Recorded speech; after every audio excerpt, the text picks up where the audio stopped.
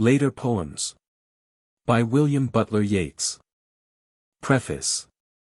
This book contains all poetry not in dramatic form that I have written between my 27th year and the year 1921. I have included one long poem in dramatic form, of which a much shortened version, intended for stage representation, is in my book of plays. I have left out nearly all the long notes which seemed necessary before the work of various writers, but especially of my friend Lady Gregory, had made the circumstantial origins of my verse, in ancient legend or in the legends of the countryside, familiar to readers of poetry. Though Baile and Aillinn. May 1922. How do you find this book? Any thoughts about the book or the author? Any suggestion for improvement? Please take a moment to share your thoughts in a comment. If you like it, share it with your friends who might enjoy it as well. Subscribe to keep in touch. Visit CompleteAudiobooks.com for more quality content. The Wind Among the Reeds, 1899. The Hosting of the Sidhe. The host is riding from Knocknarea. And over the grave of Clwth Bear. Coole tossing his burning hair.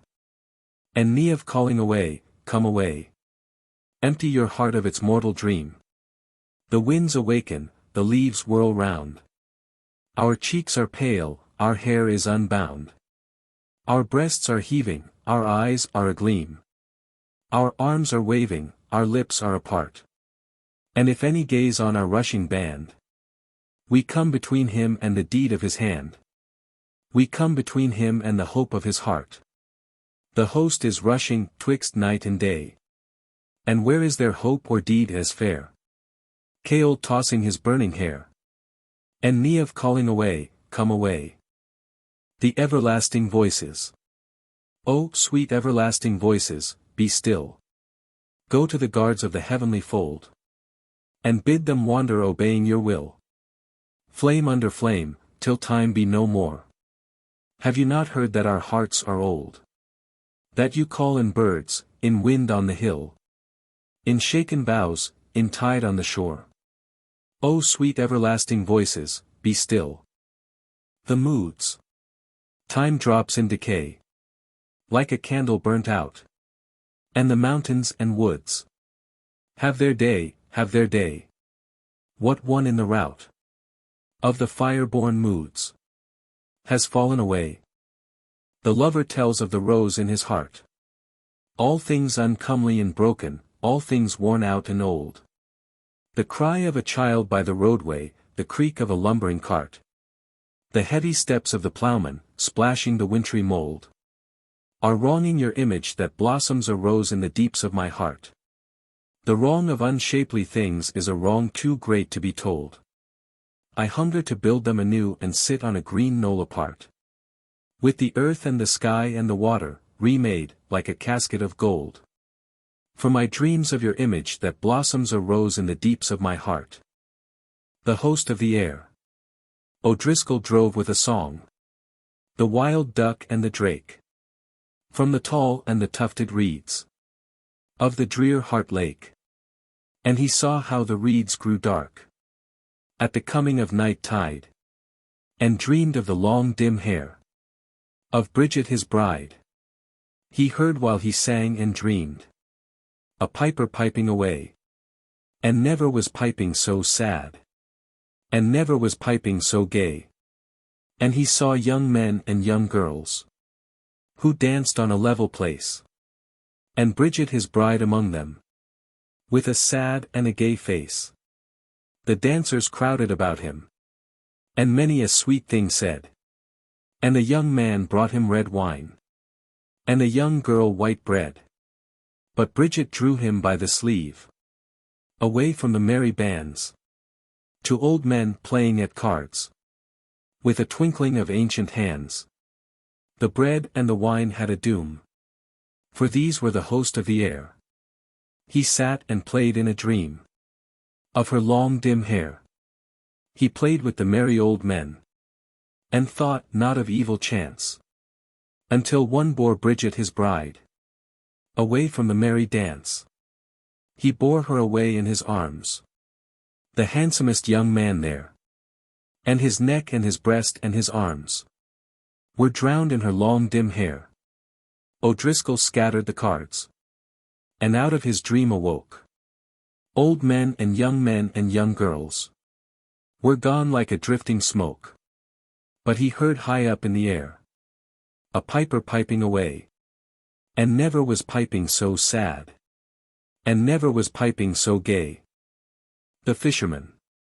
Although you hide in the ebb and flow of the pale tide when the moon has set, the people of coming days will know about the casting out of my net, and how you have leaped times out of mind over the little silver cords, and think that you were hard and unkind, and blame you with many bitter words. A Cradle Song. The Danann children laugh, in cradles of wrought gold, and clap their hands together, and half close their eyes. For they will ride the north when the gurreagle flies, with heavy whitening wings, and a heart fallen cold. I kiss my wailing child and press it to my breast, and hear the narrow graves calling my child and me. Desolate winds that cry over the wandering sea. Desolate winds that hover in the flaming west. Desolate winds that beat the doors of heaven, and beat the doors of hell, and blow there many a whimpering ghost. O heart, the winds have shaken. The unappeasable host is comelier than candles at Mother Mary's feet. Into the twilight. Outworn heart, in a time outworn. Come clear of the nets of wrong and right. Laugh, heart, again in the grey twilight. Sigh, heart, again in the dew of the morn. Your mother Era is always young. Dew ever shining in twilight grey. Though hope fall from you and love decay. Burning in fires of a slanderous tongue. Come, heart, where hill is heaped upon hill. For there the mystical brotherhood of sun and moon and hollow and wood, and river and stream work out their will. And God stands winding his lonely horn. And time and the world are ever in flight. And love is less kind than the grey twilight. And hope is less dear than the dew of the morn. The Song of Wandering Aengus. I went out to the hazel wood, because a fire was in my head, and cut and peeled a hazel wand, and hooked a berry to a thread. And when white moths were on the wing, and moth-like stars were flickering out, I dropped the berry in a stream, and caught a little silver trout. When I had laid it on the floor, I went to blow the fire a flame. But something rustled on the floor, and someone called me by my name. It had become a glimmering girl, with apple blossom in her hair, who called me by my name and ran, and faded through the brightening air. Though I am old with wandering, through hollow lands and hilly lands, I will find out where she has gone, and kiss her lips and take her hands, and walk among long dappled grass, and pluck till time and times are done. The silver apples of the moon, the golden apples of the sun. The song of the old mother. I rise in the dawn, and I kneel and blow, till the seed of the fire flicker and glow. And then I must scrub and bake and sweep, till stars are beginning to blink and peep. And the young lie long and dream in their bed, of the matching of ribbons for bosom and head. And their day goes over in idleness, and they sigh if the wind but lift a tress. While I must work because I am old, and the seed of the fire gets feeble and cold. The heart of the woman. Oh, what to me the little room, that was brimmed up with prayer and rest. He bade me out into the gloom, and my breast lies upon his breast. Oh, what to me my mother's care, the house where I was safe and warm. The shadowy blossom of my hair will hide us from the bitter storm. Oh, hiding hair and dewy eyes, I am no more with life and death. My heart upon his warm heart lies. My breath is mixed into his breath. The lover mourns for the loss of love. Pale brows, still hands, and dim hair I had a beautiful friend. And dreamed that the old despair would end in love in the end. She looked in my heart one day, and saw your image was there. She has gone weeping away. He mourns for the change that has come upon him and his beloved, and longs for the end of the world. Do you not hear me calling, white deer with no horns? I have been changed to a hound with one red ear. I have been in the path of stones and the wood of thorns. For somebody hid hatred and hope and desire and fear under my feet, that they follow you night and day. A man with a hazel wand came without sound. He changed me suddenly. I was looking another way. And now my calling is but the calling of a hound. And time and birth and change are hurrying by. I would that the boar without bristles had come from the west, and had rooted the sun and moon and stars out of the sky, and lay in the darkness, grunting, and turning to his rest. He bids his beloved be at peace. I hear the shadowy horses, their long manes shake. Their hoofs heavy with tumult, their eyes glimmering white. The north unfolds above them clinging, creeping night. The east her hidden joy before the morning break.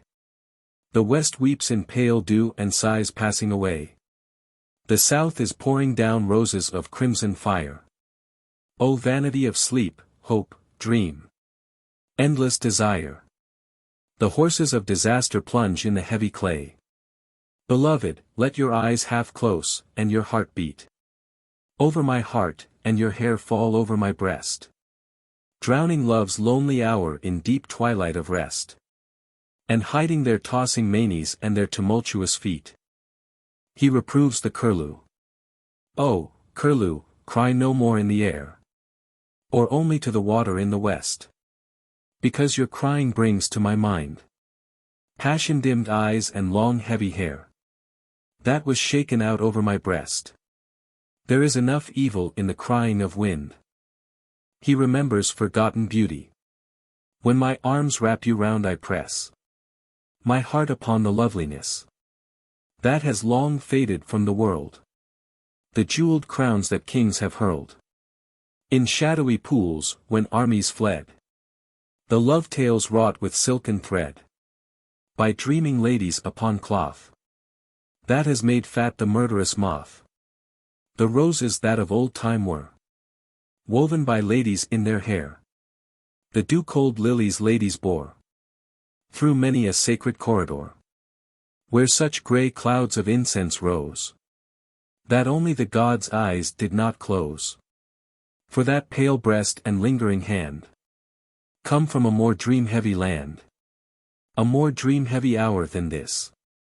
And when you sigh from kiss to kiss, I hear white beauty sighing, too, for hours when all must fade like dew, but flame on flame, and deep on deep, throne over throne wherein half sleep their swords upon their iron knees brood her high lonely mysteries.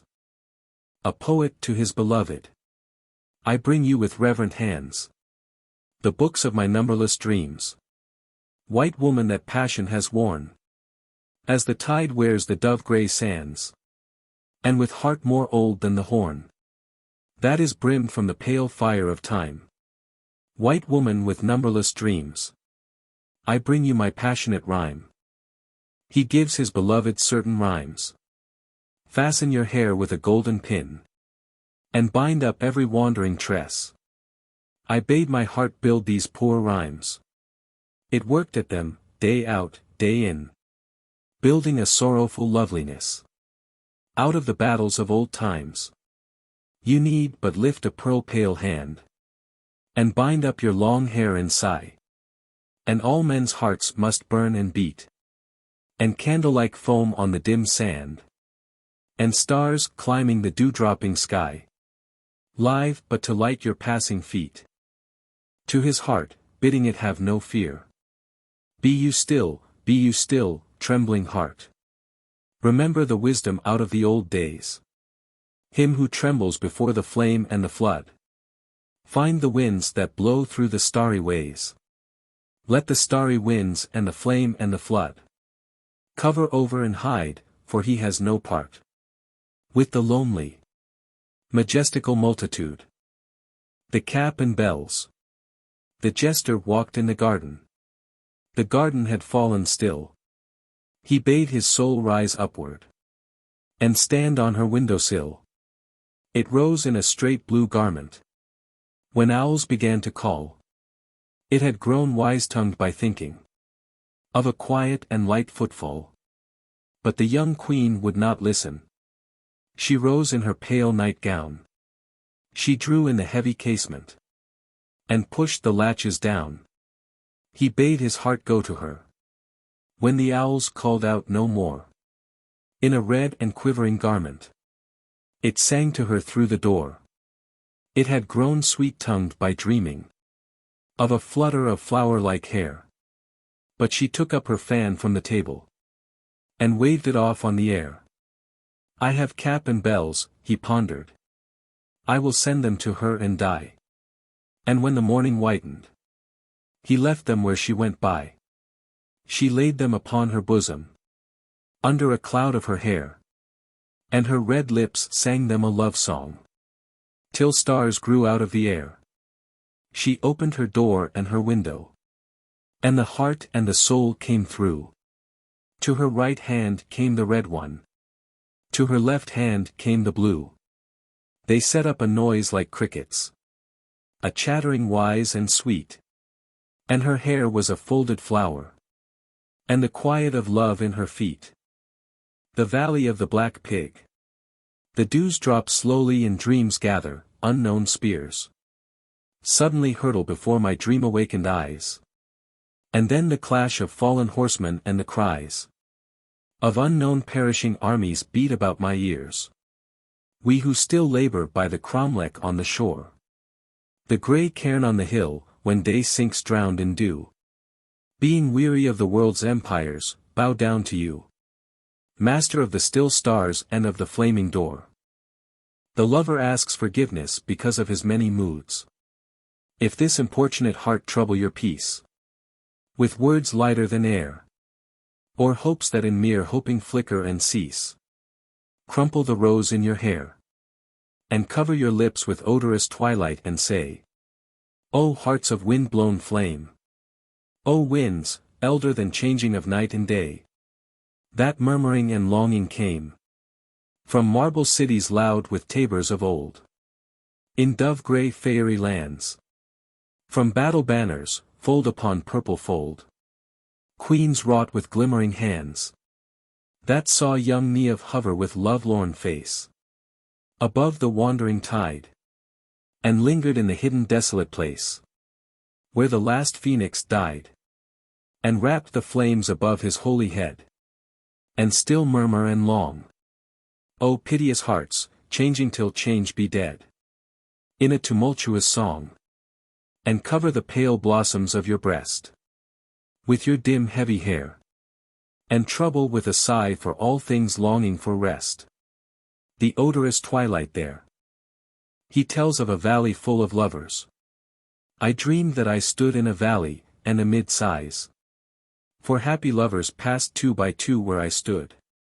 And I dreamed my lost love came stealthily out of the wood, with her cloud-pale eyelids falling on dream-dimmed eyes. I cried in my dream, O women, bid the young men lay their heads on your knees, and drown their eyes with your hair.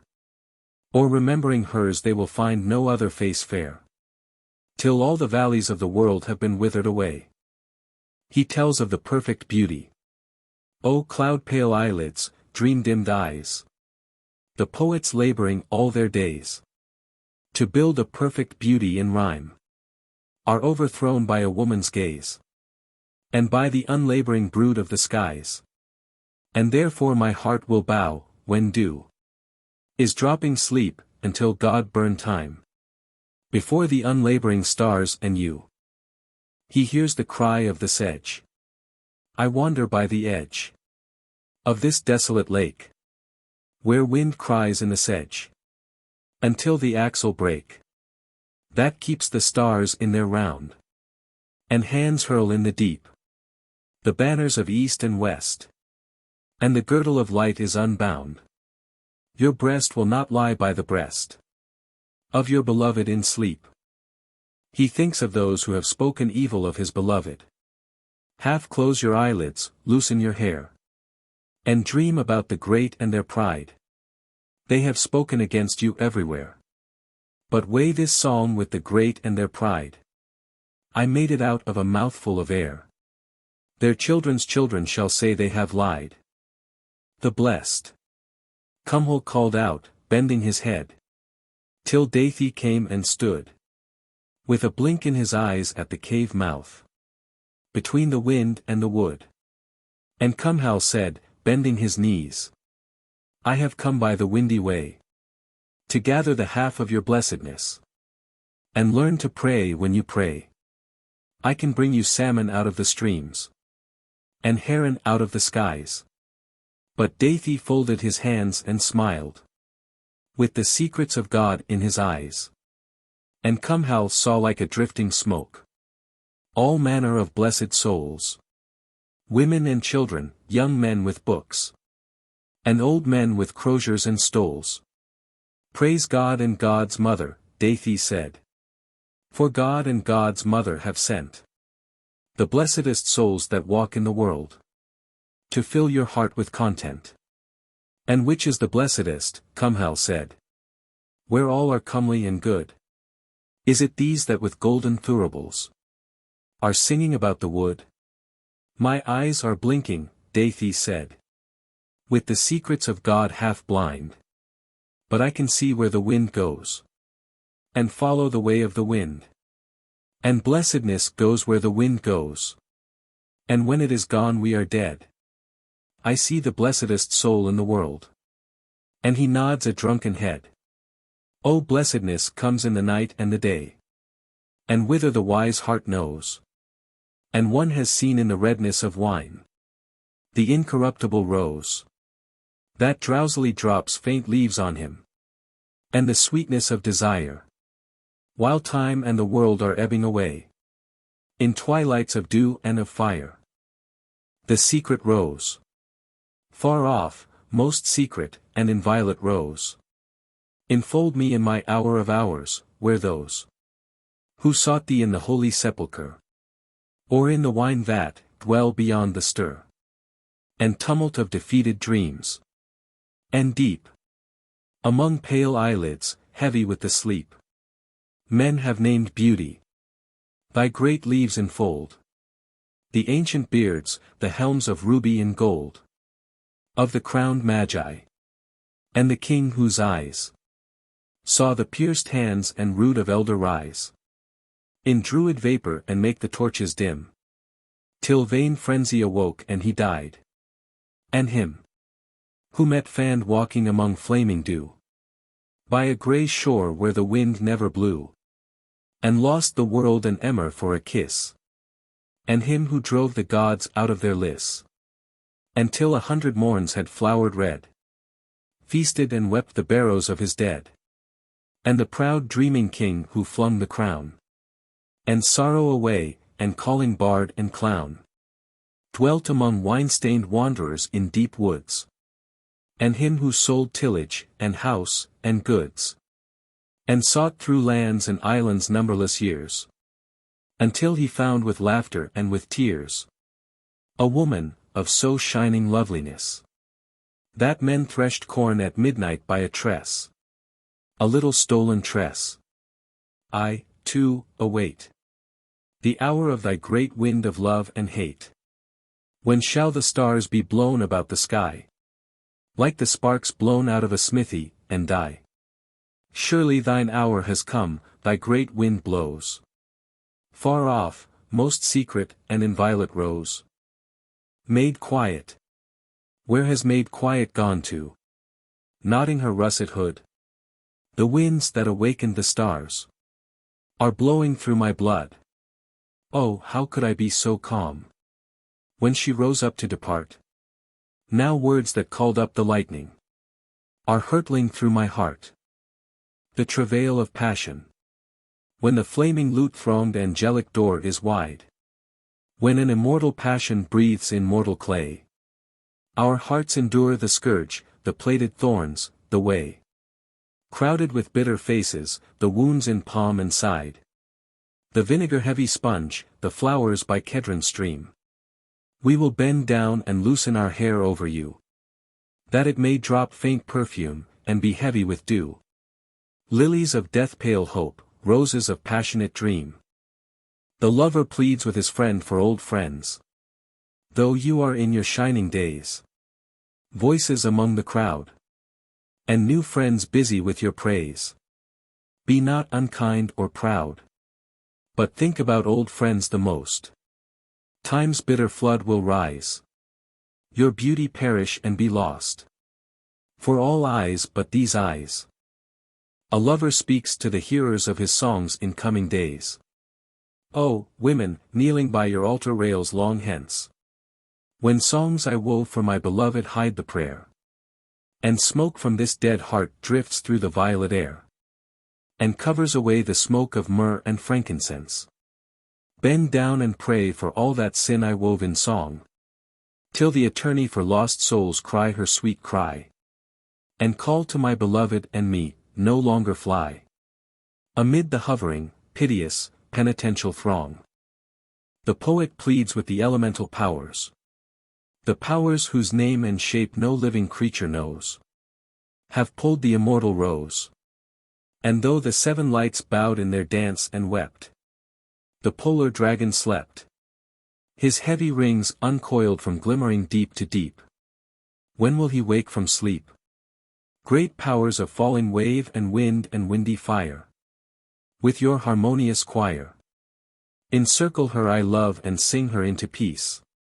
That my old care may cease. Unfold your flaming wings and cover out of sight the nets of day and night. Dim powers of drowsy thought, let her no longer be. Like the pale cup of the sea. When winds have gathered and sun and moon burn dim. Above its cloudy rim. But let a gentle silence wrought with music flow. Whither her footsteps go. He wishes his beloved were dead. Were you but lying cold and dead. And lights were paling out of the west.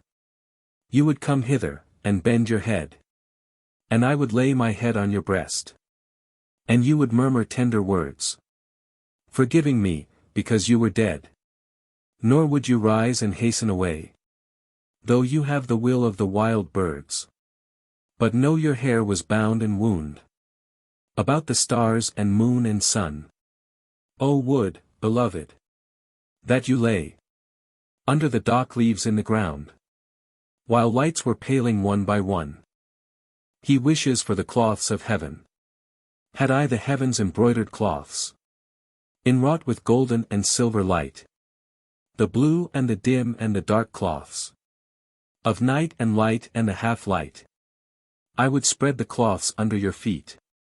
But I, being poor, have only my dreams. I have spread my dreams under your feet. Tread softly because you tread on my dreams. He thinks of his past greatness when a part of the constellations of heaven. I have drunk ale from the country of the young. And weep because I know all things now.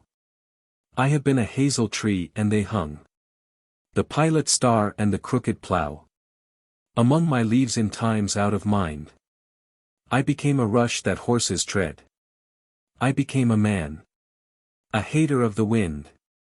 Knowing one, out of all things, alone, that his head would not lie on the breast or his lips on the hair of the woman that he loves, until he dies. O beast of the wilderness, bird of the air! Must I endure your amorous cries? The fiddler of Dooney. When I play on my fiddle in Dooney. Folk dance like a wave of the sea. My cousin is priest in Kilvernet.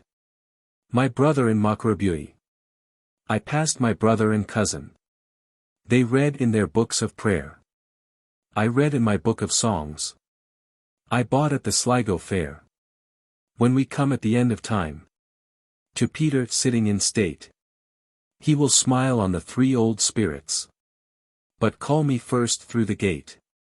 For the good are always the merry. Save by an evil chance. And the merry love the fiddle. And the merry love to dance. And when the folk there spy me, they will all come up to me with, "Here is the fiddler of Dooney," and dance like a wave of the sea. The Old Age of Queen Maeve, 1903. Maeve the great queen was pacing to and fro between the walls covered with beaten bronze, in her high house at Cruachan. The long hearth, flickering with ash and hazel, but half showed, where the tired horseboys lay upon the rushes, or on the benches underneath the walls, in comfortable sleep. All living slept. But that great queen, who more than half the night had paced from door to fire and fire to door, though now in her old age, in her young age, she had been beautiful in that old way. That's all but gone. For the proud heart is gone, and the fool heart of the counting house fears all but soft beauty and indolent desire. She could have called over the rim of the world whatever woman's lover had hit her fancy, and yet had been great-bodied and great-limbed, fashioned to be the mother of strong children. And she'd had lucky eyes and a high heart, and wisdom that caught fire like the dried flax at need, and made her beautiful and fierce, sudden and laughing. O unquiet heart! Why do you praise another, praising her as if there were no tale but your own tale, worth knitting to a measure of sweet sound? Have I not bid you tell of that great queen, who has been buried some 2,000 years? When night was at its deepest, a wild goose cried from the porter's lodge, and with long clamour shook the ale horns and shields upon their hooks. But the horseboys slept on, as though some power had filled the house with druid heaviness, and wondering who of the many changing Sidhe had come as in the old times to counsel her. Maeve walked, yet with slow footfall, being old, to that small chamber by the outer gate. The porter slept, although he sat upright, with still and stony limbs and open eyes.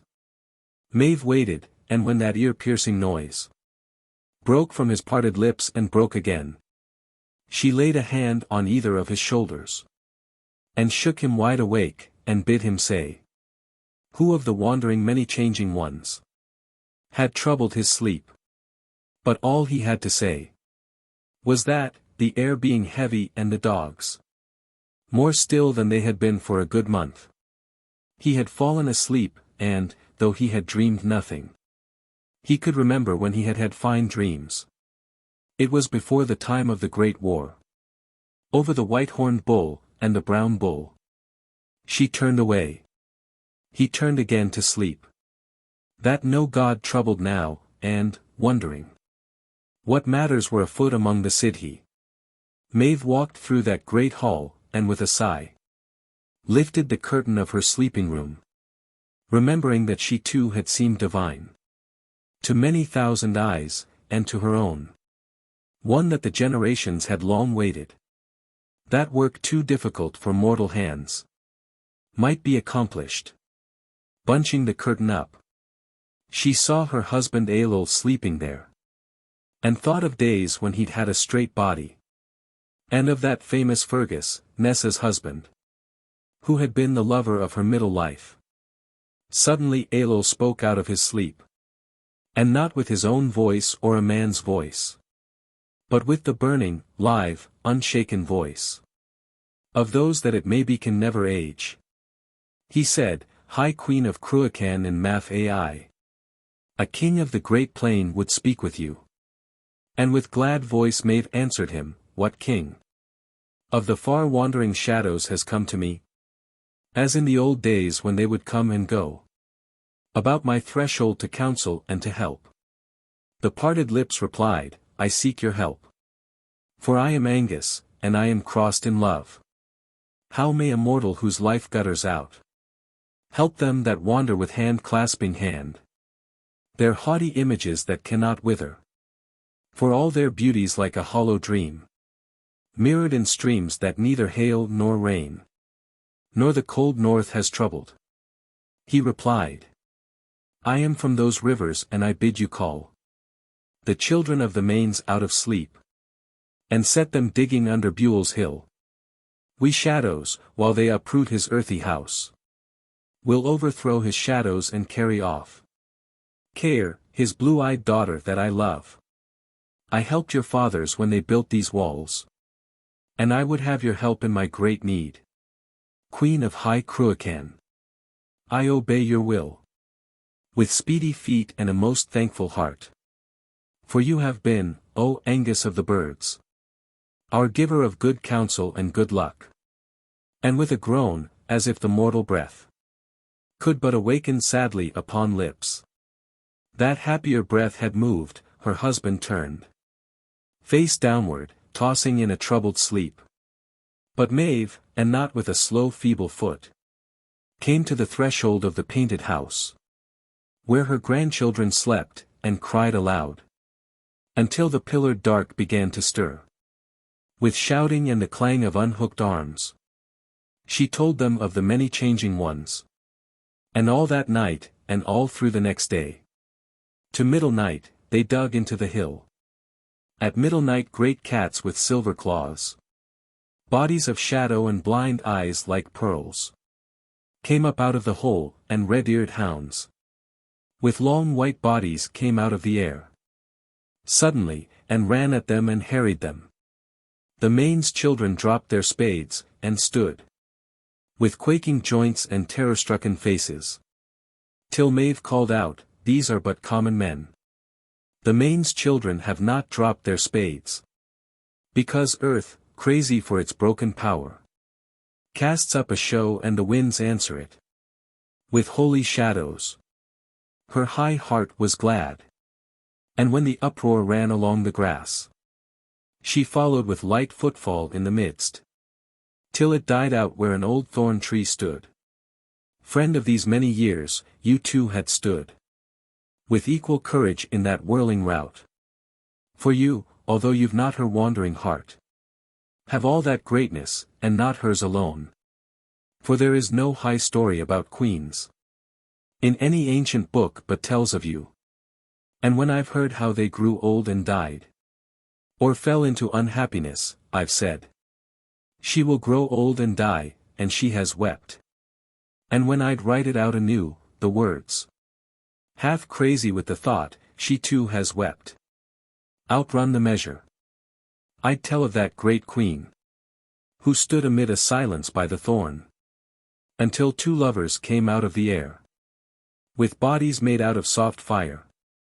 The one, about whose face birds wagged their fiery wings, said, Aengus and his sweetheart give their thanks to Maeve and to Maeve's household, owing all, in owing them the bride bed that gives peace.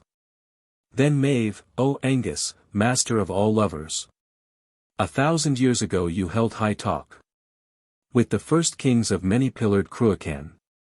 Oh, when will you grow weary? They had vanished.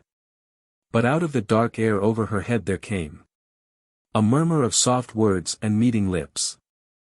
Baile and Aillinn, 1903. Argument. Baile and Aillinn were lovers, but Aengus, the master of love, wishing them to be happy in his own land among the dead, told to each a story of the other's death, so that their hearts were broken and they died. I hardly hear the curlew cry, nor the grey rush when the wind is high, before my thoughts begin to run on the air of Ullad, Buin's son, Baile, who had the honey mouth, and that mild woman of the south, Aillinn, who was King Lugaid's heir. Their love was never drowned in care of this or that thing, nor grew cold, because their bodies had grown old. Being forbid to marry on earth, they blossomed to immortal mirth about the time when Christ was born, when the long wars for the white horn and the brown bull had not yet come. Young Baile Honeymouth, whom some called rather Baile Littleland, rode out of Amain with a band of harpers and young men, and they imagined, as they struck the way to many pastured Muirthem, that all things fell out happily. And there, for all that fools had said, Baile and Aillinn would be wed. They found an old man running there. He had ragged long grass-colored hair. He had knees that stuck out of his hose. He had puddle water in his shoes. He had half a cloak to keep him dry. Although he had a squirrel's eye. Oh wandering birds and rushy beds. You put such folly in our heads. With all this crying in the wind.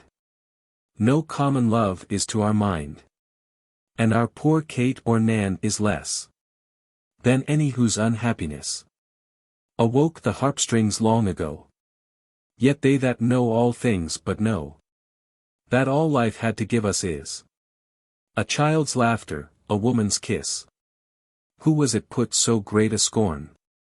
In the grey reeds that night and morn are trodden and broken by the herds, and in the light bodies of birds that north wind tumbles to and fro, and pinches among hail and snow.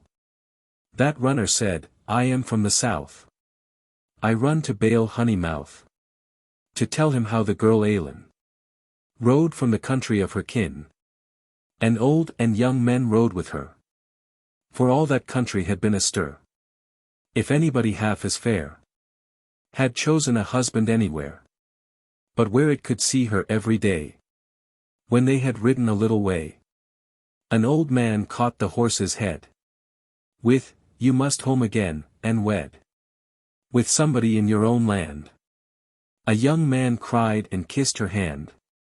O lady, wed with one of us.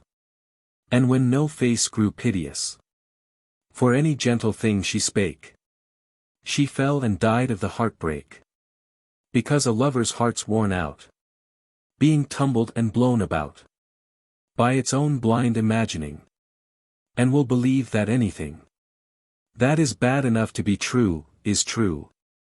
Baile's heart was broken in two, and he being laid upon green boughs, was carried to the goodly house, where the hound of Ullad sat before the brazen pillars of his door, his face bowed low to weep the end of the harper's daughter and her friend. For although years had passed away, he always wept them on that day. For on that day they had been betrayed. And now that Honeymouth is laid under a cairn of sleepy stone, before his eyes, he has tears for none.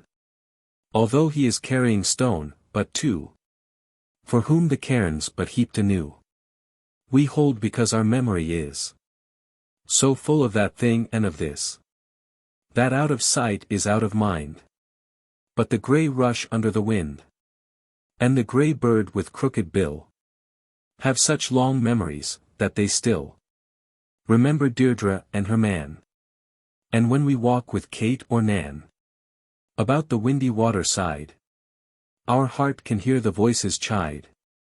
How could we be so soon content, who know the way that Nawaz went? And they have news of Deirdre's eyes, who being lovely was so wise. Ah! Wise, my heart knows well how wise.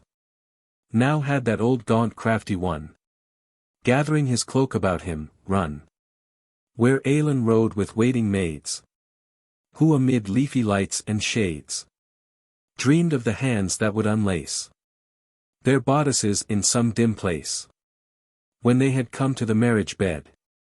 And harpers, pacing with high head, as though their music were enough to make the savage heart of love grow gentle without sorrowing, imagining and pondering heaven knows what calamity.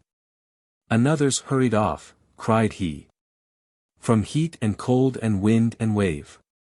They have heaped the stones above his grave, in Muirthem, and over it, in changeless Ogham letters writ, Baile, that was of Ruri's seed. But the gods long ago decreed no waiting maid should ever spread Baile and Aillinn's marriage bed, for they should clip and clip again where wild bees hive on the great plain. Therefore it is but little news that put this hurry in my shoes. Then seeing that he scarce had spoke before her love-worn heart had broke, he ran and laughed until he came To that high hill the herdsmen name the hill seat of Aillinn, because some god or king had made the laws that held the land together there. In old times among the clouds of the air, that old man climbed, the day grew dim. Two swans came flying up to him, linked by a gold chain each to each, and with low murmuring laughing speech, alighted on the windy grass. They knew him, his changed body was tall, proud and ruddy, and light wings were hovering over the harp strings that Athene, Midhere's wife, had wove. In the hid place, being crazed by love. What shall I call them? Fish that swim. Scale rubbing scale where light is dim. By a broad water lily leaf. Or mice in the one wheaten sheaf. Forgotten at the threshing place. Or birds lost in the one clear space of morning light in a dim sky. Or, it may be, the eyelids of one eye. Or the door pillars of one house. Or two sweet blossoming apple boughs that have one shadow on the ground. Or the two strings that made one sound, where that wise harper's finger ran.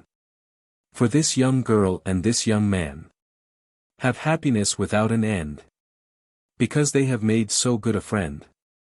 They know all wonders, for they pass the towery gates of Gorias, and Findrias and Phalius, and long-forgotten Murius, among the giant kings whose hoard, cauldron and spear and stone and sword, was robbed before earth gave the wheat. Wandering from broken street to street, they come where some huge watcher is, and tremble with their love and kiss. They know undying things, for they wander where earth withers away. Though nothing troubles the great streams, but light from the pale stars, and gleams from the holy orchards where there is none but fruit that is of precious stone, or apples of the sun and moon. What were our praise to them?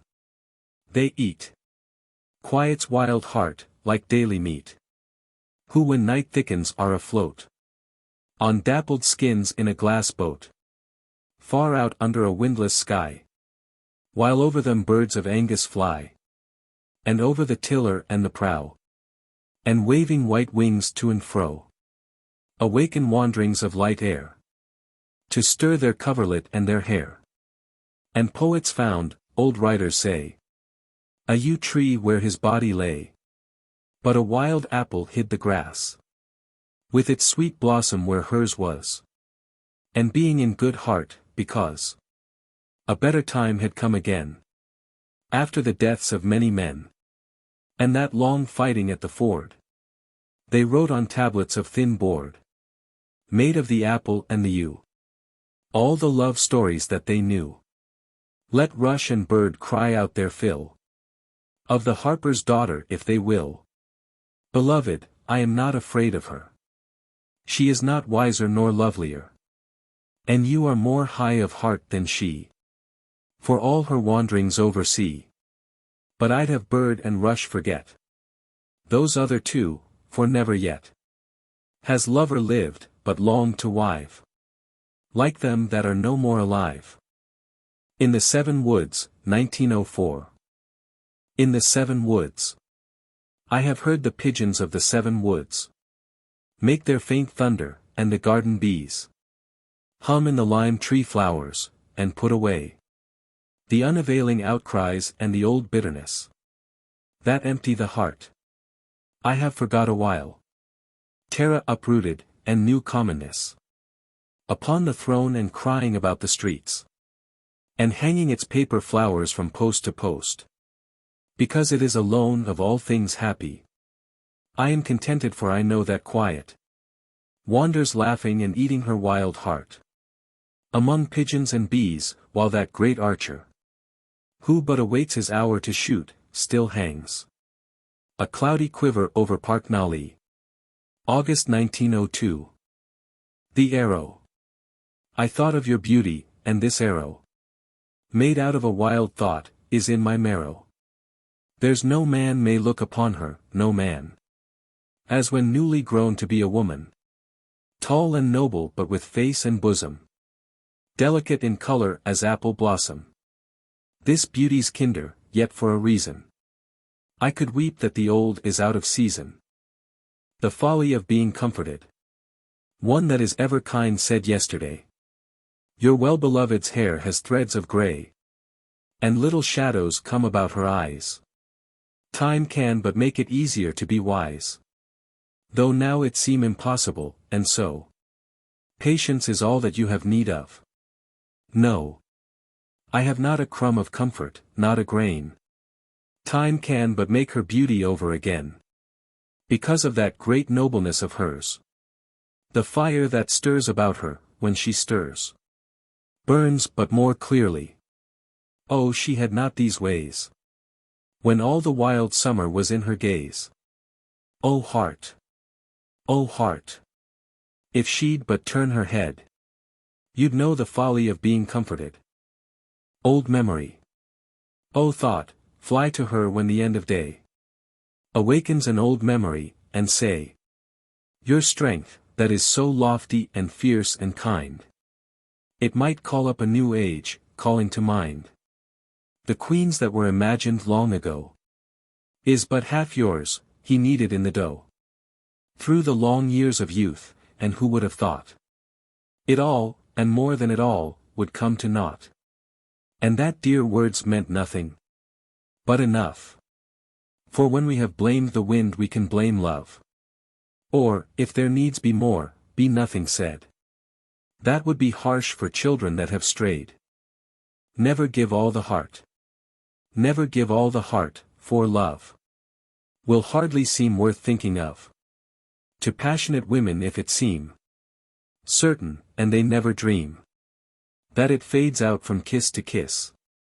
For everything that's lovely is but a brief dreamy kind delight. Oh, never give the heart outright. For they, for all smooth lips can say, have given their hearts up to the play. And who could play it well enough? If deaf and dumb and blind with love? He that made this knows all the cost. For he gave all his heart and lost the withering of the boughs. I cried when the moon was murmuring to the birds. Let peewit call and curlew cry where they will. I long for your merry and tender and pitiful words. For the roads are unending, and there is no place to my mind. The honey-pale moon lay low on the sleepy hill. And I fell asleep upon lonely edge of streams. No boughs have withered because of the wintry wind. The boughs have withered because I have told them my dreams. I know of the leafy paths that the witches take, who come with their crowns of pearl and their spindles of wool, and their secret smile, out of the depths of the lake. I know where a dim moon drifts, where the Danaan kind wind and unwind their dances when the light grows cool. On the island lawns, their feet where the pale foam gleams. No boughs have withered because of the wintry wind. The boughs have withered because I have told them my dreams. I know of the sleepy country, where swans fly round, coupled with golden chains, and sing as they fly.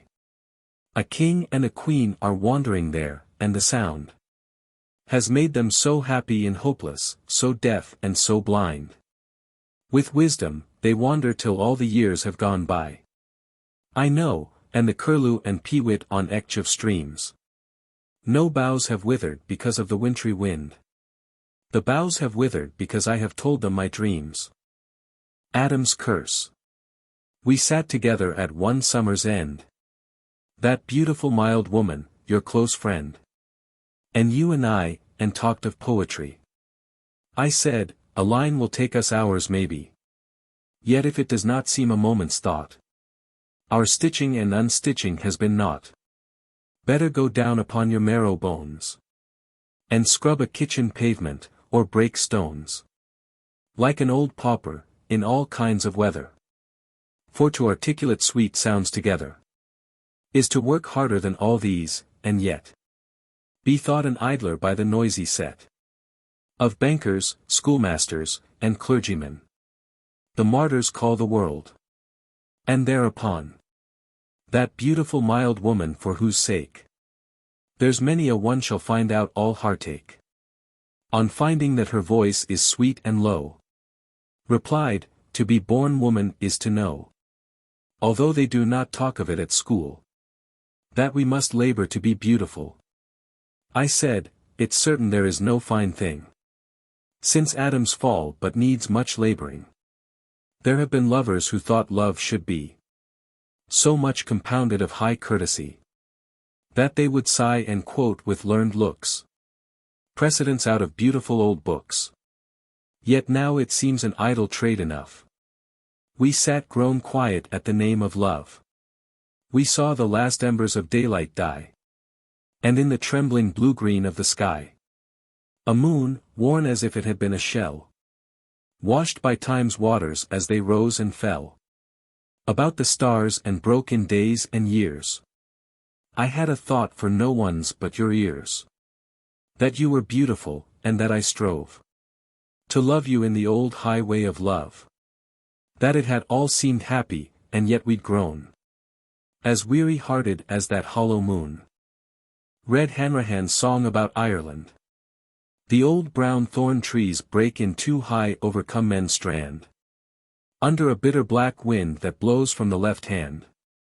Our courage breaks like an old tree in a black wind and dies, but we have hidden in our hearts the flame out of the eyes of Kathleen, the daughter of Houlihan. The wind has bundled up the clouds high over Knocknarea, and thrown the thunder on the stones for all that Maeve can say. Angers that are like noisy clouds have set our hearts a-beat, but we have all bent low and kissed the quiet feet of Kathleen, the daughter of Houlihan. The yellow pool has overflowed high up on Clothnabear, for the wet winds are blowing out of the clinging air. Like heavy flooded waters our bodies and our blood, but purer than a tall candle before the holy rood, is Kathleen, the daughter of Houlihan. The old men admiring themselves in the water. I heard the old men say, everything alters, and one by one we drop away. They had hands like claws, and their knees were twisted like the old thorn trees by the waters. I heard the old men say, all that's beautiful drifts away like the waters under the moon. I have no happiness in dreaming of Bryceland, nor Avalon the grass-green hollow, nor Joyous Isle, where one found Lancelot crazed and hid him for a while, nor Olad, when Nawaz had thrown a sail upon the wind, nor lands that seem too dim to be burdens on the heart. Land under wave, where out of the moon's light and the sun's 7 old sisters wind the threads of the long-lived ones. Land of the tower, where Aengus has thrown the gates apart. And wood of wonders, where one kills an ox at dawn, to find it when night falls laid on a golden bier. Therein are many queens like Branwen and Guinevere, and Maeve and Laban and Fand, who could change to an otter or fawn. And the wood woman, whose lover was changed to a blue-eyed hawk. And whether I go in my dreams by woodland, or dun, or shore, or on the unpeopled waves with kings to pull at the oar, I hear the harp-string praise them, or hear their mournful talk, because of something told under the famished horn of the hunter's moon, that hung between the night and the day. To dream of women whose beauty was folded in dismay, even in an old story, is a burden not to be borne. The ragged wood. Oh, hurry where by water among the trees, the delicate stepping stag and his lady sigh, when they have but looked upon their images. Would none had ever loved but you and I? Or have you heard that sliding silver-shoed, pale silver-proud queen-woman of the sky, when the sun looked out of his golden hood? Oh, that none ever loved but you and I. Oh, hurry to the ragged wood, for there I will drive all those lovers out and cry, oh, my share of the world, oh, yellow hair, no one has ever loved but you and I. Oh, do not love too long, sweetheart, do not love too long. I loved long and long. and grew to be out of fashion. Like an old song. All through the years of our youth. Neither could have known their own thought from the others. We were so much at one. But, oh, in a minute she changed. Oh, do not love too long, or you will grow out of fashion. Like an old song. The players ask for a blessing on the psalteries and on themselves. 3 voices together. Hurry to bless the hands that play. The mouths that speak, the notes and strings. O masters of the glittering town. Oh! Lay the shrilly trumpet down. Though drunken with the flags that sway over the ramparts and the towers, and with the waving of your wings. First voice. Maybe they linger by the way. One gathers up his purple gown. One leans and mutters by the wall. He dreads the weight of mortal hours. Second voice. Oh no, oh no. They hurry down. Like plovers that have heard the call. Third voice. O kinsman of the 3-in-1. O kinsman, bless the hands that play. The notes they waken shall live on. When all this heavy history's done. Our hands must ebb away. 3 voices together. The proud and careless notes live on. But bless our hands that ebb away. The happy townland. There's many a strong farmer whose heart would break in two if he could see the townland that we are riding to. Boughs have their fruit and blossom at all times of the year. Rivers are running over with red beer and brown beer. An old man plays the bagpipes in a golden and silver wood. Queens, their eyes blue like the ice, are dancing in a crowd. The little fox he murmured. Oh, what of the world's bane? The sun was laughing sweetly. The moon plucked at my rein. But the little red fox murmured. Oh, do not pluck at his rein. He is riding to the townland. That is the world's bane. When their hearts are so high that they would come to blows, they unhook their heavy swords from golden and silver bows. But all that are killed in battle awaken to life again. It is lucky that their story is not known among men. For oh, the strong farmers that would let the spade lie. Their hearts would be like a cup that somebody had drunk dry. The little fox he murmured. Oh, what of the world's bane? The sun was laughing sweetly. The moon plucked at my rein. But the little red fox murmured. Oh, do not pluck at his rein. He is riding to the townland. That is the world's bane. Michael will unhook his trumpet from a bough overhead and blow a little noise. When the supper has been spread, Gabriel will come from the water with a fish tail and talk of wonders that have happened on wet roads where men walk, and lift up an old horn of hammered silver, and drink till he has fallen asleep upon the starry brink. The little fox he murmured. Oh, what of the world's bane? The sun was laughing sweetly. The moon plucked at my rein.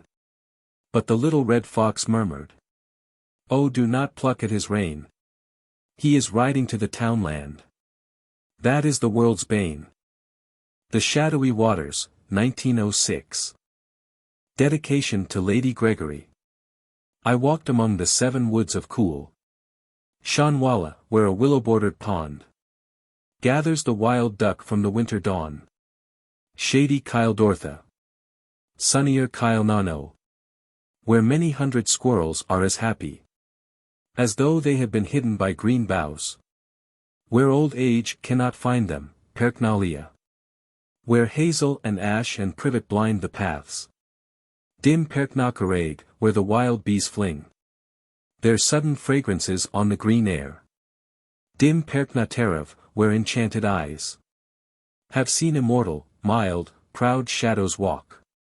Dim Inchy Wood, that hides badger and fox, and marten cat, and borders that old wood. Wise Biddy early called the wicked wood.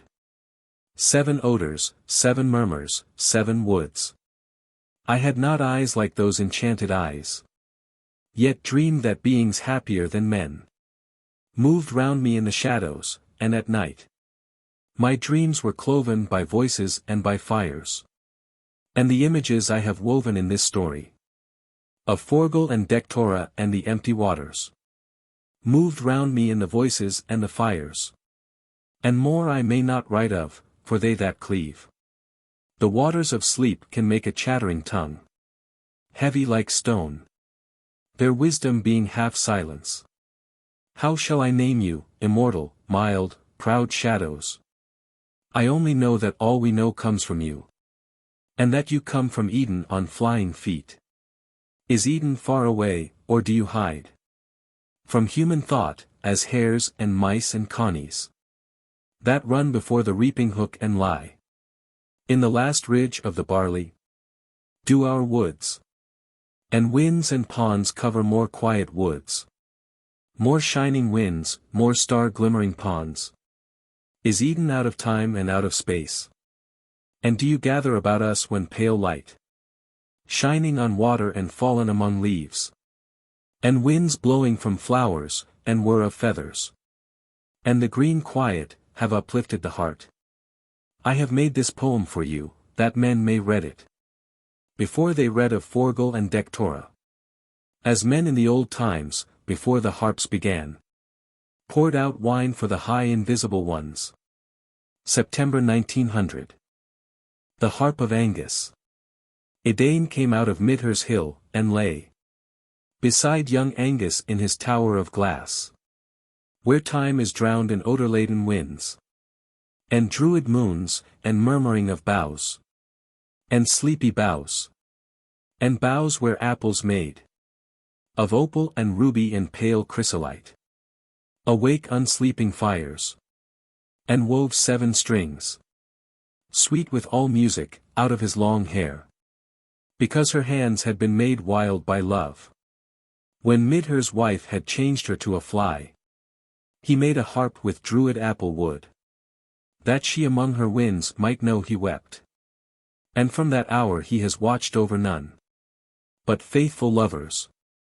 The Shadowy Waters. Persons in the play: Forgel, Abric, jailers, Dectora. The Shadowy Waters. The deck of an ancient ship. At the right of the stage is the mast, with a large square sail hiding a great deal of the sky and sea on that side. The tiller is at the left of the stage. It is a long oar coming through an opening in the bulwark.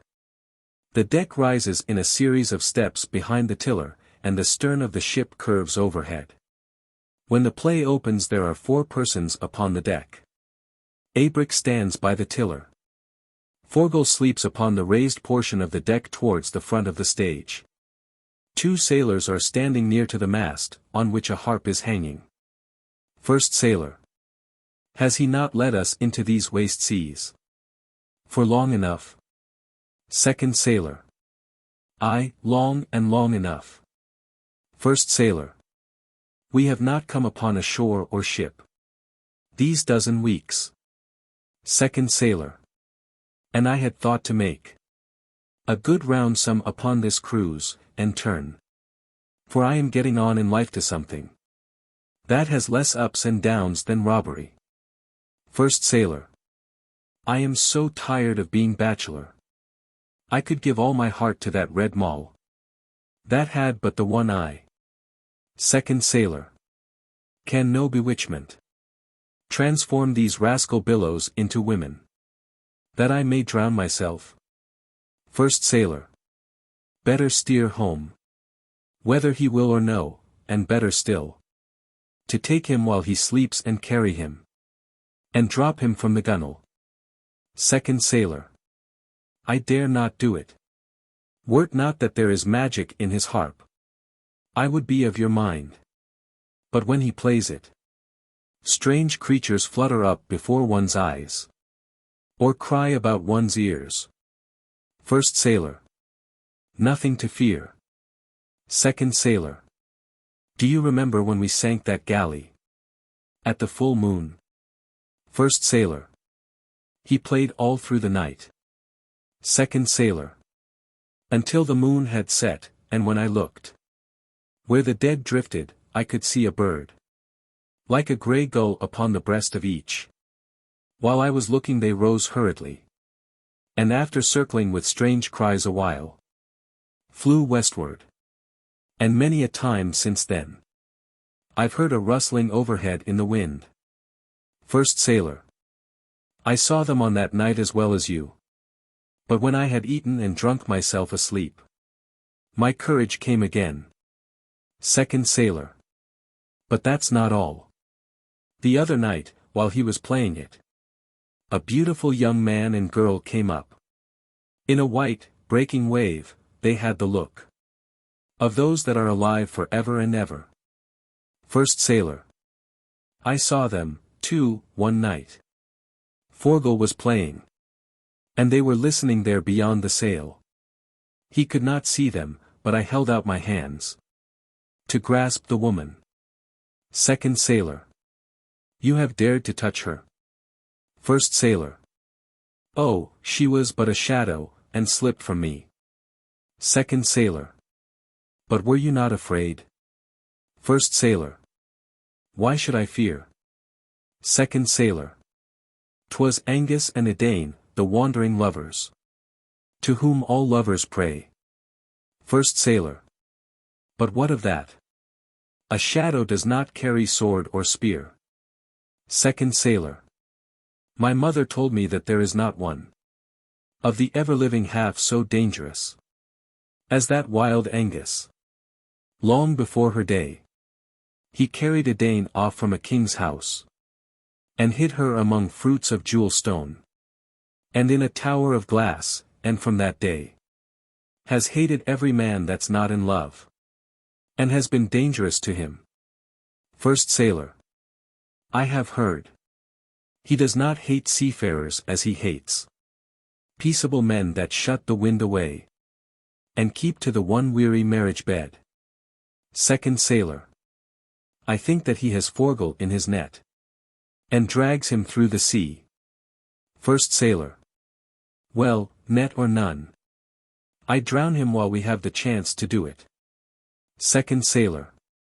It's certain I'd sleep easier nights if he were dead, but who will be our captain? Judge of the stars, and find a course for us?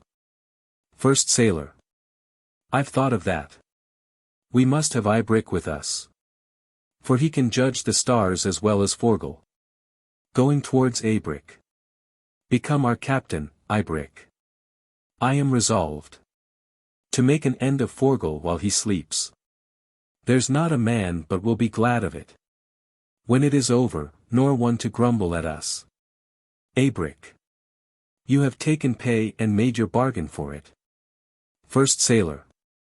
What good is there in this hard way of living, unless we drain more flagons in a year, and kiss more lips than lasting peaceable men in their long lives?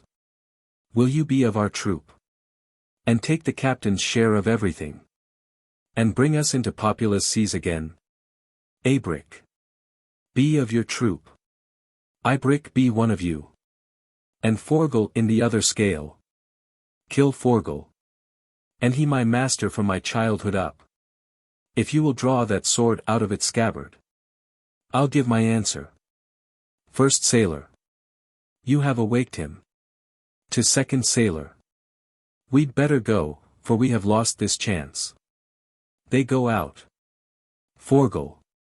Have the birds passed us? I could hear your voice. But there were others. Ibrick. I have seen nothing pass. Forgal. You're certain of it? I never wake from sleep. But that I am afraid they may have passed. For they're my only pilots. If I lost them, straying too far into the north or south, I'd never come upon the happiness that has been promised me. I have not seen them these many days. And yet there must be many. dying at every moment in the world, and flying towards their peace. Abric. Put by these thoughts, and listen to me for a while. The sailors are plotting for your death. Forgal. Have I not given more riches than they ever hoped to find? And now they will not follow, while I seek the only riches that have hit my fancy. Abric. What riches can you find in this waste sea, where no ship sails, where nothing that's alive has ever come but those man-headed birds, knowing it for the world's end? Forgal. Where the world ends, the mind is made unchanging, for it finds miracle, ecstasy, the impossible hope. The flagstone under all, the fire of fires. The roots of the world. Abric. Who knows that shadows may not have driven you mad for their own sport? Forgal. Do you, too, doubt me? Have you joined their plot? Abric. No, no, do not say that. You know right well that I will never lift a hand against you. Forgal. Why should you be more faithful than the rest, being as doubtful? Abric. I have called you master too many years to lift a hand against you. Forgal. Maybe it is but natural to doubt me. You've never known, I'd lay a wager on it. A melancholy that a cup of wine, a lucky battle, or a woman's kiss could not amend. Abric. I have good spirits enough. Forgal.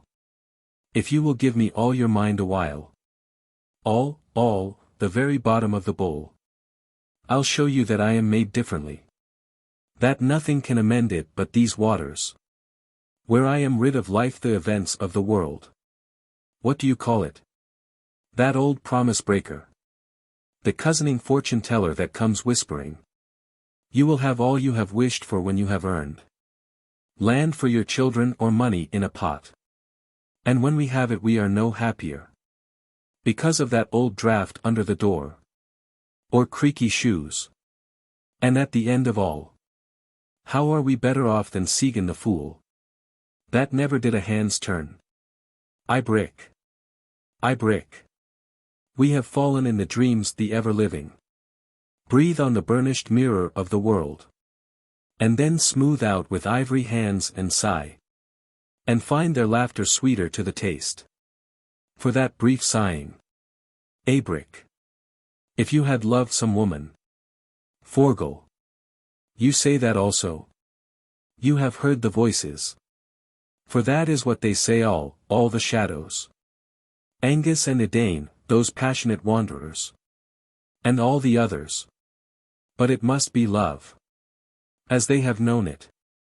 Now the secret's out, for it is love that I am seeking for, but of a beautiful, unheard of kind, that is not in the world.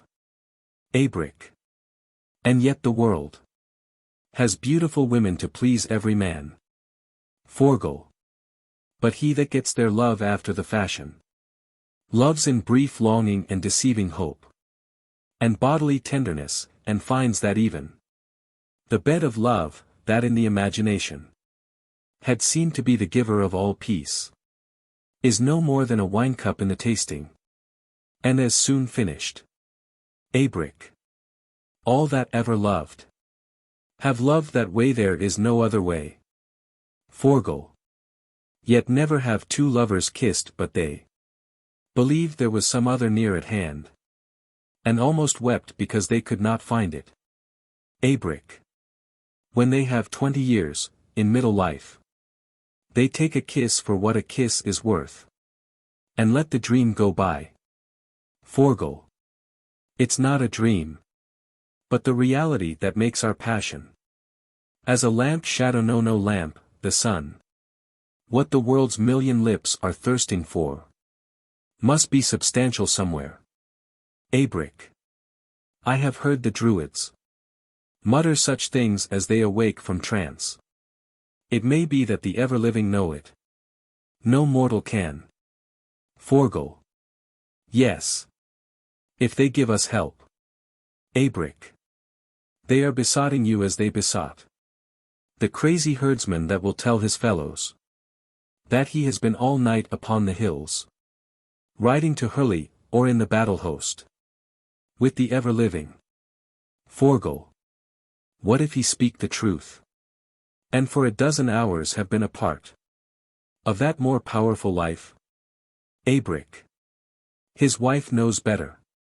Has she not seen him lying like a log, or fumbling in a dream about the house? And if she hear him mutter of wild riders, she knows that it was but the cart-horse coughing that set him to the fancy. Forgal.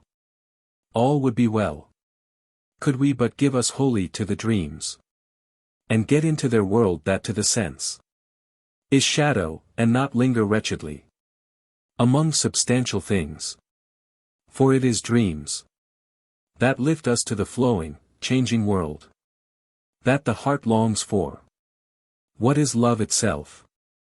Even though it be the lightest of light love, but dreams that hurry from beyond the world to make low laughter more than meat and drink, though it but set us sighing. Fellow wanderer, could we but mix ourselves into a dream, not in its image on the mirror.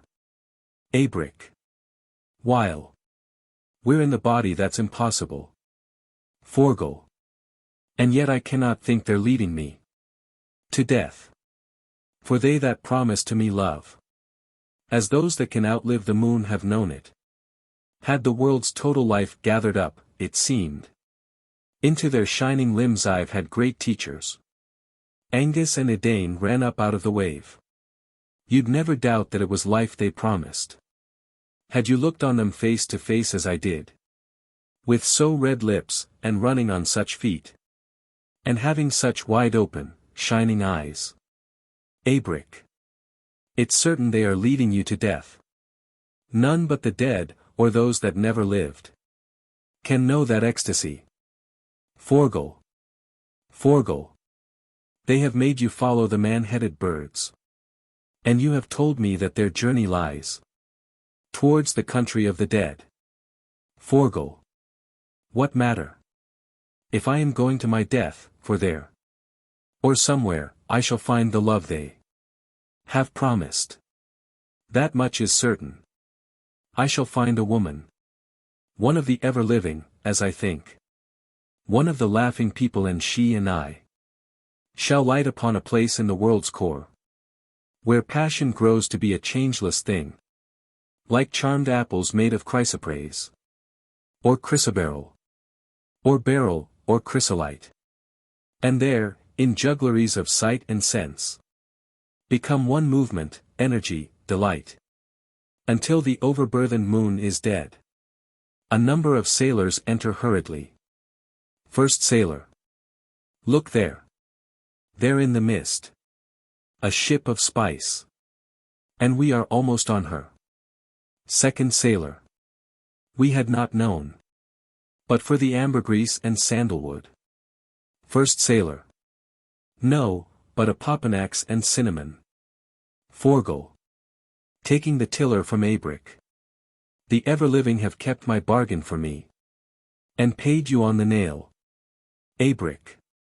Take up that rope, to make her fast while we are plundering her. First sailor. There is a king and queen upon her deck. And where there is one woman there'll be others. Abric. Speak lower, or they'll hear. First sailor. They cannot hear. They are too busy with each other. Look. He has stooped down and kissed her on the lips. Second sailor. When she finds out we have better men aboard, she may not be too sorry in the end. First sailor. She will be like a wild cat, for these queens care more about the kegs of silver and gold, and the high fame that come to them in marriage, than a strong body and a ready hand. Second sailor. There's nobody is natural but a robber. And that is why the world totters about upon its bandy legs. Abric. Run at them now. and overpower the crew while yet asleep. The sailors go out. Voices and the clashing of swords are heard from the other ship, which cannot be seen because of the sail. A voice. Armed men have come upon us. Oh, I am slain. Another voice. Wake all below. Another voice. Why have you broken our sleep? First voice. Armed men have come upon us. Oh, I am slain. Forgle. Who has remained at the tiller? There. There they come. Gull, gannet, or diver. But with a man's head, or a fair woman's. They hover over the masthead a while. To wait their friends, but when their friends have come, they'll fly upon that secret way of theirs. 1 and 1 a couple 5 together. And I will hear them talking in a minute. Yes, voices. But I do not catch the words. Now I can hear. There's one of them that says, how light we are, now we are changed to birds. Another answers, maybe we shall find our heart's desire now that we are so light. And then one asks another how he died. And says, a sword blade pierced me in my sleep. And now they all will suddenly and fly to the other side, and higher in the air. And now a laggard with a woman's head comes crying, I have run upon the sword. I have fled to my beloved in the air. In the waste of the high air, that we may wander among the windy meadows of the dawn. But why are they still waiting? Why are they circling and circling over the masthead? What power that is more mighty than desire to hurry to their hidden happiness withholds them now? Have the ever-living ones a meaning in that circling overhead? But what's the meaning? He cries out. Why do you linger there? Why do you not run to your desire?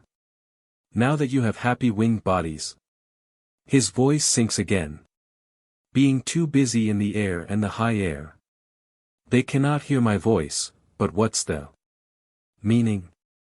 The sailors have returned. Dectera is with them. Forgle.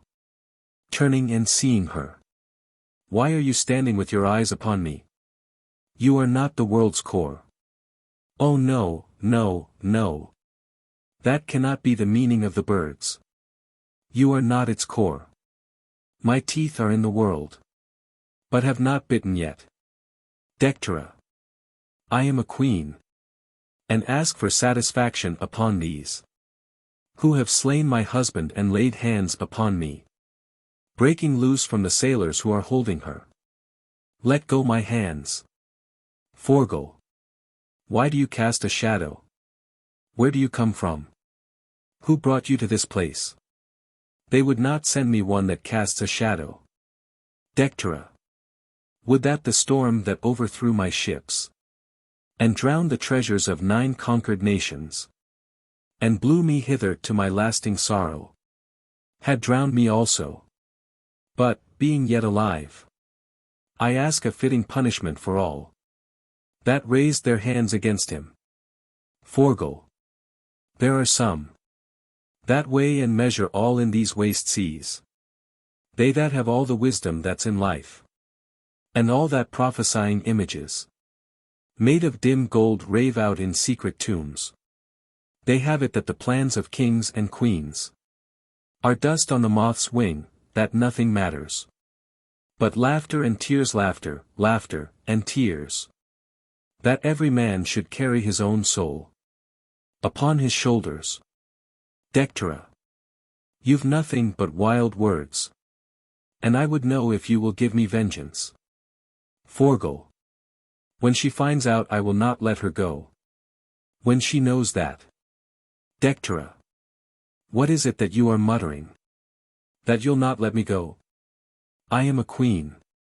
Forgle. Although you are more beautiful than any, I almost long that it were possible. But if I were to put you on that ship, with sailors that were sworn to do your will, and you had spread a sail for home, a wind would rise of a sudden, or a wave so huge. It had washed among the stars and put them out. And beat the bulwark of your ship on mine.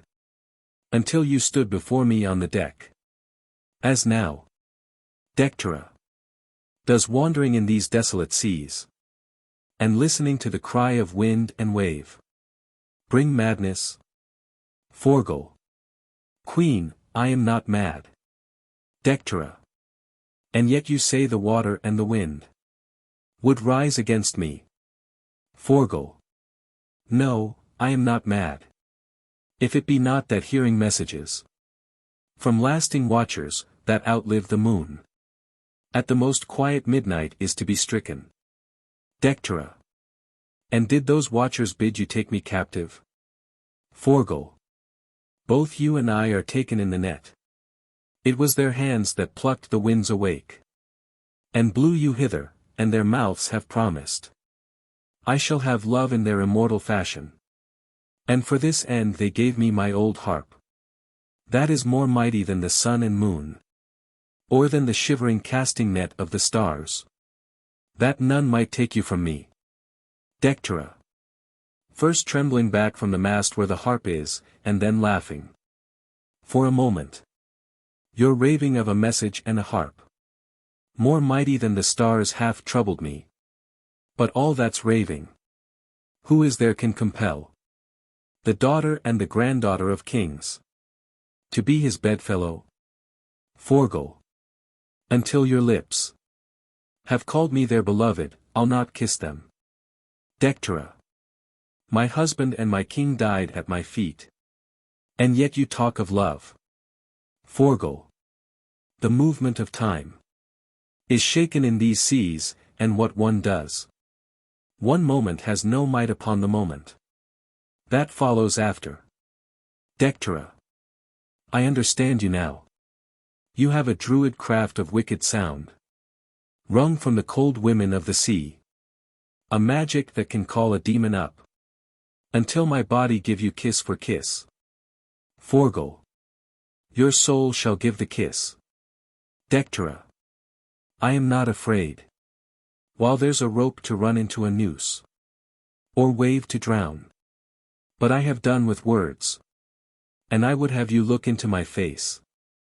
And know that it is fearless. Forgal. Do what you will. For neither I nor you can break a mesh. Of the great golden net that is about us. Dectera. There's nothing in the world that's worth a fear. She passes Forgal and stands for a moment looking into his face. I have good reason for that thought. She runs suddenly on to the raised part of the poop. And now. I can put fear away as a queen should. She mounts on to the bulwark and turns towards Forgal. Fool, fool, although you have looked into my face. You do not see my purpose. I shall have gone. Before a hand can touch me. Forgal. Folding his arms. My hands are still. The ever-living hold us. Do what you will. You cannot leap out of the golden net. First Sailor. No need to drown, for, if you will pardon us. And measure out a course and bring us home.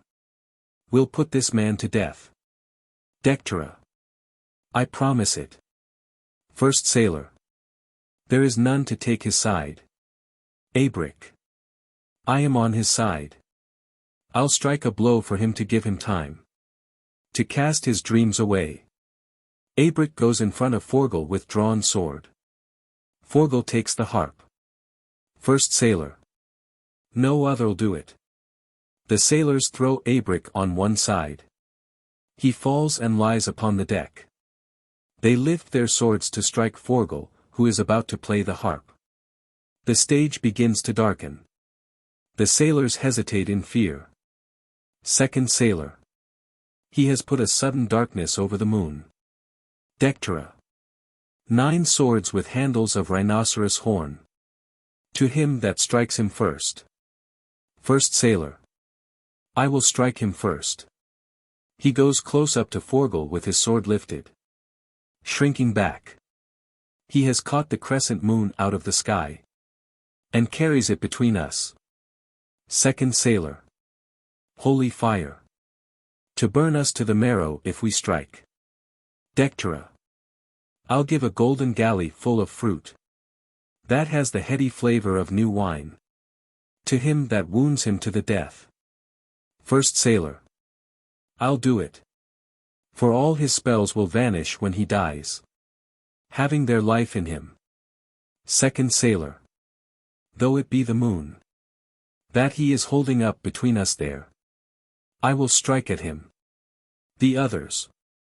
And I. And I. And I. Forgal plays the harp. First Sailor. Falling into a dream suddenly. But you were saying there is somebody upon that other ship we are to wake. You did not know what brought him to his end. But it was sudden. Second Sailor.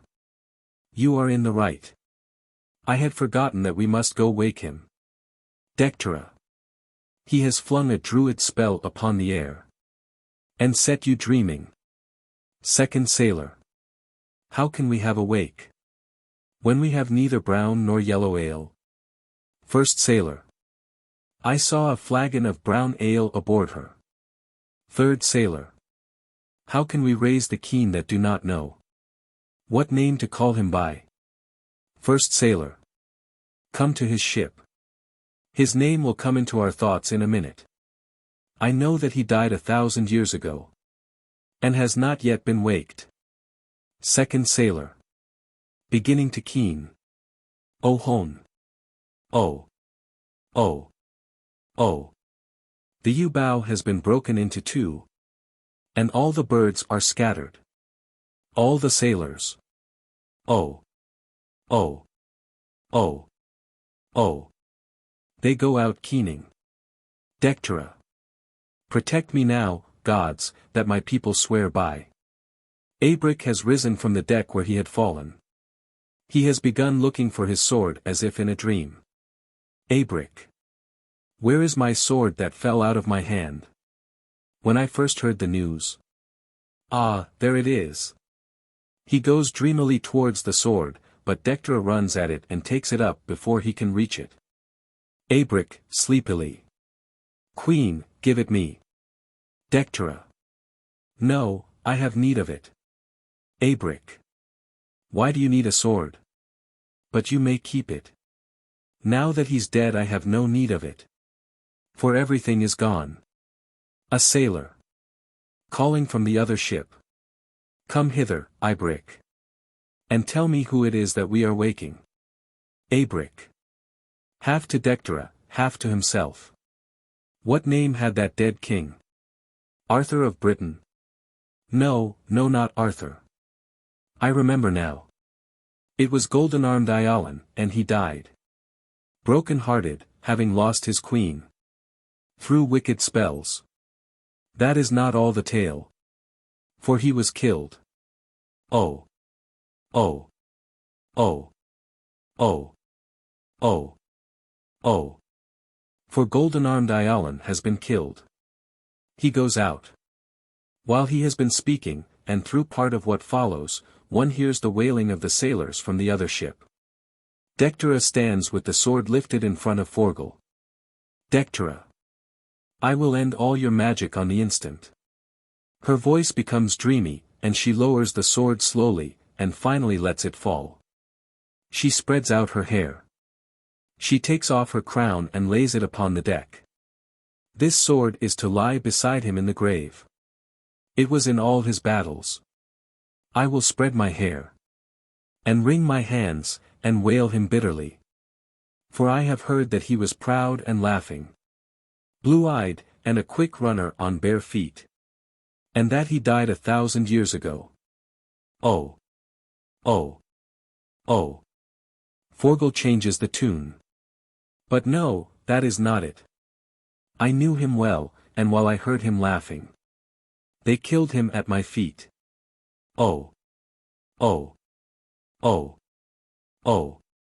For golden-armed Aillinn that I loved. But what is it that made me say I loved him?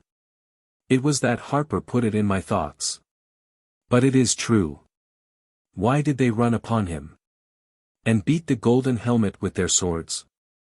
Forgal. Do you not know me, lady? I am he that you are weeping for. Dectera. No, for he is dead. Oh. Oh. Oh. For golden-armed Aillinn. Forgal. It was so given out, but I will prove that the grave diggers in a dreamy frenzy have buried nothing but my golden arms.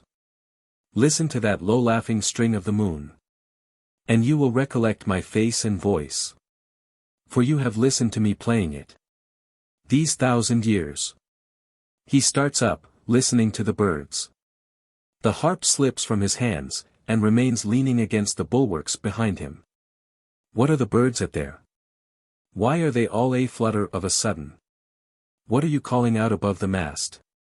If railing in reproach and mockery. Because I have awakened her to love. My magic strings, I'll make this answer to it. Being driven on by voices and by dreams that were clear messages from the ever-living. I have done right. What could I but obey? And yet you make a clamor of reproach. Dectera, laughing. Why, it's a wonder out of reckoning that I should keen him from the full of the moon to the horn, and he be hale and hearty. Forgal. How have I wronged her now that she is merry? But no, no, no. Your cry is not against me. You know the counsels of the ever-living. And all that tossing of your wings is joy. And all that murmuring's but a marriage song. But if it be reproach, I answer this. There is not one among you that made love by any other means. You call it passion, consideration, generosity. But it was all deceit, and flattery. To win a woman in her own despite. For love is war, and there is hatred in it. And if you say that she came willingly. Dectera. Why do you turn away and hide your face? That I would look upon forever. Forgal. My grief. Dectera. Have I not loved you for 1,000 years? Forgal. I never have been golden-armed Aillinn. Dectera. I do not understand. I know your face better than my own hands. Forgal. I have deceived you out of all reckoning. Dectera. Is it not true that you were born 1,000 years ago in islands where the children of Aengus wind in happy dances under a windy moon, and that you'll bring me there? Forgal. I have deceived you. I have deceived you utterly. Dectera. How can that be? Is it that though your eyes are full of love, some other woman has a claim on you, and I've but half? Forgal. Oh, no. Dectera. And if there is? If there be 100 more, what matter? I'll never give another thought to it. No, no, nor half a thought, but do not speak. Women are hard and proud and stubborn-hearted. Their heads being turned with praise and flattery. And that is why their lovers are afraid to tell them a plain story. Forgal. That's not the story. But I have done so great a wrong against you. There is no measure that it would not burst. I will confess it all. Dectera. What do I care? Now that my body has begun to dream.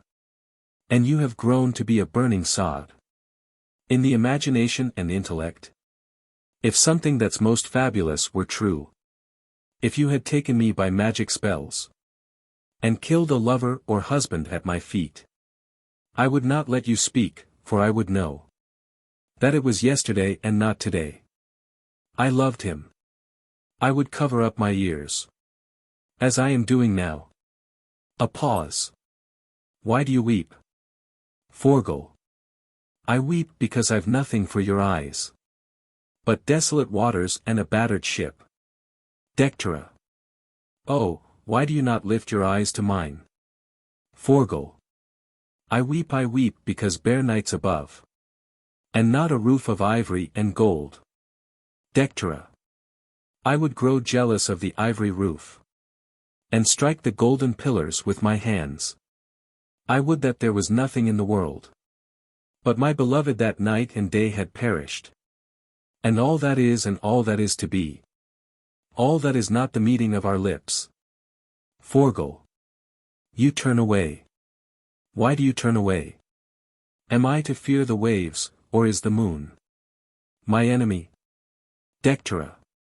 I looked upon the moon, longing to knead and pull it into shape, that I might lay it on your head as a crown. But now it is your thoughts that wander away. For you are looking at the sea.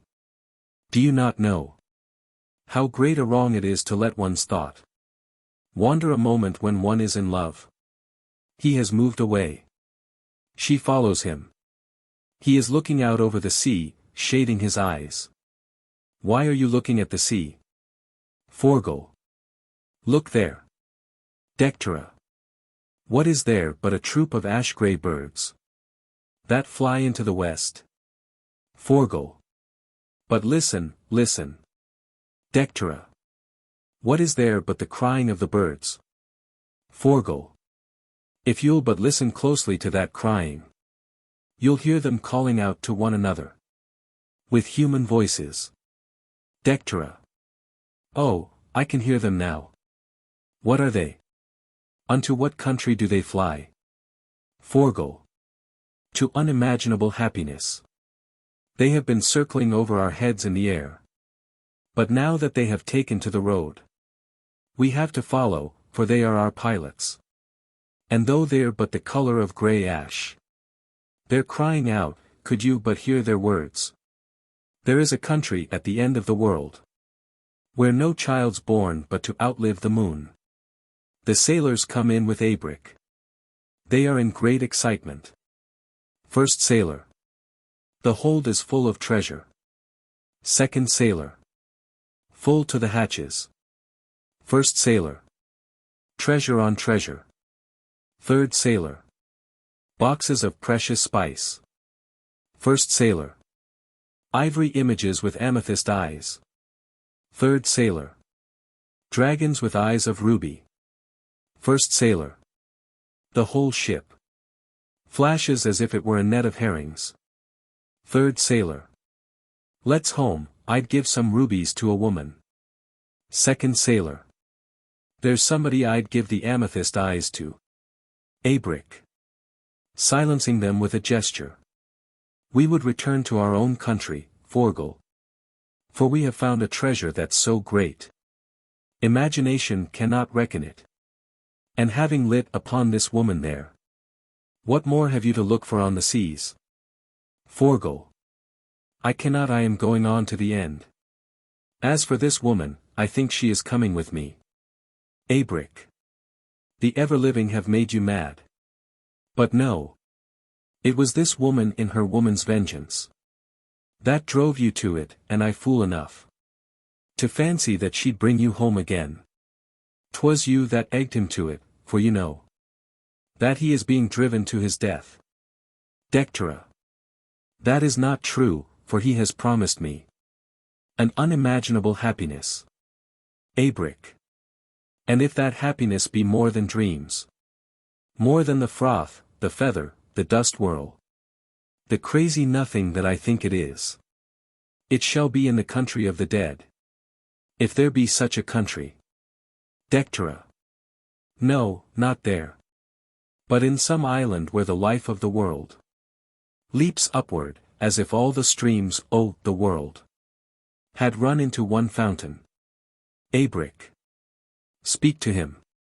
He knows that he is taking you to death. Speak, he will not deny it. Dectera. Is that true? Forgal. I do not know for certain, but I know that I have the best of pilots. Abric. Shadows, illusions. That the shape-changers, the ever-laughing ones, the immortal mockers have cast into his mind, or called before his eyes. Dectera. Oh, carry me to some sure country, some familiar place. Have we not everything that life can give? In having one another? Forgo. How could I rest? If I refused the messengers and pilots. With all those sights and all that crying out. Dectera. But I will cover up your eyes and ears. That you may never hear the cry of the birds. Or look upon them. Forgo. Were they but lowlier. I'd do your will, but they are too high too high. Dectera. Being too high, they're heady prophecies. But harry us with hopes that come to nothing. Because we are not proud, imperishable. Alone and winged. Forgo. Our love shall be like theirs. When we have put their changeless image on. Dectera. I am a woman, I die at every breath. Abric. Let the birds scatter for the tree is broken. And there's no help in words. To the sailors. To the other ship. And I will follow you and cut the rope. When I have said farewell to this man here. For neither I nor any living man will look upon his face again. The sailors go out. Forgo, to Dectera. Go with him. For he will shelter you and bring you home. Abric. Taking Forgo's hand. I'll do it for his sake. Dectera. No. Take this sword. And cut the rope, for I go on with Forgo. Abric. Half falling into the keen. The yew bough has been broken into two. And all the birds are scattered oh. Oh. Oh. Farewell. Farewell. He goes out. Dectera. The sword is in the rope. The rope's in two, it falls into the sea. It whirls into the foam. O ancient worm. Dragon that loved the world and held us to it. You are broken, you are broken. The world drifts away. And I am left alone with my beloved. Who cannot put me from his sight forever. We are alone forever, and I laugh. Forgo, because you cannot put me from you. The mist has covered the heavens, and you and I shall be alone forever. We two this crown. I half remember. It has been in my dreams. Bend lower, O king, that I may crown you with it. O flower of the branch, O bird among the leaves. O silver fish that my two hands have taken. Out of the running stream, O morning star. Trembling in the blue heavens like a white fawn. Upon the misty border of the wood. Bend lower. That I may cover you with my hair. For we will gaze upon this world no longer. Forgo. Gathering Dectera's hair about him. Beloved, having dragged the net about us. And knitted mesh to mesh, we grow immortal. And that old harp awakens of itself. To cry aloud to the grey birds, and dreams. That have had dreams for father, live in us. From the Green Helmet and Other Poems, 1912. His dream. I swayed upon the gaudy stern. The butt end of a steering oar. And saw wherever I could turn. A crowd upon a shore. And though I would have hushed the crowd. There was no mother's son but said. What is the figure in a shroud? Upon a gaudy bed? And after running at the brim. Cried out upon that thing beneath. It had such dignity of limb. By the sweet name of death. Though I'd my finger on my lip. What could I but take up the song? And running crowd and gaudy ship. Cried out the whole night long. Crying amid the glittering sea. Naming it with ecstatic breath. Because it had such dignity. By the sweet name of death. A woman Homer sung. If any man drew near. When I was young. I thought, he holds her dear. And shook with hate and fear. But oh, 'twas bitter wrong. If he could pass her by. With an indifferent eye. Whereon I wrote and wrought. And now, being grey. I dream that I have brought. To such a pitch my thought. That coming time can say. He shadowed in a glass. What thing her body was. For she had fiery blood. When I was young. And trod so sweetly proud. As, 'twere upon a cloud. A woman Homer sung. That life and letters seem. But an heroic dream. The consolation. I had this thought a while ago. My darling cannot understand. What I have done, or what would do. In this blind bitter land. And I grew weary of the sun. Until my thoughts cleared up again. Remembering that the best I have done. Was done to make it plain. That every year I have cried, at length. My darling understands it all. Because I have come into my strength. And words obey my call. That had she done so who can say. What would have shaken from the sieve? I might have thrown poor words away. And been content to live. No second Troy. Why should I blame her that she filled my days with misery, or that she would of late have taught to ignorant men most violent ways? Or hurled the little streets upon the great?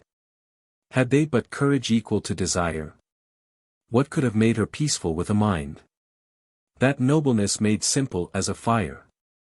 With beauty like a tightened bough, a kind that is not natural in an age like this.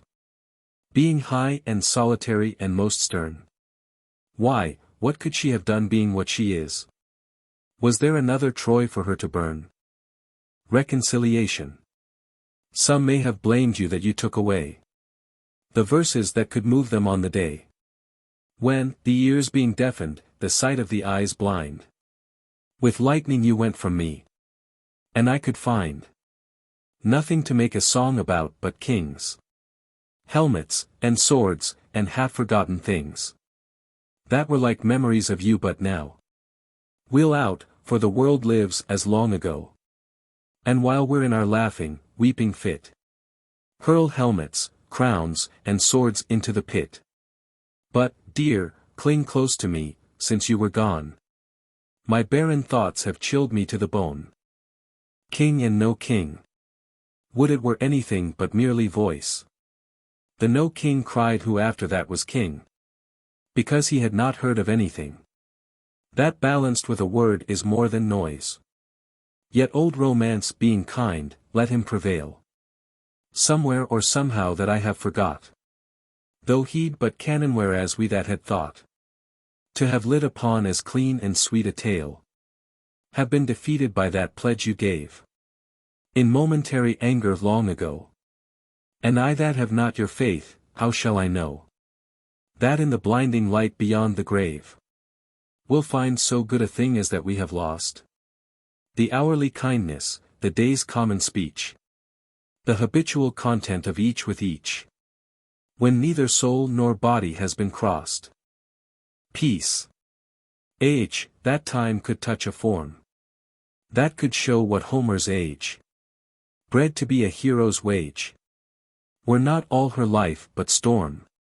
Would not painters paint a form of such noble lines, I said. Such a delicate high head. All that sternness amid charm. All that sweetness amid strength. Ah, but peace that comes at length came when time had touched her form against unworthy praise. O heart, be at peace, because nor knave nor dolt can break what's not for their applause, being for a woman's sake. Enough if the work has seemed. So did she your strength renew. A dream that a lion had dreamed. Till the wilderness cried aloud. A secret between you two. Between the proud and the proud. What, still you would have their praise. But here's a haughtier text. The labyrinth of her days. That her own strangeness perplexed. And how what her dreaming gave. Earned slander, ingratitude. From self-same dolt and knave. Aye, and worse wrong than these. Yet she, singing upon her road, half lion, half child, is at peace. The fascination of what's difficult. The fascination of what's difficult. has dried the sap out of my veins, and rent spontaneous joy and natural content out of my heart. There's something ails our colt. That must, as if it had not holy blood, nor on Olympus leaped from cloud to cloud, shiver under the lash, strain, sweat and jolt, as though it dragged road metal. My curse on plays that have to be set up in 50 ways, on the day's war with every knave and dolt, theatre business, management of men. I swear before the dawn comes round again, I'll find the stable and pull out the bolt. A drinking song. Wine comes in at the mouth, and love comes in at the eye. That's all we shall know for truth, before we grow old and die. I lift the glass to my mouth. I look at you, and I sigh. The coming of wisdom with time. Though leaves are many, the root is one. Through all the lying days of my youth, I swayed my leaves and flowers in the sun. Now I may wither into the truth. On hearing that the students of our new university have joined the agitation against immoral literature, where but here have pride and truth, that long to give themselves for wage, to shake their wicked sides at youth, restraining reckless middle age. To a poet, who would have me praise certain bad poets, imitators of his and mine. You say, as I have often given tongue, in praise of what another said or sung, 'twere politic to do the like by these. But was there ever dog that praised his fleas? The mask. Put off that mask of burning gold, with emerald eyes. Oh no, my dear, you make so bold, to find if hearts be wild and wise, and yet not cold. I would but find what's there to find, love or deceit. It was the mask engaged your mind, and after set your heart to beat. Not what's behind, but lest you are my enemy, I must inquire. Oh no, my dear, let all that be. What matter, so there is but fire, in you, in me, upon a house shaken by the land agitation. How should the world be luckier if this house, where passion and precision have been one, time out of mind, became too ruinous to breed the lidless eye that loves the sun, and the sweet laughing eagle thoughts that grow, where wings have memory of wings, and all that comes of the best knit to the best. Although mean roof trees were the sturdier for its fall, how should their luck run high enough to reach the gifts that govern men, and after these, to gradual time's last gift, a written speech, wrought of high laughter, loveliness and ease, at the Abbey Theatre, imitated from Ronsard. Dear Creoibin Aoibin, look into our case. When we are high and airy, hundred say that if we hold that flight they'll leave the place, while those same hundreds mock another day, because we have made our art of common things so bitterly. You dream they long to look all their lives through into some drift of wings. You've dandled them and fed them from the book, and know them to the bone. Impart to us, we'll keep the secret, a new trick to please. Is there a bridle for this Proteus, that turns and changes like his draughty seas? Or is there none, most popular of men, but when they mock us that we mock again? These are the clouds. These are the clouds about the fallen sun, the majesty that shuts his burning eye. The weak lay hand on what the strong has done, till that be tumbled that was lifted high, and discord follow upon unison, and all things at one common level lie. And therefore, friend, if your great race were run, and these things came, so much the more thereby, have you made greatness your companion, although it be for children that you sigh. These are the clouds about the fallen sun, the majesty that shuts his burning eye. At Galway races, there where the course is, delight makes all of the one mind. The riders upon the galloping horses, The crowd that closes in behind. We, too, had good attendants once. Hearers and hearteners of the work. Aye, horsemen for companions. Before the merchant and the clerk. Breathed on the world with timid breath. Sing on, sometime, and at some new moon. We'll learn that sleeping is not death. Hearing the whole earth change its tune.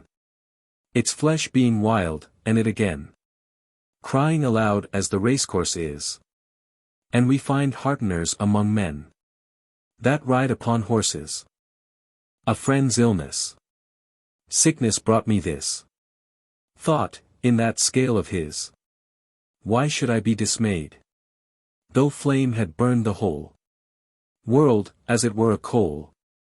Now I have seen it weighed against a soul. All things can tempt me.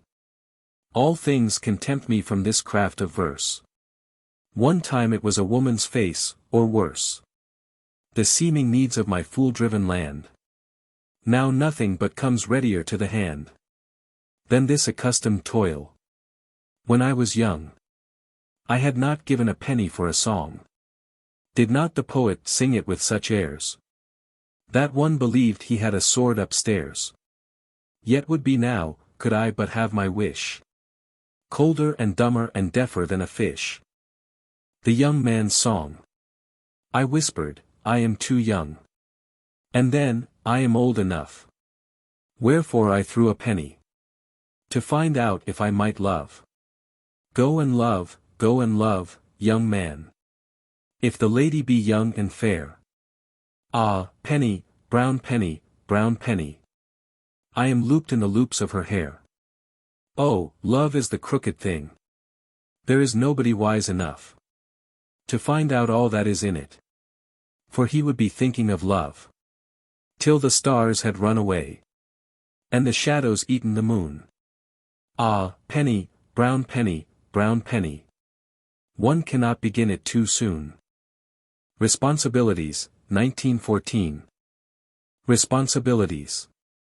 In dreams begins responsibility. Old play. How am I fallen from myself, for a long time now. I have not seen the Prince of Chang in my dreams. Kung Fo Tzu. Pardon, old fathers, if you still remain somewhere in earshot for the story's end. Old Dublin merchant, free of 10 and 4. Or trading out of Galway into Spain. And country scholar, Robert Emmet's friend. 100-year-old memory to the poor. Traders or soldiers who have left me blood that has not passed through any huckster's loin. Pardon, and you that did not weigh the cost. Old butlers when you took to horse and stood beside the brackish waters of the Boyne, till your bad master blenched and all was lost. You merchant skipper that leaped overboard after a ragged hat in Biscay Bay. You most of all, silent and fierce old man, because you were the spectacle that stirred my fancy, and set my boyish lips to say, only the wasteful virtues earn the sun. Pardon that for a barren passion's sake. Although I have come close on 49. I have no child, I have nothing but a book. Nothing but that to prove your blood and mine. January 1914. The Grey Rock. Poets with whom I learned my trade. Companions of the Cheshire Cheese. Here's an old story I've remade, imagining 'twould better please your ears than stories now in fashion. Though you may think I waste my breath pretending that there can be passion that has more life in it than death.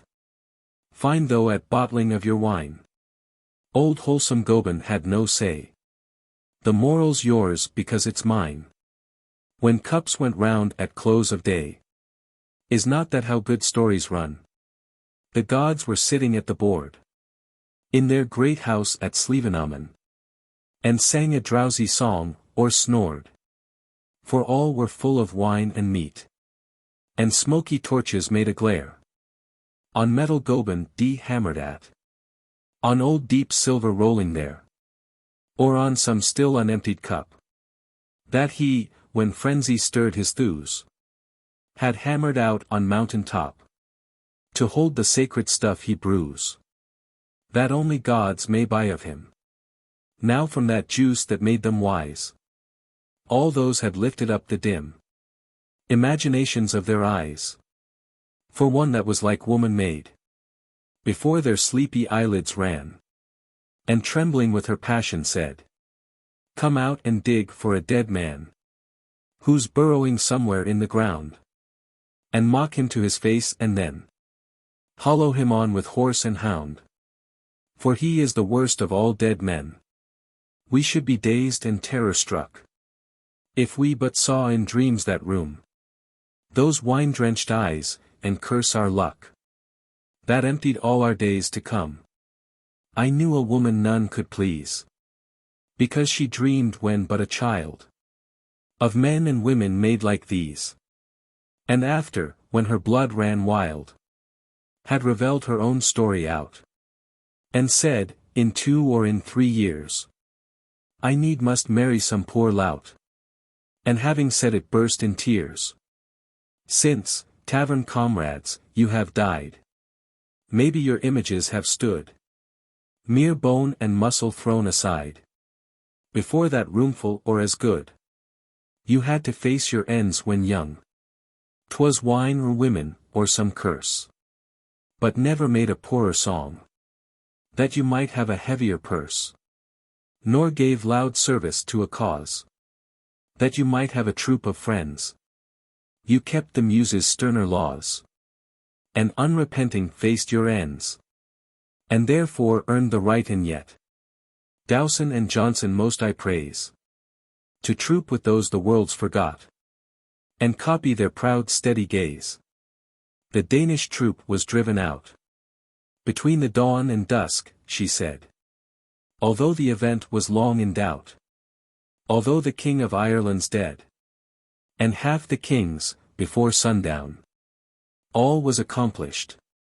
When this day, Murrough, the King of Ireland's son, foot after foot was giving way, he and his best troops back to back, had perished there, but the Danes ran, stricken with panic from the attack, the shouting of an unseen man, and being thankful Murrough found, led by a foot-sole dipped in blood, that had made prints upon the ground, where by old thorn trees that man stood.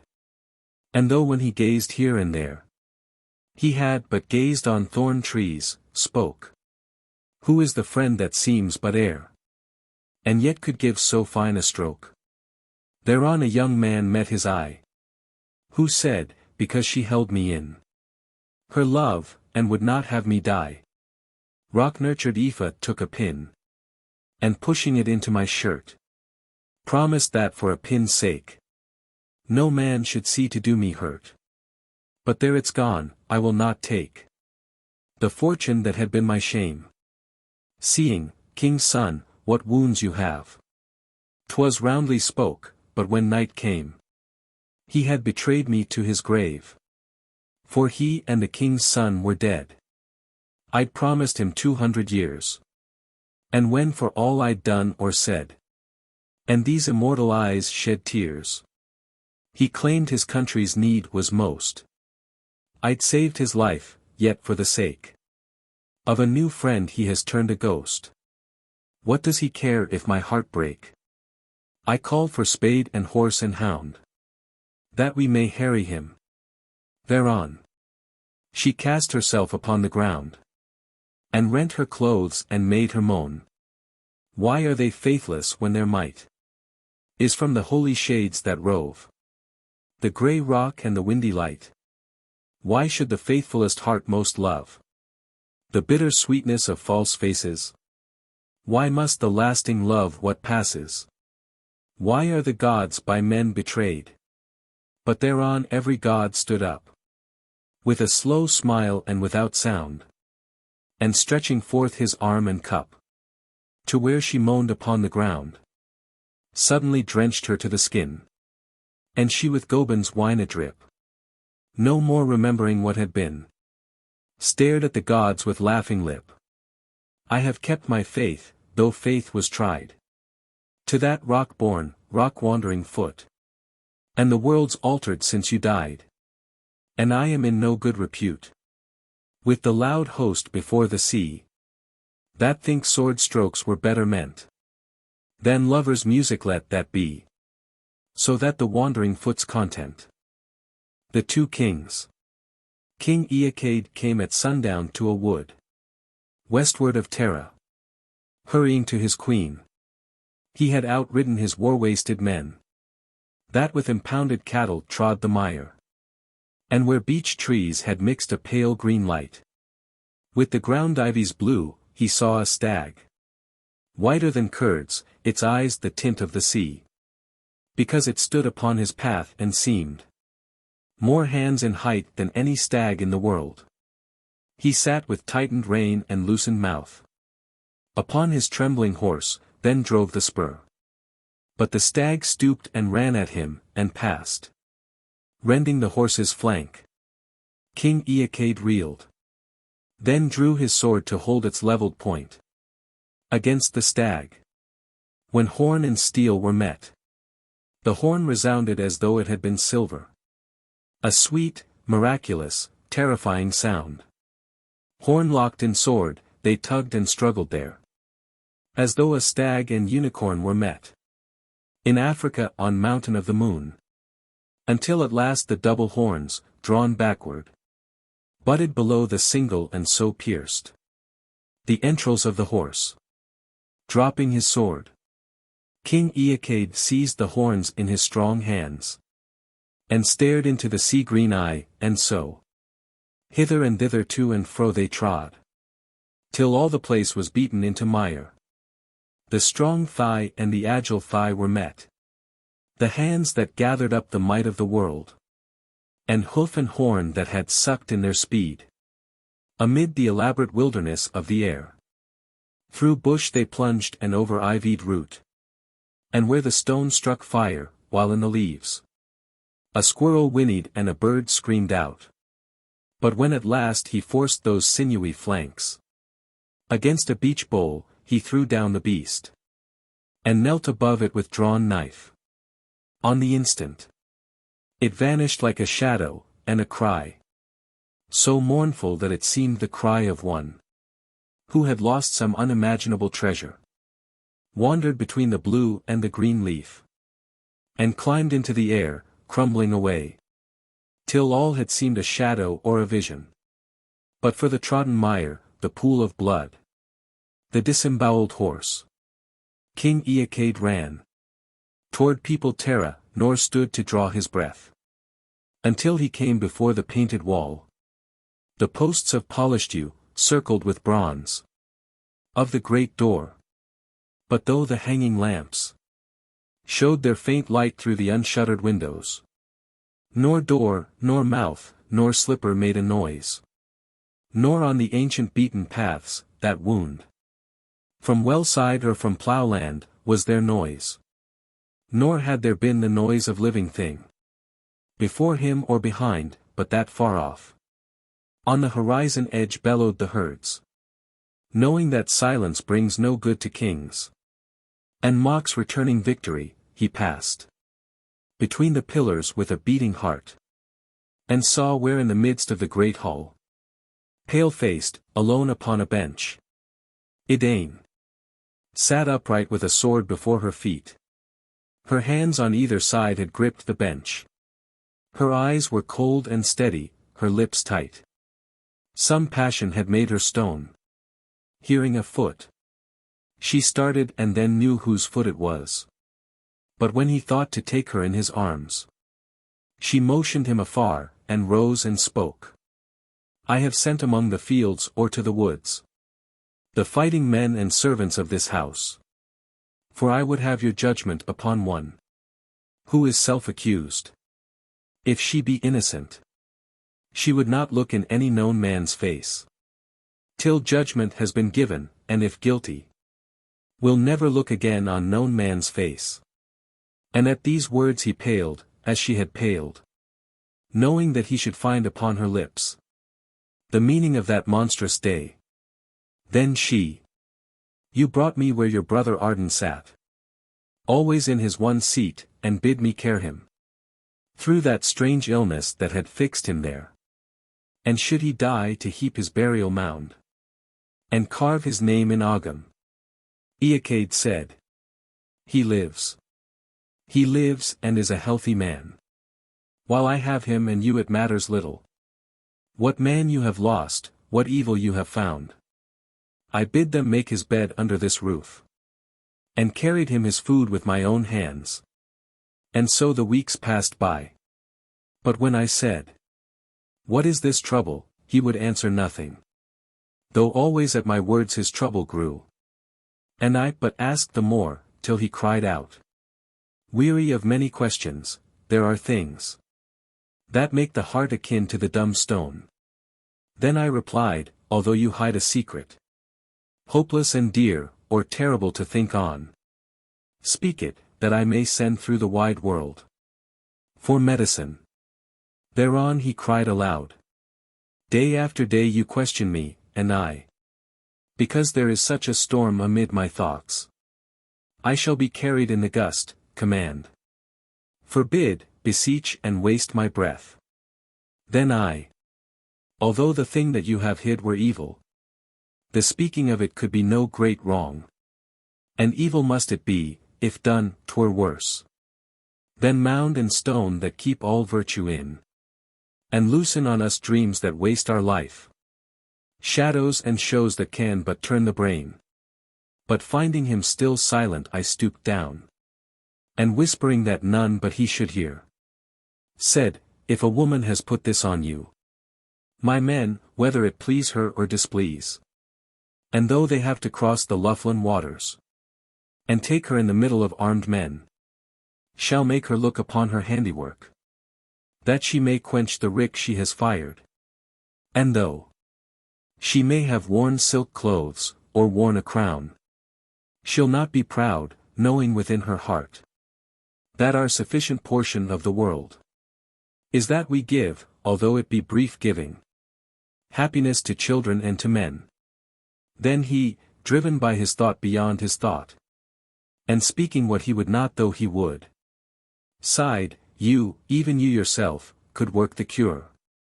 And at those words I rose and I went out. And for 9 days he had food from other hands. And for 9 days my mind went whirling round the one disastrous zodiac, muttering that the immedicable mounds beyond our questioning, beyond our pity even. But when 9 days had gone I stood again before his chair and bending down my head, told him, that when Orion rose, and all the women of his household were asleep, to go for hope would give his limbs the power to an old empty woodman's house that's hidden close to a clump of beech trees in the wood, westward of Tara, there to await a friend that could, as he had told her, work his cure, and would be no harsh friend. When night had deepened, I groped my way through boughs, and over roots, till oak and hazel ceased and beech began, and found the house, a sputtering torch within, and stretched out sleeping on a pile of skins. Arden. And though I called to him and tried to shake him out of sleep, I could not rouse him. I waited till the night was on the turn.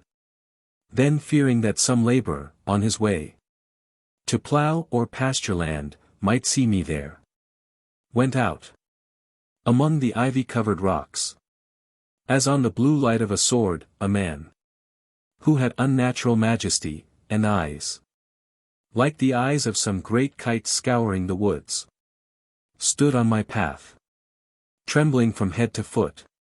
I gazed at him like grouse upon a kite, but with a voice that had unnatural music. A weary wooing and a long, he said, speaking of love through other lips and looking under the eyelids of another, for it was my craft that put a passion in the sleeper there. And when I had got my will and drawn you here, where I may speak to you alone, my craft sucked up the passion out of him again, and left mere sleep. He'll wake when the sun wakes, push out his vigorous limbs and rub his eyes, and wonder what has ailed him these 12 months. I cowered back upon the wall in terror. But that sweet-sounding voice ran on, "Woman. I was your husband when you rode the air. Danced in the whirling foam and in the dust. In days you have not kept in memory. Being betrayed into a cradle. And I come. That I may claim you as my wife again." I was no longer terrified, his voice had half awakened some old memory. Yet answered him, "I am King Eacaid's wife. And with him have found every happiness women can find." With a most masterful voice that made the body seem as it were a string. Under a bough, he cried, "What happiness can lovers have that know their happiness must end at the dumb stone? But where we build our sudden palaces in the still air, pleasure itself can bring no weariness. Nor can time waste the cheek, nor is there foot that has grown weary of the whirling dance. Nor an unlawing mouth, but mine that mourns among those mouths that sing their sweetheart's praise. Your empty bed. How should I love?" I answered. "Were it not that when the dawn has lit my bed, and shown my husband sleeping there, I have sighed. Your strength and nobleness will pass away. Or how should love be worth its pains were it not that when he has fallen asleep within my arms, being wearied out, I love in man the child? What can they know of love that do not know? She builds her nest upon a narrow ledge, above a windy precipice. Then he, seeing that when you come to the deathbed, you must return, whether you would or no. This human life blotted from memory. Why must I live some 30, 40 years alone with all this useless happiness?" Thereon he seized me in his arms, but I thrust him away with both my hands and cried, "Never will I believe there is any change can blot out of my memory this life sweetened by death. But if I could believe, that were a double hunger in my lips. For what is doubly brief? And now the shape my hands were pressed to, vanished suddenly. I staggered, but a beech tree stayed my fall. And clinging to it I could hear the cocks crow upon Terra. King Eacaid bowed his head, and thanked her for her kindness to his brother. For that she promised, and for that refused. Thereon the bellowing of the impounded herds rose round the walls, and through the bronze-ringed door jostled and shouted those war-wasted men. And in the midst King Eacaid's brother stood, and bade all welcome, being ignorant.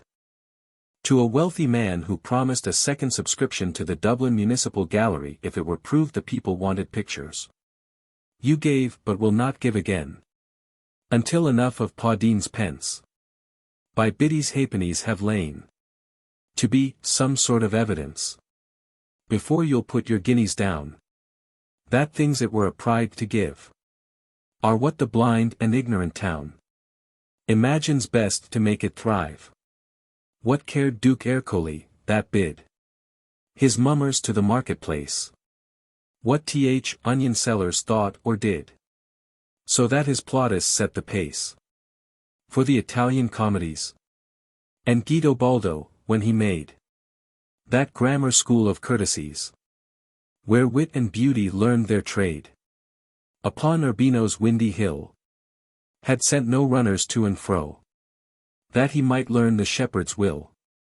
And when they drove out Cosimo, indifferent how the rancor ran, he gave the hours they had set free to Michelozzo's latest plan for the San Marco Library, whence turbulent Italy should draw delight in art whose end is peace, in logic and in natural law, by sucking at the dugs of Greece.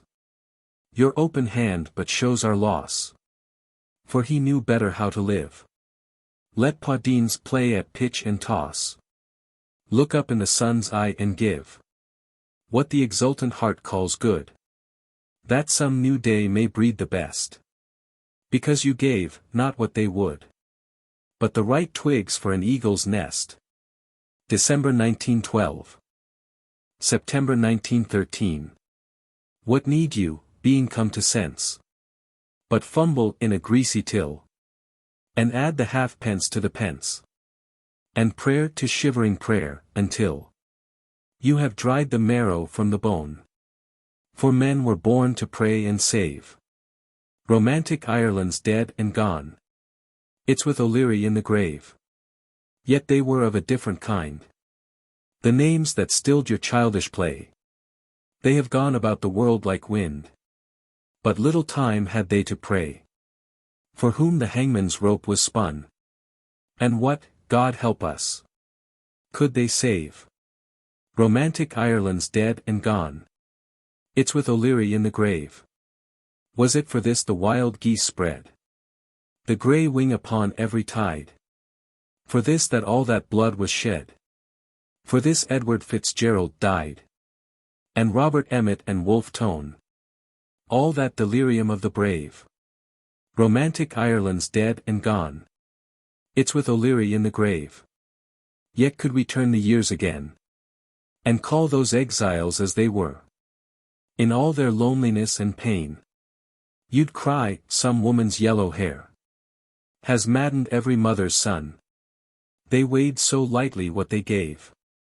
But let them be. They're dead and gone. They're with O'Leary in the grave. To a friend whose work has come to nothing. Now all the truth is out. Be secret and take defeat from any brazen throat. For how can you compete, being honor bred, with one who, were it proved he lies, were neither shamed in his own, nor in his neighbor's eyes, bred to a harder thing? Then triumph, turn away, and like a laughing string, whereon mad fingers play, amid a place of stone, be secret and exult, because of all things known. That is most difficult. Powdean. Indignant at the fumbling wits, the obscure spite of our old Powdean in his shop, I stumbled blind among the stones and thorn trees, under morning light, until a curlew cried, and in the luminous wind a curlew answered. And suddenly thereupon I thought that on the lonely height where all are in God's eye, there cannot be confusion of our sound forgot, a single soul that lacks a sweet crystalline cry to a shade. If you have revisited the town, thin shade, whether to look upon your monument, I wonder if the builder has been paid, or happier thoughted when the day is spent, to drink of that salt breath out of the sea, when grey gulls flit about instead of men, and the gaunt houses put on majesty.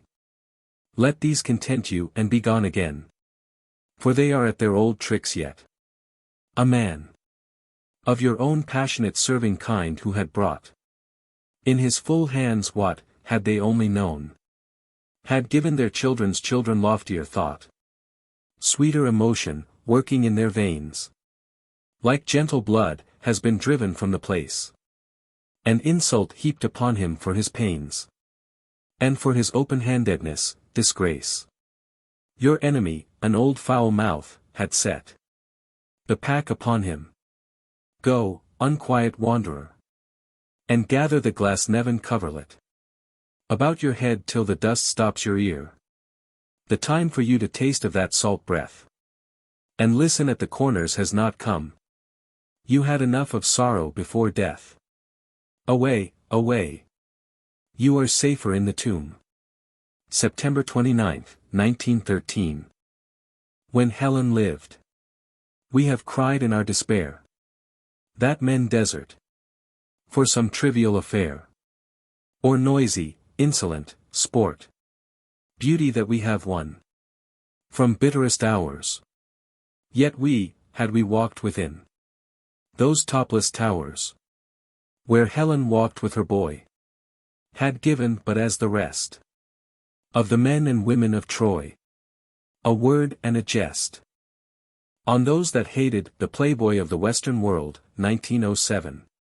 Once, when midnight smote the air, Eunuchs ran through hell and met on every crowded street to stare upon great wand riding by, even like these to rail and sweat, staring upon his sinewy thigh.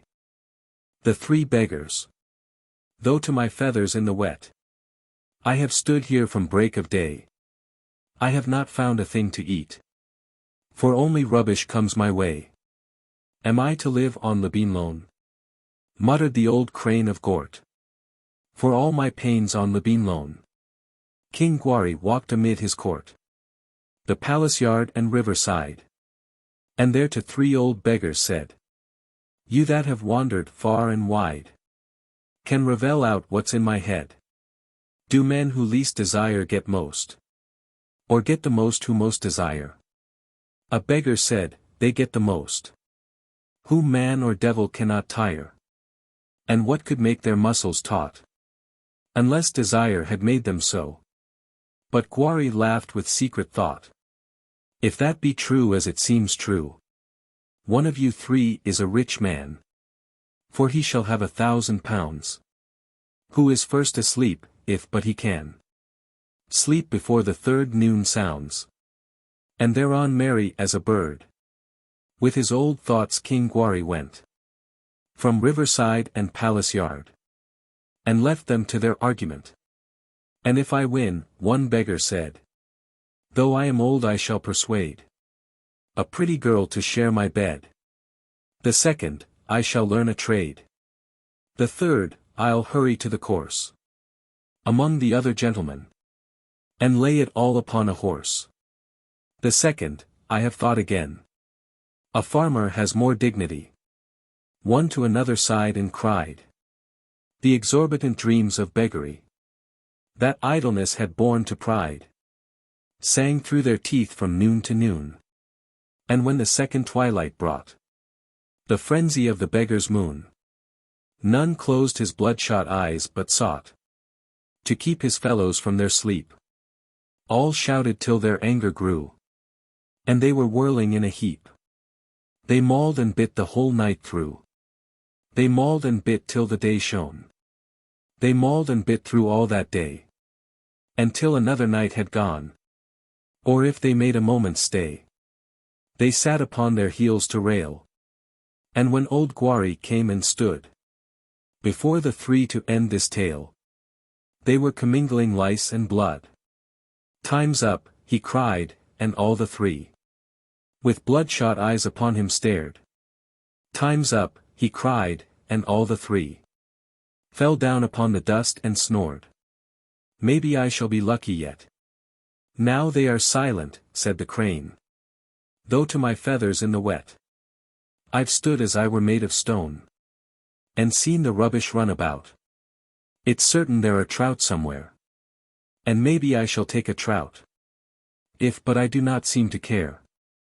The three hermits. Three old hermits took the air by a cold and desolate sea. First was muttering a prayer. Second rummaged for a flea on a windy stone. The third, giddy with his 100th year, sang unnoticed like a bird, though the door of death is near. And what waits behind the door? 3 times in a single day. I, though upright on the shore, fall asleep when I should pray. So the first but now the second. We're but given what we have earned, when all thoughts and deeds are reckoned. So it's plain to be discerned that the shades of holy men, who have failed being weak of will, pass the door of birth again, and are plagued by crowds, until they've the passion to escape. Moan the other, they are thrown into some most fearful shape. But the second mocked his moan. They are not changed to anything, having loved God once, but maybe to a poet or a king, or a witty lovely lady, while he'd rummaged rags and hair, caught and cracked his flea. The third, giddy with his 100th year, sang unnoticed like a bird. Beggar to beggar cried, time to put off the world and go somewhere, and find my health again in the sea air. Beggar to beggar cried, being frenzy-struck.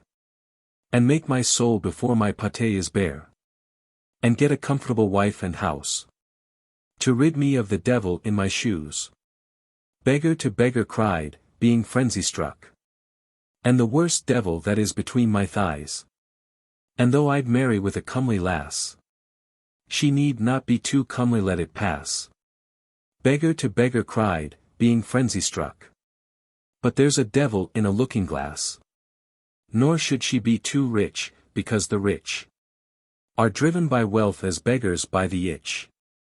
Beggar to beggar cried, being frenzy-struck. And cannot have a humorous happy speech. And there I'll grow respected at my ease. And here amid the garden's nightly peace. Beggar to beggar cried, being frenzy-struck. The wind-blown clamor of the barnacle geese. Running to paradise. As I came over Windy Gap, they threw a halfpenny into my cap. For I am running to paradise. And all that I need do is to wish. And somebody puts his hand in the dish. To throw me a bit of salted fish. And there the king is but as the beggar. My brother Mortine is worn out. With scalping his big brawling lout. And I am running to paradise. A poor life do what he can. And though he keep a dog and a gun. A serving maid and a serving man. And there the king is but as the beggar. Poor men have grown to be rich men. And rich men grown to be poor again. And I am running to paradise. And many a darling wit's grown dull. That tossed a bare heel when at school. Now it has filled an old sock full. And there the king is but as the beggar. The wind is old and still at play. While I must hurry upon my way. For I am running to paradise. Yet never have I lit on a friend. To take my fancy like the wind. That nobody can buy or bind. And there the king is but as the beggar. The hour before dawn. A cursing rogue with a merry face. A bundle of rags upon a crutch. Stumbled upon that windy place. Called Croggan, and it was as much as the one sturdy leg could do. To keep him upright while he cursed. He had counted, where long years ago Queen Maeve's 9 manes had been nursed. A pair of lapwings, 1 old sheep. And not a house to the plain's edge. When close to his right hand a heap of grey stones and a rocky ledge reminded him that he could make, if he but shifted a few stones, a shelter till the daylight broke. But while he fumbled with the stones, they toppled over, were it not I have a lucky wooden shin. I had been hurt, and toppling brought before his eyes, where stones had been, a dark deep hollow in the rock. He gave a gasp and thought to have fled, being certain it was no right rock. Because an ancient history said, Hell mouth lay open near that place. And yet stood still. Because inside, a great lad with a beery face had tucked himself away beside a ladle and a tub of beer. And snored, no phantom by his look. So with a laugh at his own fear, he crawled into that pleasant nook. Night grows uneasy near the dawn. Till even I sleep light, but who has tired of his own company? What one of Maeve's 9 brawling sons, sick of his grave, has wakened me? But let him keep his grave for once, that I may find the sleep I have lost. What care I if you sleep or wake? But I'll have no man call me ghost. Say what you please, but from daybreak I'll sleep another century. And I will talk before I sleep, and drink before I talk. And he had dipped the wooden ladle deep into the sleeper's tub of beer. Had not the sleeper started up before you have dipped it in the beer I dragged from Goban's mountain top, I'll have assurance that you are able to value beer. No half-legged fool shall dip his nose into my ladle, merely for stumbling on this hole. In the bad hour before the dawn. Why, beer is only beer. But say, I'll sleep until the winter's gone. Or maybe to midsummer day. And drink, and you will sleep that length. I'd like to sleep till winter's gone. Or till the sun is in his strength. This blast has chilled me to the bone. I had no better plan at first. I thought to wait for that or this. Maybe the weather was accursed. Or I had no woman there to kiss. So slept for half a year or so. But year by year I found that less. Gave me such pleasure I'd forego. Even a half hour's nothingness. And when at 1 year's end I found I had not waked a single minute, I chose this burrow underground. I'll sleep away all time within it. My sleep were now 9 centuries. But for those mornings when I find the lapwing at their foolish cries, and the sheep bleating at the wind, as when I also played the fool, the beggar in a rage began upon his hunkers in the hole. It's plain that you are no right man to mock at everything I love, as if it were not worth the doing. I'd have a merry life enough if a good Easter wind were blowing. And though the winter wind is bad, I should not be too down in the mouth for anything you did or said. If but this wind were in the south, you cry aloud, oh would 'twere spring, or that the wind would shift a point, and do not know that you would bring, if time were suppler in the joint, neither the spring nor the south wind, but the hour when you shall pass away, and leave no smoking wick behind. For all life longs for the last day, and there's no man but cocks his ear to know when Michael's trumpet cries, that flesh and bone may disappear, and souls as if they were but sighs, and there be nothing but God left. But I alone being blessed keep, like some old rabbit to my cleft, and wait him in a drunken sleep. He dipped his ladle in the tub, and drank and yawned and stretched him out. The other shouted, you would rob my life of every pleasant thought, and every comfortable thing, and so take that and that. Thereon he gave him a great pummeling, but might have pummeled at a stone, for all the sleeper knew or cared. And after heaped up stone on stone, and then, grown weary, prayed and cursed, and heaped upon stone on stone again, and prayed and cursed and fled from Maeve and all that juggling plain, nor gave God thanks till overhead the clouds were brightening with the dawn. A song from the player queen. My mother dandled me and sang, how young it is, how young, and made a golden cradle that on a willow swung. He went away, my mother sang, when I was brought to bed, and all the while her needle pulled the gold and silver thread. She pulled the thread and bit the thread, and made a golden gown, and wept because she had dreamt that I was born to wear a crown. When she was got, my mother sang, I heard a sea-mew cry, and saw a flake of the yellow foam that dropped upon my thigh. How therefore could she help but braid the gold into my hair, and dream that I should carry the golden top of care? The realists hope that you may understand what can books of men that wive in a dragon-guarded land, paintings of the dolphin drawn, sea nymphs in their pearly wagons, do but awake a hope to live that had gone with the dragons. I, the witch, toil and grow rich. What's that but to lie with a foul witch, and after, drain dry, to be brought to the chamber where lies one long sought with despair. 2. The peacock. What's riches to him that has made a great peacock with the pride of his eye? The wind-beaten, stone-grey, and desolate Threerock would nourish his whim. Live he or die. Amid wet rocks and heather. His ghost will be gay. Adding feather to feather. For the pride of his eye. The mountain tomb.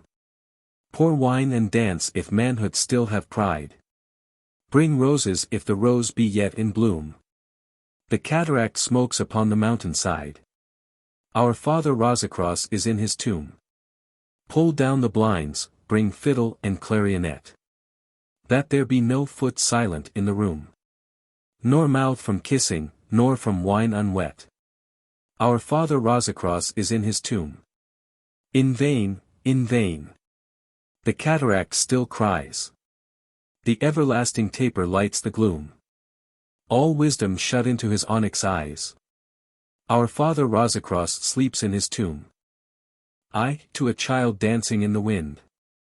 Dance there upon the shore. What need have you to care? For wind or water's roar. And tumble out your hair. That the salt drops have wet. Being young you have not known. The fool's triumph, nor yet. Love lost as soon as won. Nor the best labor dead. And all the sheaves to bind. What need have you to dread? The monstrous crying of wind? 2 years later. Has no one said those daring? Kind eyes should be more learned. Or warned you how despairing? The moths are when they are burned. I could have warned you, but you are young. So we speak a different tongue. Oh, you will take whatever's offered. And dream that all the world's a friend. Suffer as your mother suffered. Be as broken in the end. But I am old and you are young. And I speak a barbarous tongue. A memory of youth. The moments passed as at a play. I had the wisdom love brings forth. I had my share of mother wit. And yet for all that I could say. And though I had her praise for it. A cloud blown from the cutthroat north. Suddenly hid love's moon away. Believing every word I said.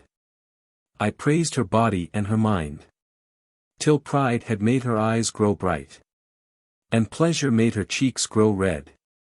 And vanity her footfall light. Yet we, for all that praise, could find nothing but darkness overhead. We sat as silent as a stone. We knew, though she'd not said a word, that even the best of love must die. And had been savagely undone. Were it not that love upon the cry of a most ridiculous little bird tore from the clouds his marvelous moon. Fallen majesty. Although crowds gathered once if she but showed her face.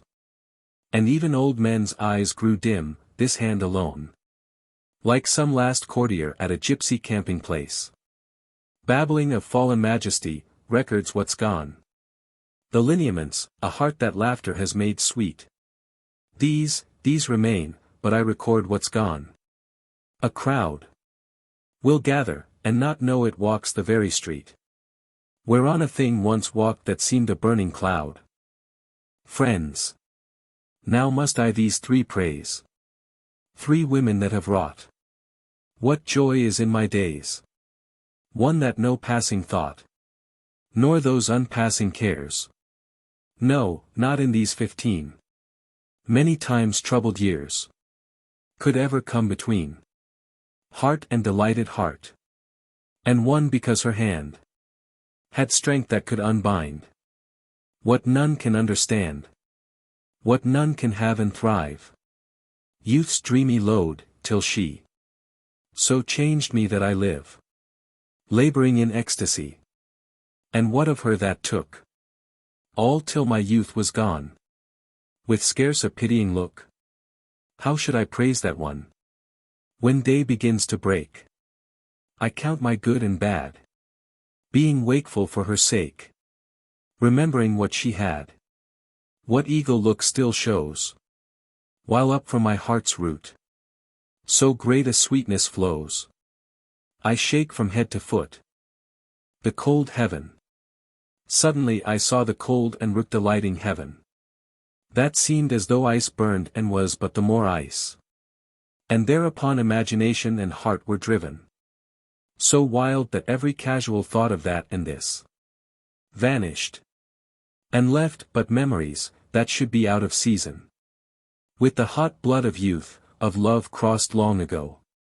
And I took all the blame out of all sense and reason. Until I cried and trembled and rocked to and fro. Riddled with light. Ah! When the ghost begins to quicken. Confusion of the deathbed over, is it sent out naked on the roads, as the books say, and stricken by the injustice of the skies for punishment? That the night come. Sidhe lived in storm and strife. Her soul had such desire.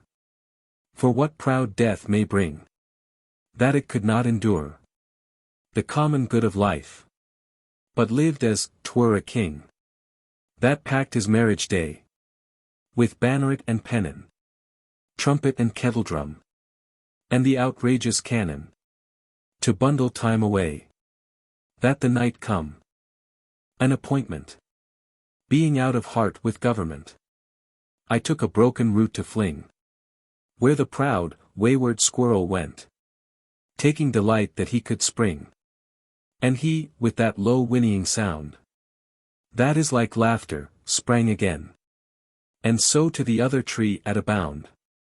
Nor the tame will, nor timid brain, nor heavy knitting of the brow, bred that fierce tooth and cleanly limb, and threw him up to laugh on the bough. No government appointed him. I. The Magi. Now as at all times I can see in the mind's eye. In their stiff, painted clothes, the pale unsatisfied ones appear and disappear in the blue depth of the sky. With all their ancient faces like rain-beaten stones. And all their helms of silver hovering side by side. And all their eyes still fixed, hoping to find once more. Being by Calvary's turbulence unsatisfied. The uncontrollable mystery on the bestial floor. 2. The dolls. A doll in the doll-maker's house looks at the cradle and balls. That is an insult to us. But the oldest of all the dolls, who had seen, being kept for show, generations of his sort, outscreams the whole shelf, although there's not a man can report evil of this place. The man and the woman bring hither to our disgrace a noisy and filthy thing. Hearing him groan and stretch, the doll-maker's wife is aware. Her husband has heard the wretch, and crouched by the arm of his chair, she murmurs into his ear, head upon shoulder leant. My dear, oh dear. It was an accident. A coat. I made my song a coat, covered with embroideries, out of old mythologies, from heel to throat. But the fools caught it, wore it in the world's eyes, as though they'd wrought it. Song, let them take it. For there's more enterprise in walking naked. Coda. While I, from that reed-throated whisperer, who comes at need, although not now as once, a clear articulation in the air, but inwardly, surmise companions, beyond the fling of the dull ass's hoof. Ben Jonson's phrase and find when June is come. At Kyle under that ancient roof. A sterner conscience and a friendlier home. I can forgive even that wrong of wrongs. Those undreamt accidents that have made me.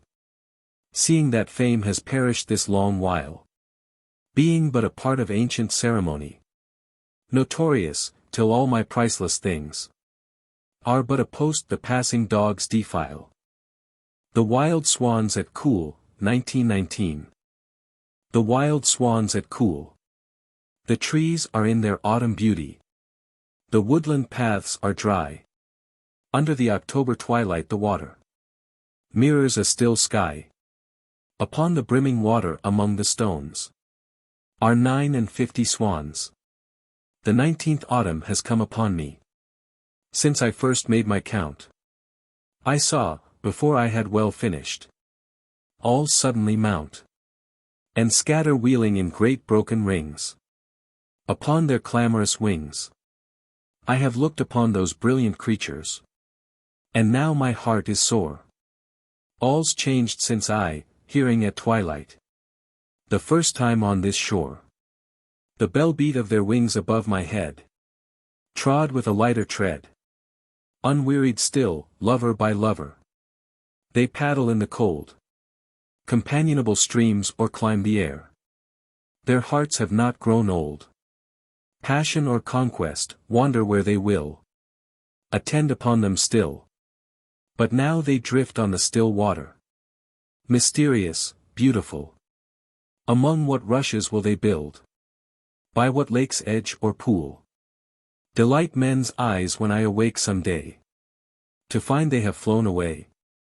In memory of Major Robert Gregory. 1. Now that we're almost settled in our house, I'll name the friends that cannot sup with us. Beside a fire of turf in th ancient tower, and having talked to some late hour, climb up the narrow winding stair to bed. Discoverers of forgotten truth, or mere companions of my youth. All are in my thoughts tonight being dead. 2. Always we'd have the new friend meet the old. And we are hurt if either friend seem cold. And there is salt to lengthen out the smart in the affections of our heart. And quarrels are blown up upon that head. But not a friend that I would bring. This night can set us quarreling. For all that come into my mind are dead. 3. Lionel Johnson comes the first to mind. That loved his learning better than mankind. Though courteous to the worst. Much falling he brooded upon sanctity, till all his Greek and Latin learning seemed a long blast upon the horn that brought a little nearer to his thought a measureless consummation that he dreamed. 4. And that inquiring man John Synge comes next. That dying chose the living world for text, and never could have rested in the tomb. But that, long travelling, he had come towards nightfall upon certain set apart, in a most desolate stony place, towards nightfall upon a race, passionate and simple like his heart. 5. And then I think of old George Pollexfen, in muscular youth well known to Mayo men, for horsemanship at meets or at racecourses, that could have shown how pure-bred horses, and solid men, for all their passion, live. But as the outrageous stars incline, by opposition, square and trine, having grown sluggish and contemplative. 6. They were my close companions many a year, a portion of my mind and life, as it were. And now their breathless faces seem to look out of some old picture book. I am accustomed to their lack of breath. But not that my dear friend's dear son, our Sidney and our perfect man, could share in that discourtesy of death. 7. For all things the delighted I now seize were loved by him. The old storm-broken trees that cast their shadows upon road and bridge, the tower set on the stream's edge, the ford where drinking cattle make a stir nightly, and startled by that sound, the water-hen must change her ground. He might have been your heartiest welcomer. 8. When with the Galway foxhounds he would ride from Castle Taylor to the Roxborough side, or a Circley plain, few kept his pace. At Muneen he had leaped a place so perilous that half the astonished meet had shut their eyes, and where was it? He rode a race without a bit, and yet his mind outran the horse's feet. 9. We dreamed that a great painter had been born to cold Clare rock and Galway rock and thorn, to that stern colour and that delicate line, that are our secret discipline, wherein the gazing heart doubles her might. Soldier, scholar, horseman, he. And yet he had the intensity to have published all to be a world's delight. 10. What other could so well have counselled us? In all lovely intricacies of a house. As he that practised or that understood. All work in metal or in wood. In moulded plaster or in carven stone. Soldier, scholar, horseman, he. And all he did done perfectly. As though he had but that one trade alone. 11. Some burn damp faggots, others may consume the entire combustible world in one small room. As though dried straw, and if we turn about, the bare chimney is gone black out. Because the work had finished in that flare. Soldier, scholar, horseman, he. As 'twere all life's epitome. What made us dream that he could comb grey hair? 12. I had thought, seeing how bitter is that wind that shakes the shutter, to have brought to mind all those that manhood tried, or childhood loved, or boyish intellect approved, with some appropriate commentary on each, until imagination brought a fitter welcome, but a thought of that late death took all my heart for speech. An Irish airman foresees his death. I know that I shall meet my fate somewhere among the clouds above. Those that I fight I do not hate. Those that I guard I do not love. My country is Kiltartan Cross. My countrymen Kiltartans poor. No likely end could bring them loss, or leave them happier than before. Nor law, nor duty bade me fight. Nor public men, nor cheering crowds. A lonely impulse of delight drove to this tumult in the clouds. I balanced all, brought all to mind. The years to come seemed waste of breath. A waste of breath the years behind. In balance with this life, this death. Men improve with the years. I am worn out with dreams. A weather-worn, marble Triton. Among the streams. And all day long I look upon this lady's beauty, as though I had found in book a pictured beauty, pleased to have filled the eyes, or the discerning ears, delighted to be but wise. For men improve with the years. And yet, is this my dream, or the truth? Oh, would that we had met when I had my burning youth. But I grow old among dreams. A weather-worn, marble Triton. Among the streams. The collarbone of a hare. Would I could cast a sail on the water, where many a king has gone, and many a king's daughter. And alight at the comely trees and the lawn, the playing upon pipes and the dancing. And learn that the best thing is to change my loves while dancing, and pay but a kiss for a kiss. I would find by the edge of that water the collarbone of a hare, worn thin by the lapping of water, and pierce it through with a gimlet and stare at the old bitter world where they marry in churches, and laugh over the untroubled water, at all who marry in churches, through the white thin bone of a hare, under the round tower. Although I'd lie lapped up in linen, a deal I'd sweat and little earn, if I should live as live the neighbors. Cried the beggar, Billy Byrne. Stretch bones till the daylight come, on great-grandfather's battered tomb, upon a grey old battered tombstone, in Glendalough beside the stream, where the O'Byrnes and Burns are buried. He stretched his bones and fell in a dream of sun and moon that a good hour bellowed and pranced in the round tower, of golden king and silver lady, bellowing up and bellowing round, till toes mastered a sweet measure, mouth mastered a sweet sound, prancing round and prancing up, until they pranced upon the top. That golden king and that wild lady sang till stars began to fade. Hands gripped in hands, toes close together. Hair spread on the wind they made. That lady and that golden king could like a brace of blackbirds sing. It's certain that my luck is broken. That rambling jailbird Billy said. Before nightfall I'll pick a pocket. And snug it in a feather bed. I cannot find the peace of home. On great-grandfather's battered tomb. Solomon to Sheba. Sang Solomon to Sheba. And kissed her dusky face.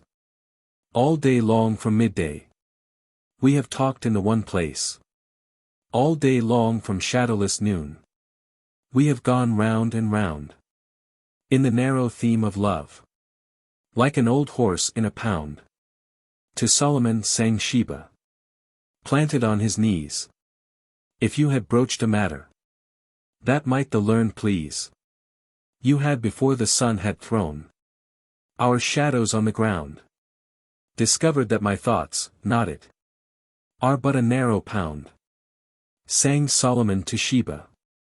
And kissed her Arab eyes. There's not a man or woman. Born under the skies.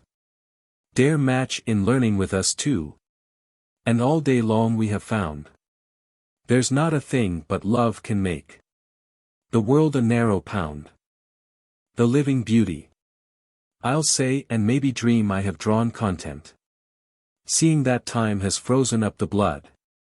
The wick of youth being burned and the oil spent. From beauty that is cast out of a mold. In bronze, or that in dazzling marble appears. Appears, and when we have gone is gone again.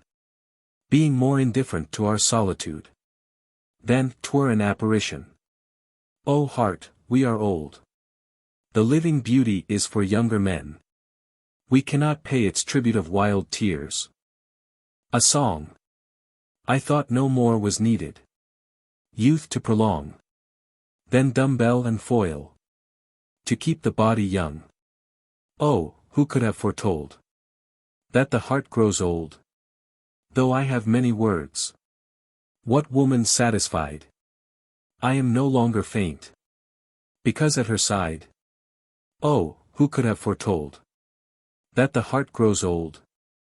I have not lost desire. But the heart that I had. I thought 'twould burn my body. Laid on the deathbed. For who could have foretold that the heart grows old? To a young beauty. Dear fellow artist, why so free? With every sort of company. With every Jack and Jill. Choose your companions from the best. Who draws a bucket with the rest. Soon topples down the hill. You may, that mirror for a school. Be passionate, not bountiful. As common beauties may. Who were not born to keep in trim. With old Ezekiel's cherubim. But those of Beaujolais. I know what wages beauty gives. How hard a life her servant lives. Yet praise the winter's gone. There is not a fool can call me friend. And I may dine at journey's end. With Landor and with Dawn. To a young girl. My dear, I know. More than another. What makes your heart beat so? Not even your own mother can know it as I know. Who broke my heart for her? When the wild thought that she denies and has forgot set all her blood astir and glittered in her eyes. The scholars. Bald heads forgetful of their sins. Old, learned, respectable bald heads. Edit and annotate the lines. That young men, tossing on their beds. Rhymed out in love's despair. To flatter beauty's ignorant ear. They'll cough in the ink to the world's end. Wear out the carpet with their shoes. Earning respect, have no strange friend. If they have sinned nobody knows. Lord, what would they say? Should their Catullus walk that way? Tom Orofley. Though logic choppers rule the town. And every man and maid and boy has marked a distant object down. An aimless joy is a pure joy. Or so did Tom Orofley say. That saw the surges running by. And wisdom is a butterfly. And not a gloomy bird of prey. If little planned is little sinned. But little need the grave distress. What's dying but a second wind? How but in zigzag wantonness? Could trumpeter Michael be so brave? Or something of that sort he said. And if my dearest friend were dead, I'd dance a measure on his grave. The sad shepherd. Shepherd. That cries from the first cuckoo of the year. I wished before it ceased. Goatherd. Nor bird nor beast could make me wish for anything this day. Being old, but that the old alone might die. And that would be against God's providence. Let the young wish. But what has brought you here? Never until this moment have we met. Where my goats browse on the scarce grass or leap from stone to stone. Shepherd. I am looking for strayed sheep. Something has troubled me, and in my trouble I let them stray. I thought of rhyme alone. For rhyme can beat a measure out of trouble, and make the daylight sweet once more. But when I had driven every rhyme into its place, the sheep had gone from theirs.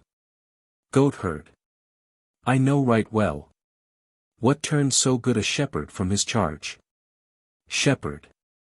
He that was best in every country sport, and every country craft, and of us all most courteous to slow age and hasty youth, is dead. Goatherd. The boy that brings my griddle cake brought the bare news. Shepherd. He had thrown the crook away, and died in the great war beyond the sea. Goatherd.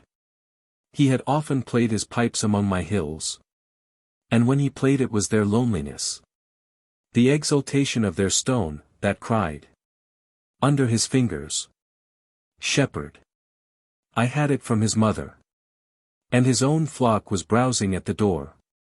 Goatherd. How does she bear her grief?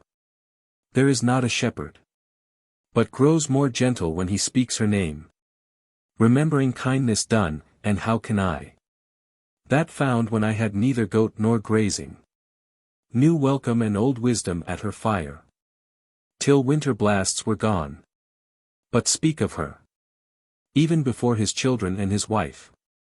Shepherd.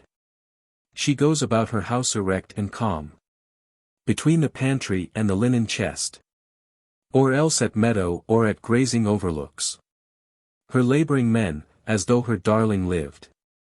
But for her grandson now, there is no change, but such as I have seen upon her face, watching our shepherd sports at harvest time, when her son's turn was over. Goatherd. Sing your song. I too have rhymed my reveries, but youth is hot to show whatever it has found, and till that's done can neither work nor wait. Old goatherds and old goats, if in all else youth can excel them in accomplishment, are learned in waiting. Shepherd. You cannot but have seen that he alone had gathered up no gear, set carpenters to work on no wide table, on no long bench nor lofty milking shed, as others will, when first they take possession, but left the house as in his father's time, as though he knew himself, as it were, a cuckoo, no settled man. And now that he is gone, there's nothing of him left but half a score of sorrowful, austere, sweet, lofty pipe tunes. Goatherd. You have put the thought in rhyme. Shepherd. I worked all day, and when 'twas done so little had I done, that maybe, I am sorry, in plain prose, had sounded better to your mountain fancy. He sings like the speckled bird that steers thousands of leagues over sea, and runs for a while or a while half flies upon his yellow legs through our meadows. He stayed for a while, and we had scarcely accustomed our ears to his speech at the break of day, had scarcely accustomed our eyes to his shape at the rinsing pool, among the evening shadows, when he vanished from ears and eyes. I had wished a dear thing on that day. I heard him first, but man is a fool. Goatherd. You sing as always of the natural life. And I that made like music in my youth. Hearing it now have sighed for that young man. And certain lost companions of my own. Shepherd. They say that on your barren mountain ridge. You have measured out the road that the soul treads.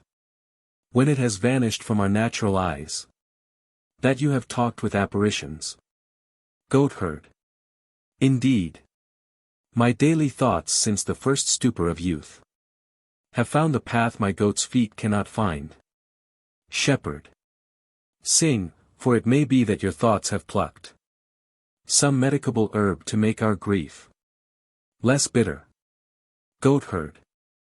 They have brought me from that ridge seed pods and flowers that are not all wild poppy. Sings. He grows younger every second. That were all his birthdays reckoned. Much too solemn seemed. Because of what he had dreamed. Or the ambitions that he served. Much too solemn and reserved. Jaunting, journeying. To his own dayspring. He unpacks the loaded pern. Of all 'twas pain or joy to learn. Of all that he had made. The outrageous war shall fade. At some old winding whitethorn root. He'll practice on the shepherd's flute. Or on the close-cropped grass. Court his shepherd lass. Or run where lads reform our daytime. Till that is their long shouting playtime.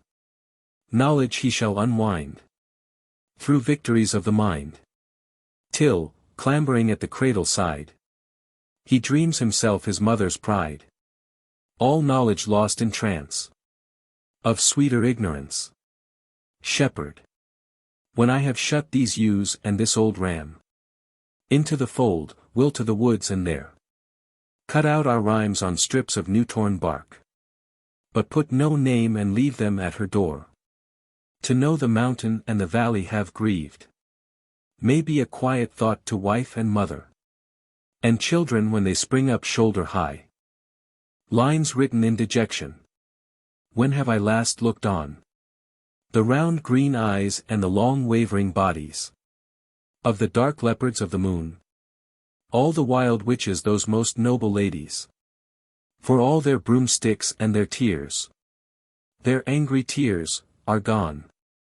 The holy centaurs of the hills are vanished.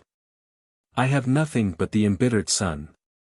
Banished heroic mother moon and vanished. And now that I have come to 50 years. I must endure the timid sun. The dawn. I would be ignorant as the dawn. That has looked down. On that old queen measuring a town. With the pin of a brooch. Or on the withered men that saw. From their pedantic Babylon. The careless planets in their courses.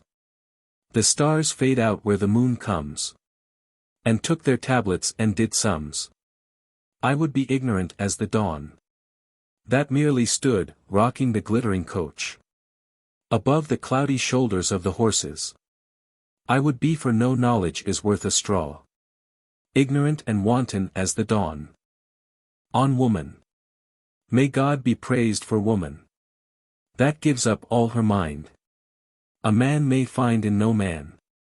A friendship of her kind. That covers all he has brought. As with her flesh and bone. Nor quarrels with a thought. Because it is not her own. Though pedantry denies. It's plain the Bible means. That Solomon grew wise. While talking with his queens. Yet never could, although. They say he counted grass. Count all the praises due. When Sheba was his lass. When she the iron wrought. Or. When from the smithy fire. It shuddered in the water. Harshness of their desire. That made them stretch and yawn. Pleasure that comes with sleep. Shudder that made them one. What else he give or keep? God grant me know not here. For I am not so bold. To hope a thing so dear. Now I am growing old. But when if the tale's true? The pestle of the moon. That pounds up all anew. brings me to birth again. To find what once I had. And know what once I have known. Until I am driven mad. Sleep driven from my bed. By tenderness and care. Pity. An aching head. Gnashing of teeth, despair. And all because of someone. Perverse creature of chance. And live like Solomon. That Sheba led a dance. The fisherman. Although I can see him still. The freckled man who goes. To a grey place on a hill. In grey Connemara clothes. At dawn to cast his flies. It's long since I began. To call up to the eyes. This wise and simple man. All day I'd looked in the face. What I had hoped 'twould be. To write for my own race. And the reality. The living men that I hate. The dead man that I loved. The craven man in his seat. The insolent unreproved. And no knave brought to book. Who has won a drunken cheer? The witty man and his joke. Aimed at the commonest ear. The clever man who cries. The catch cries of the clown. The beating down of the wise. And great art beaten down. Maybe a 12-month since. Suddenly I began. In scorn of this audience. Imagining a man. And his sun-freckled face. And grey Connemara cloth. Climbing up to a place. Where stone is dark under froth. And the down turn of his wrist. When the flies drop in the stream. A man who does not exist. A man who is but a dream. And cried, before I am old. I shall have written him one. Poem maybe as cold. And passionate as the dawn. The hawk. Call down the hawk from the air. Let him be hooded or caged. Till the yellow eye has grown mild. For larder and spit are bare. The old cook enraged. The scullion gone wild. I will not be clapped in a hood. Nor a cage, nor a light upon wrist. Now I have learnt to be proud. Hovering over the wood. In the broken mist. Or tumbling cloud. What tumbling cloud did you cleave? Yellow-eyed hawk of the mind. Last evening. That I, who had sat. Dumbfounded before a knave. Should give to my friend. A pretence of wit. Memory. One had a lovely face. And 2 or 3 had charm. But charm and face were in vain. Because the mountain grass. Cannot but keep the form. Where the mountain hare has lain. Her praise.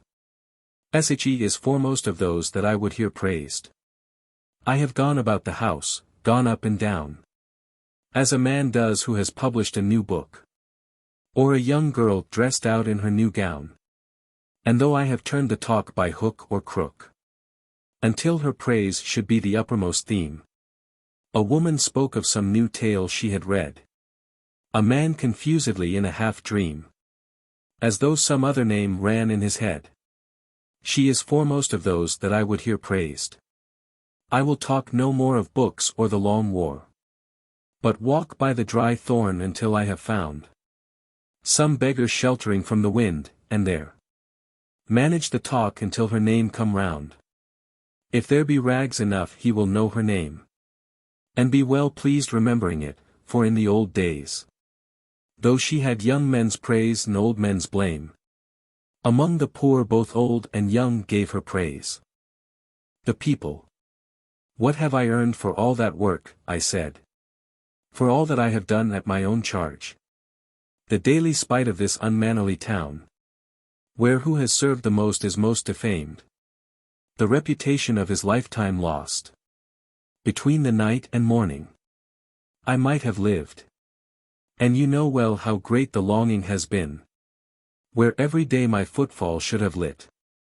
In the green shadow of Ferrara wall. Or climbed among the images of the past. The unperturbed and courtly images. Evening and morning. The steep street of Urbino. To where the Duchess and her people talked. The stately midnight through until they stood in their great window looking at the dawn. I might have had no friend that could not mix courtesy and passion into one like those that saw the wicks grow yellow in the dawn. I might have used the one substantial right my trade allows, chosen my company, and chosen what scenery had pleased me best. Thereon my phoenix answered in reproof. The drunkards, pilferers of public funds, all the dishonest crowd I had driven away. When my luck changed and they dared meet my face, crawled from obscurity, and set upon me those I had served and some that I had fed. Yet never have I, now nor any time, complained of the people. All I could reply was, you, that have not lived in thought but deed, can have the purity of a natural force. But I, whose virtues are the definitions of the analytic mind, can neither close the eye of the mind nor keep my tongue from speech. And yet, because my heart leaped at her words, I was abashed, and now they come to mind. After 9 years, I sink my head abashed. His phoenix. There is a queen in China, or maybe it's in Spain. And birthdays and holidays such praises can be heard. Of her unblemished lineaments, a whiteness with no stain. That she might be that sprightly girl who was trodden by a bird. And there's a score of duchesses, surpassing womankind. Or who have found a painter to make them so for pay. And smooth out stain and blemish with the elegance of his mind. I knew a phoenix in my youth, so let them have their day. The young men every night applaud their Gabby's laughing eye. And Rufus T. Dennis had more charm although she had poor luck. From 1909 or 10, Pavlova's had the cry. And there's a player in the States who gathers up her cloak and flings herself out of the room when Juliet would be bride. With all a woman's passion, a child's imperious way. And there are but no matter if there are scores beside. I knew a phoenix in my youth, so let them have their day. There's Margaret and Marjorie and Dorothy and Nan. A Daphne and a Mary who live in privacy. One's had her fill of lovers, another's had but one. Another boasts, I pick and choose and have but 2 or 3. If head and limb have beauty and the insteps high and light, they can spread out what sail they please for all I have to say. Be but the breakers of men's hearts or engines of delight. I knew a phoenix in my youth, so let them have their day. There'll be that crowd, that barbarous crowd, through all the centuries. And who can say but some young belle may walk and talk men wild? Who is my beauty's equal, though that my heart denies? But not the exact likeness, the simplicity of a child. And that proud look as though she had gazed into the burning sun. And all the shapely body no tittle gone astray. I mourn for that most lonely thing, and yet God's will be done. I knew a phoenix in my youth, so let them have their day. A thought from Propertius. Essay might, so noble from head to great shapely knees, the long flowing line, have walked to the altar, through the holy images, at Pallas Athene's side, or been fit spoil for a centaur, drunk with the unmixed wine. Broken dreams. There is grey in your hair. Young men no longer suddenly catch their breath when you are passing. But maybe some old gaffer mutters a blessing, because it was your prayer recovered him upon the bed of death. For your soul sake that all heart's ache have known, and given to others all heart's ache. From meager girlhood's putting on, burdensome beauty for your soul's sake. Heaven has put away the stroke of her doom. So great her portion in that peace you make, by merely walking in a room. Your beauty can but leave among us vague memories, nothing but memories.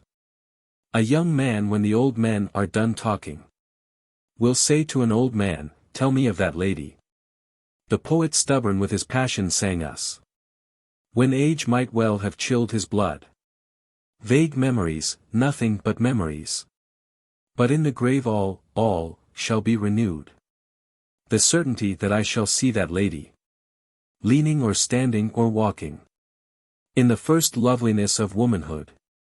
And with the fervor of my youthful eyes. Has set me muttering like a fool. You are more beautiful than any one. And yet your body had a flaw. Your small hands were not beautiful. And I am afraid that you will run. And paddle to the wrist. In that mysterious. Always brimming lake. Where those that have obeyed the holy law. Paddle and are perfect. Leave unchanged. The hands that I have kissed. For old sake's sake. The last stroke of midnight dies. All day in the one chair. From dream to dream and rhyme to rhyme I have ranged.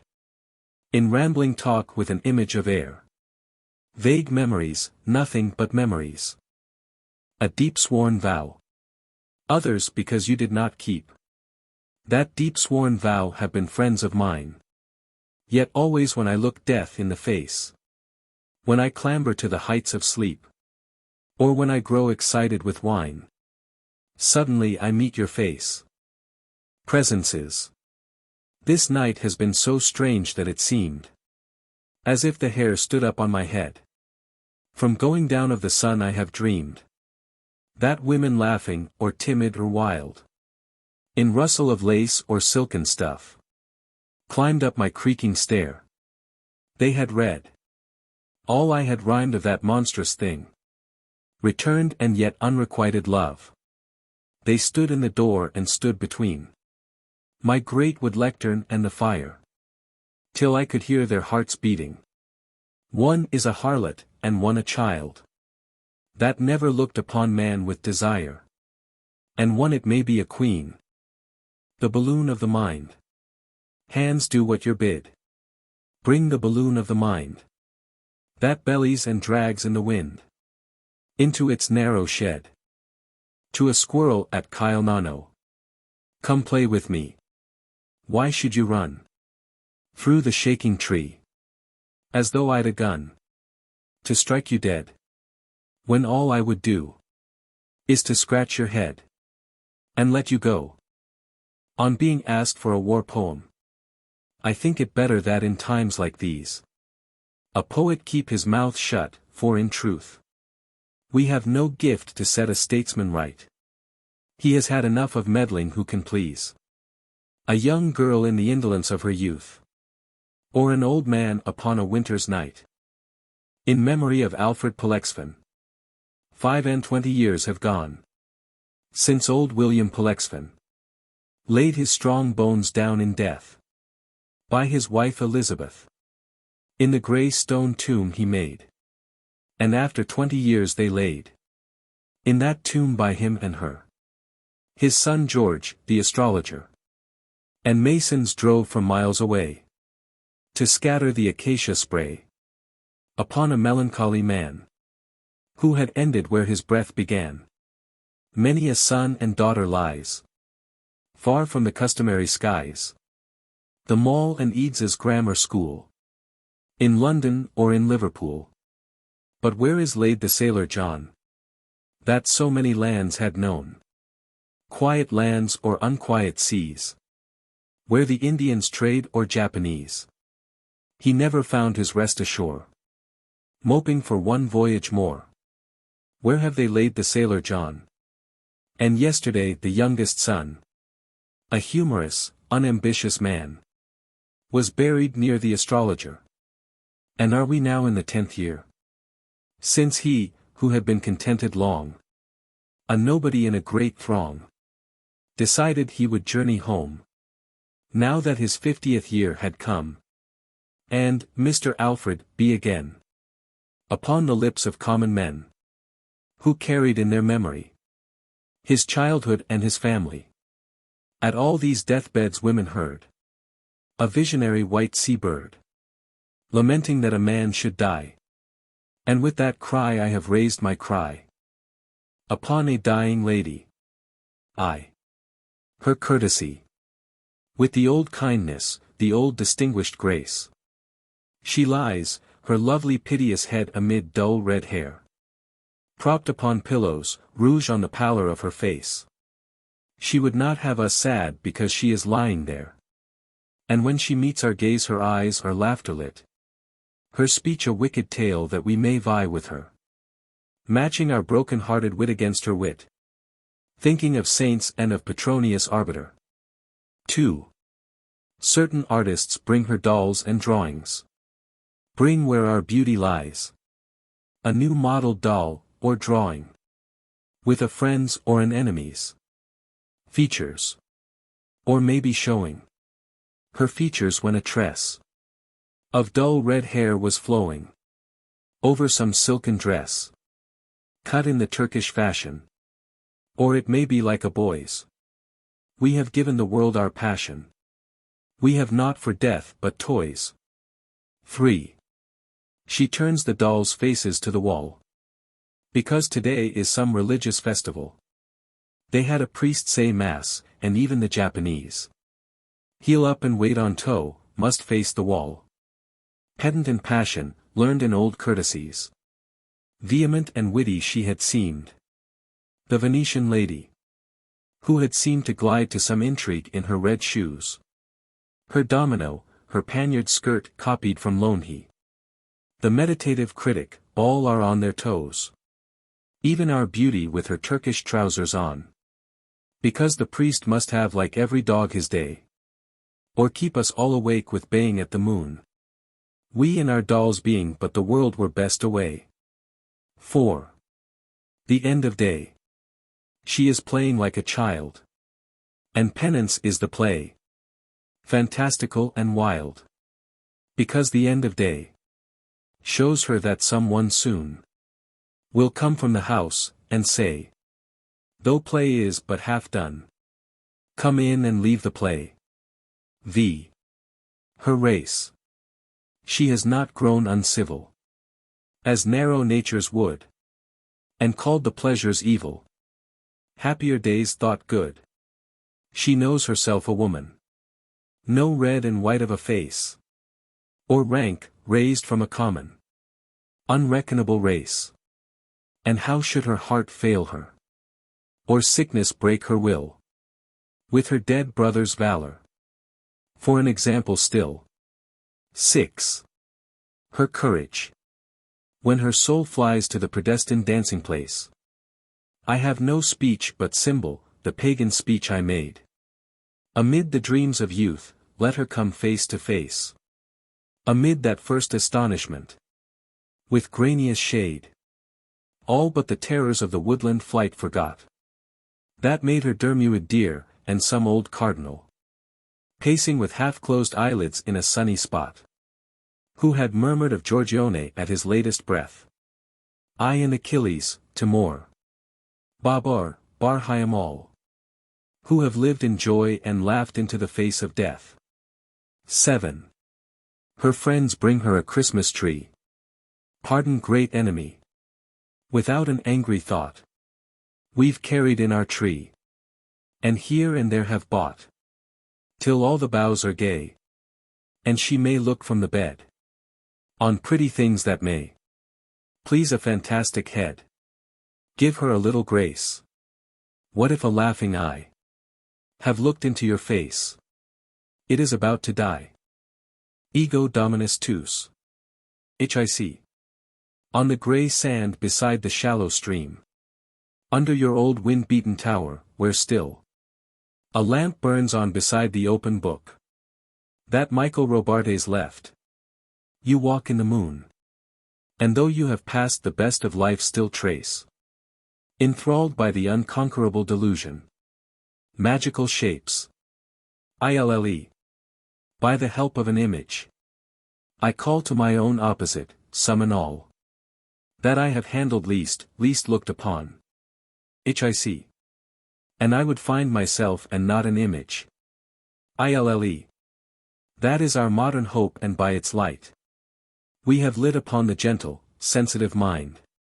And lost the old nonchalance of the hand. Whether we have chosen chisel, pen or brush. We are but critics, or but half create. Timid, entangled, empty and abashed. Lacking the countenance of our friends. Hic. And yet. The chief imagination of Christendom.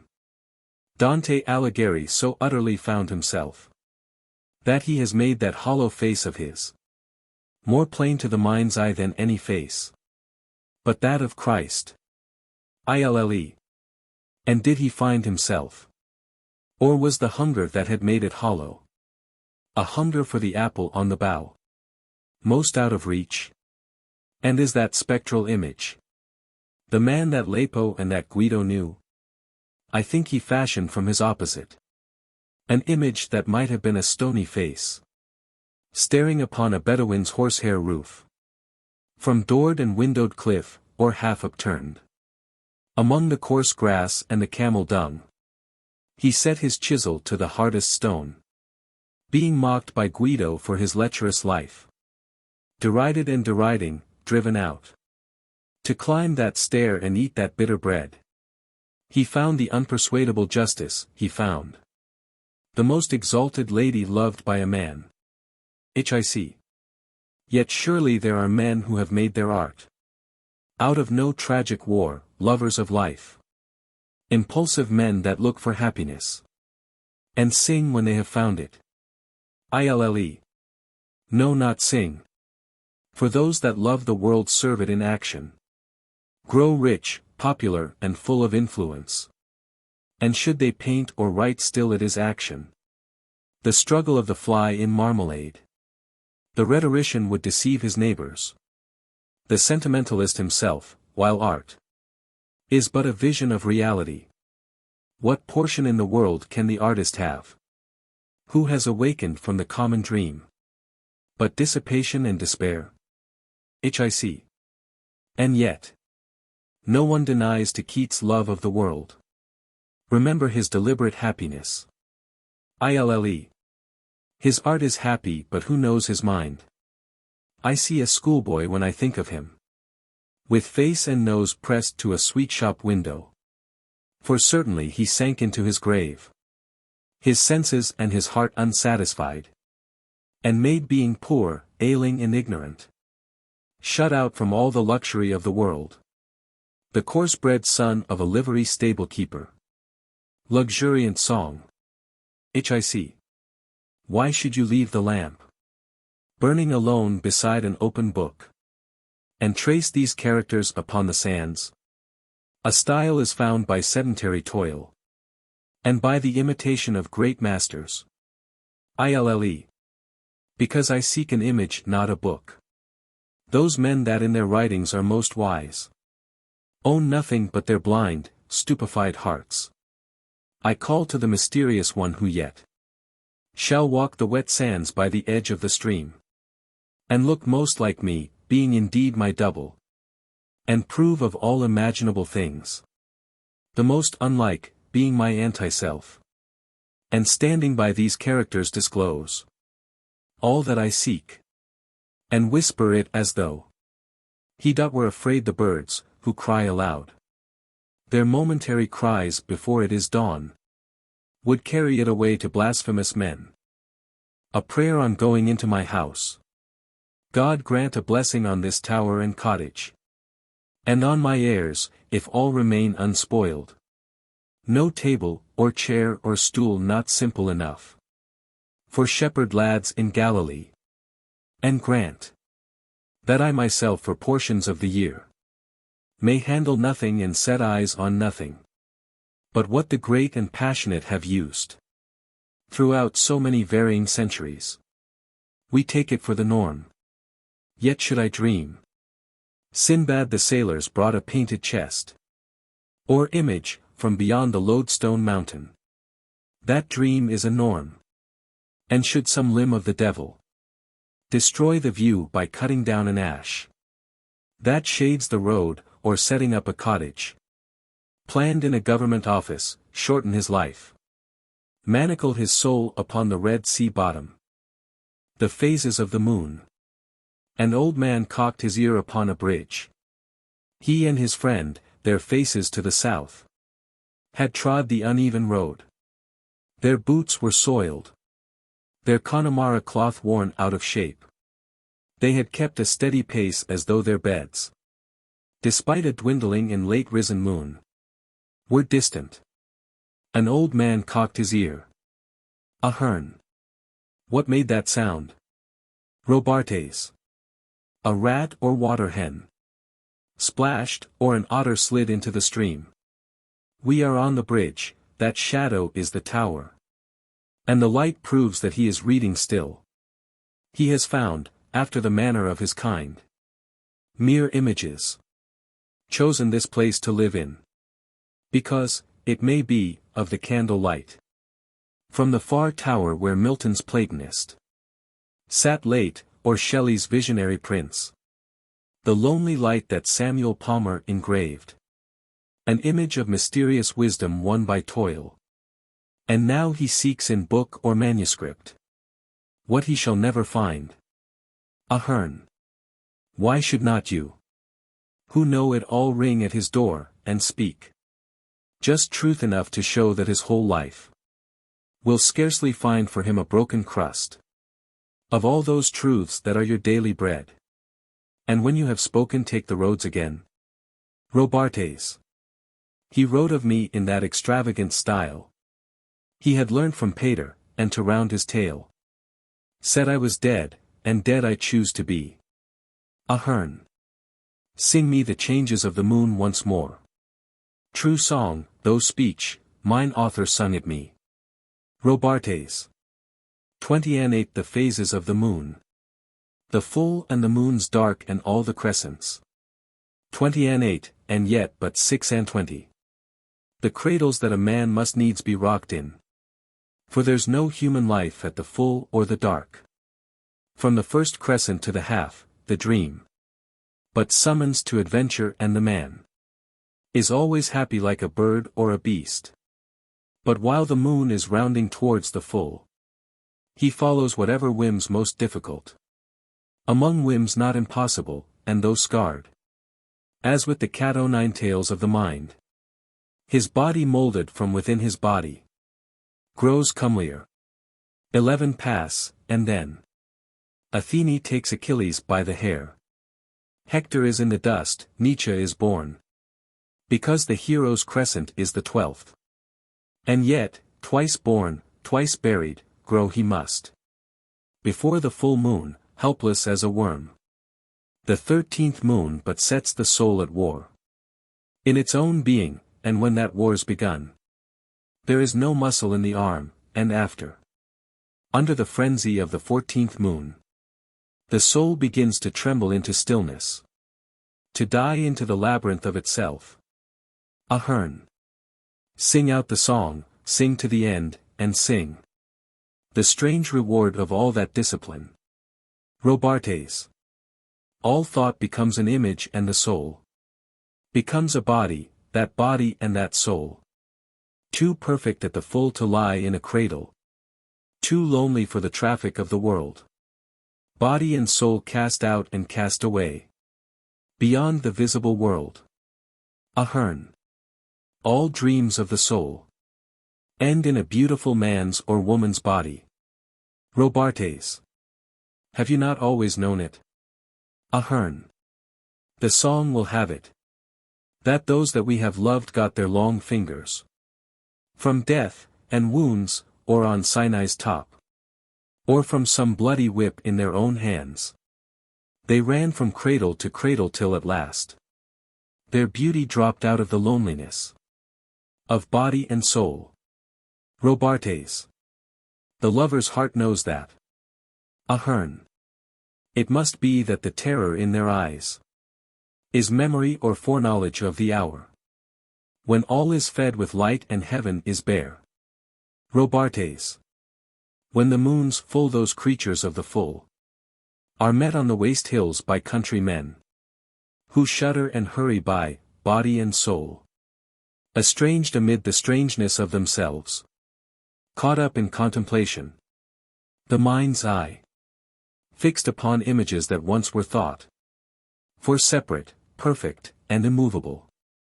Images can break the solitude of lovely, satisfied, indifferent eyes.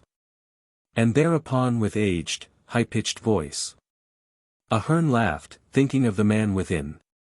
His sleepless candle and laborious pen. Robartes. And after that the crumbling of the moon. The soul remembering its loneliness. Shudders in many cradles. All is changed.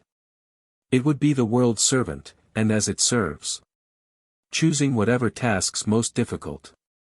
Among tasks not impossible, it takes. Upon the body and upon the soul. The coarseness of the drudge. Ahern. Before the full. It sought itself and afterwards the world. Robartes. Because you are forgotten, half out of life. And never wrote a book your thought is clear. Reformer, merchant, statesman, learned man. Dutiful husband, honest wife by turn. Cradle upon cradle, and all in flight and all. Deformed because there is no deformity. But saves us from a dream. Ahern. And what of those? That the last serval crescent has set free? Robartes. Because all dark, like those that are all light. They are cast beyond the verge, and in a cloud. Crying to one another like the bats. And having no desire they cannot tell. What's good or bad, or what it is to triumph. At the perfection of one's own obedience. And yet they speak what's blown into the mind. Deformed beyond deformity, unformed. Insipid as the dough before it is baked. They change their bodies at a word. Ahern. And then? Robartes. When all the dough has been so kneaded up. That it can take what form cook nature fancy. The first thin crescent is wheeled round once more. Ahern. But the escape, the song's not finished yet. Robartes. Hunchback and saint and fool are the last crescents. The burning bough that once could shoot an arrow. Out of the up and down, the wagon wheel. Of beauty's cruelty and wisdom's chatter. Out of that raving tide is drawn betwixt. Deformity of body and of mind. Ahern. Were not our beds far off I'd ring the bell. Stand under the rough roof timbers of the hall. Beside the castle door, where all is stark. Austerity, a place set out for wisdom. That he will never find, I'd play a part. He would never know me after all these years. But take me for some drunken countryman. I'd stand and mutter there until he caught. Hunchback and saint and fool, and that they came. Under the 3 last crescents of the moon. And then I'd stagger out. He'd crack his wits. Day after day, yet never find the meaning. And then he laughed to think that what seemed hard should be so simple. A bat rose from the hazels. And circled round him with its squeaky cry. The light in the tower window was put out. The cat and the moon. The cat went here and there. And the moon spun round like a top.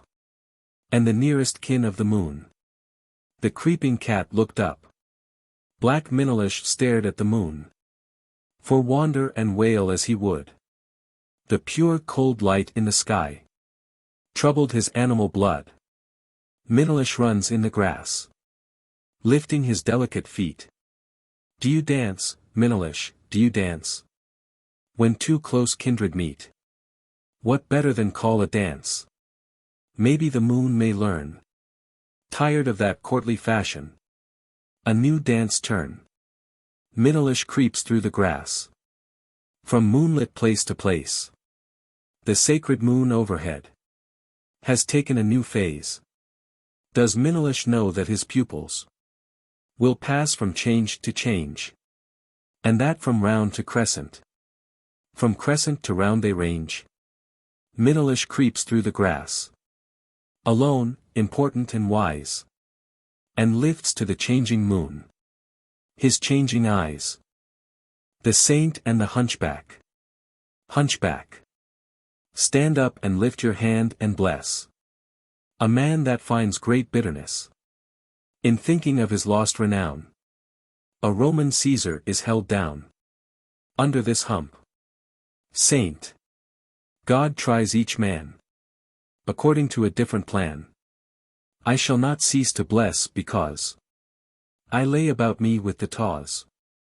That night and morning I may thrash Greek Alexander from my flesh, Augustus Caesar, and after these that great rogue Alcibiades. Hunchback. To all that in your flesh have stood and blessed, I give my gratitude. Honored by all in their degrees, but most to Alcibiades. 2 Songs of a Fool. I. A speckled cat and a tame hare eat at my hearthstone and sleep there, and both look up to me alone for learning and defense. As I look up to Providence, I start out of my sleep to think some day I may forget their food and drink, or the house door left unshut. The hare may run till it's found the horn's sweet note and the tooth of the hound. I bear a burden that might well try men that do all by rule. And what can I? That am a wandering-witted fool. But pray to God that he ease my great responsibilities. 2. I slept on my 3-legged stool by the fire. The speckled cat slept on my knee. We never thought to inquire where the brown hare might be, and whether the door were shut. Who knows how she drank the wind, stretched up on 2 legs from the mat, before she had settled her mind to drum with her heel and to leap. Had I but awakened from sleep and called her name she had heard, it may be, and had not stirred, that now, it may be, has found the horn's sweet note and the tooth of the hound. Another Song of a Fool. This great purple butterfly, in the prison of my hands, has a learning in his eye not a poor fool understands. Once he lived a schoolmaster, with a stark, denying look. A string of scholars went in fear of his great birch and his great book, like the clangor of a bell, sweet and harsh, harsh and sweet. That is how he learnt so well to take the roses for his meat. The Double Vision of Michael Robartes. I. On the grey rock of Cashel the mind's eye has called up the cold spirits that are born when the old moon is vanished from the sky, and the new still hides her horn under blank eyes and fingers never still. The particular is pounded till it is man. When had I my own will? Oh, not since life began. Constrained, arraigned, baffled, bent and unbent by these wire-jointed jaws and limbs of wood, themselves obedient, knowing not evil and good, obedient to some hidden magical breath. They do not even feel, so abstract are they, so dead beyond our death. Triumph that we obey. 2. On the grey rock of Cashel I suddenly saw a sphinx with woman breast and lion paw, a Buddha, hand at rest, hand lifted up that blessed, and right between these two a girl at play, that it maybe had danced her life away. For now being dead it seemed that she of dancing dreamed. Although I saw it all in the mind's eye, there can be nothing solider till I die. I saw by the moon's light, now at its 15th night, one lashed her tail, her eyes lit by the moon, gazed upon all things known, all things unknown, in triumph of intellect, with motionless head erect. That other's moonlit eyeballs never moved, being fixed on all things loved, all things unloved. Yet little peace he had, for those that love are sad. Oh, little did they care who danced between, and little she by whom her dance was seen, so that she danced. No thought, body perfection brought. For what but eye and ear silenced the mind, with the minute particulars of mankind? Mind moved yet seemed to stop, as 'twere a spinning top. In contemplation had those three so wrought, Upon a moment, and so stretched it out. That they, time overthrown, were dead yet flesh and bone. 3. I knew that I had seen at last. That girl my unremembering nights hold fast. Or else my dreams that fly. If I should rub an eye, and yet in flying fling into my meat a crazy juice that makes the pulses beat, as though I had been undone by Homer's paragon, who never gave the burning town a thought. To such a pitch of folly I am brought, being caught between the pull of the dark moon and the full, the commonness of thought and images, that have the frenzy of our western seas. Thereon I made my moan, and after kissed a stone, and after that arranged it in a song, seeing that I, ignorant for so long, had been rewarded thus. In Cormac's ruined house. Michael Robartes and the Dancer, 1921. Michael Robartes and the Dancer. He. Opinion is not worth a rush. In this altar-piece the knight, who grips his long spear so to push that dragon through the fading light, loved the lady. And it's plain, the half-dead dragon was her thought, that every morning rose again, and dug its claws and shrieked and fought. Could the impossible come to pass, she would have time to turn her eyes, her lover thought, upon the glass, and on the instant would grow wise. You mean they argued? He. Put it so. But bear in mind your lover's wage is what your looking-glass can show, and that he will turn green with rage at all that is not pictured there. May I not put myself to college? He. Go pluck Athena by the hair. For what mere book can grant a knowledge with an impassioned gravity appropriate to that beating breast, that vigorous thigh, that dreaming eye? And may the devil take the rest. And must no beautiful woman be learned like a man? He. Paul Veronese. And all his sacred company imagined bodies all their days by the lagoon you love so much, for proud, soft, ceremonious proof that all must come to sight and touch, while Michelangelo's Sistine roof his morning and his night disclose how sinew that has been pulled tight, or it may be loosened in repose, can rule by supernatural right, yet be but sinew. I have heard said, there is great danger in the body. He. Did God in portioning wine and bread give man his thought or his mere body? My wretched dragon is perplexed. He. I have principles to prove me right. It follows from this Latin text that blessed souls are not composite, and that all beautiful women may live in uncomposite blessedness, and lead us to the like if they will banish every thought, unless the lineaments that please their view, when the long looking-glass is full, even from the footsole think it too. They say such different things at school. Solomon and the witch. And thus declared that Arab lady. Last night, where under the wild moon, on grassy mattress I had laid me, within my arms great Solomon, I suddenly cried out in a strange tongue. Not his, not mine. And he that knew all sounds by bird or angel sung, answered, a crested cockerel crew upon a blossoming apple bough, 300 years before the fall, and never crew again till now, and would not now but that he thought, chance being at one with choice at last, all that the brigand apple brought, and this foul world were dead at last. He that crowed out eternity thought to have crowed it in again. A lover with a spider's eye will find out some appropriate pain.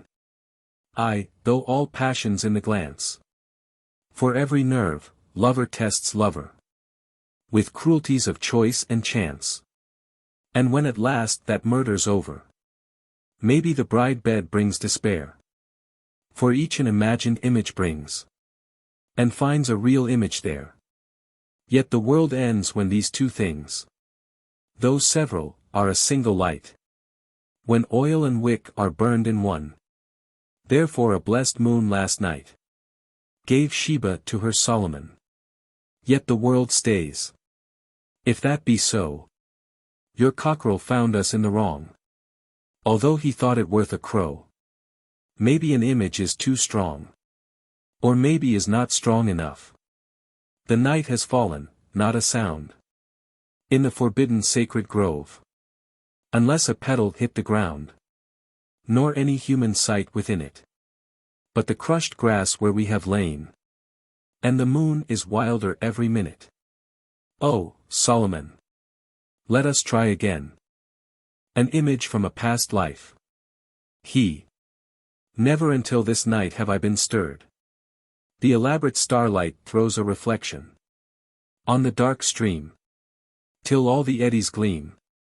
And thereupon there comes that scream from terrified, invisible beast or bird. Image of poignant recollection. An image of my heart that is smitten through. Out of all likelihood, or reason. And when at last, youth's bitterness being past, I had thought that all my days were cast amid most lovely places, smitten as though it had not learned its lesson. Why have you laid your hands upon my eyes? What can have suddenly alarmed you? Whereon, 'twere best my eyes should never rest.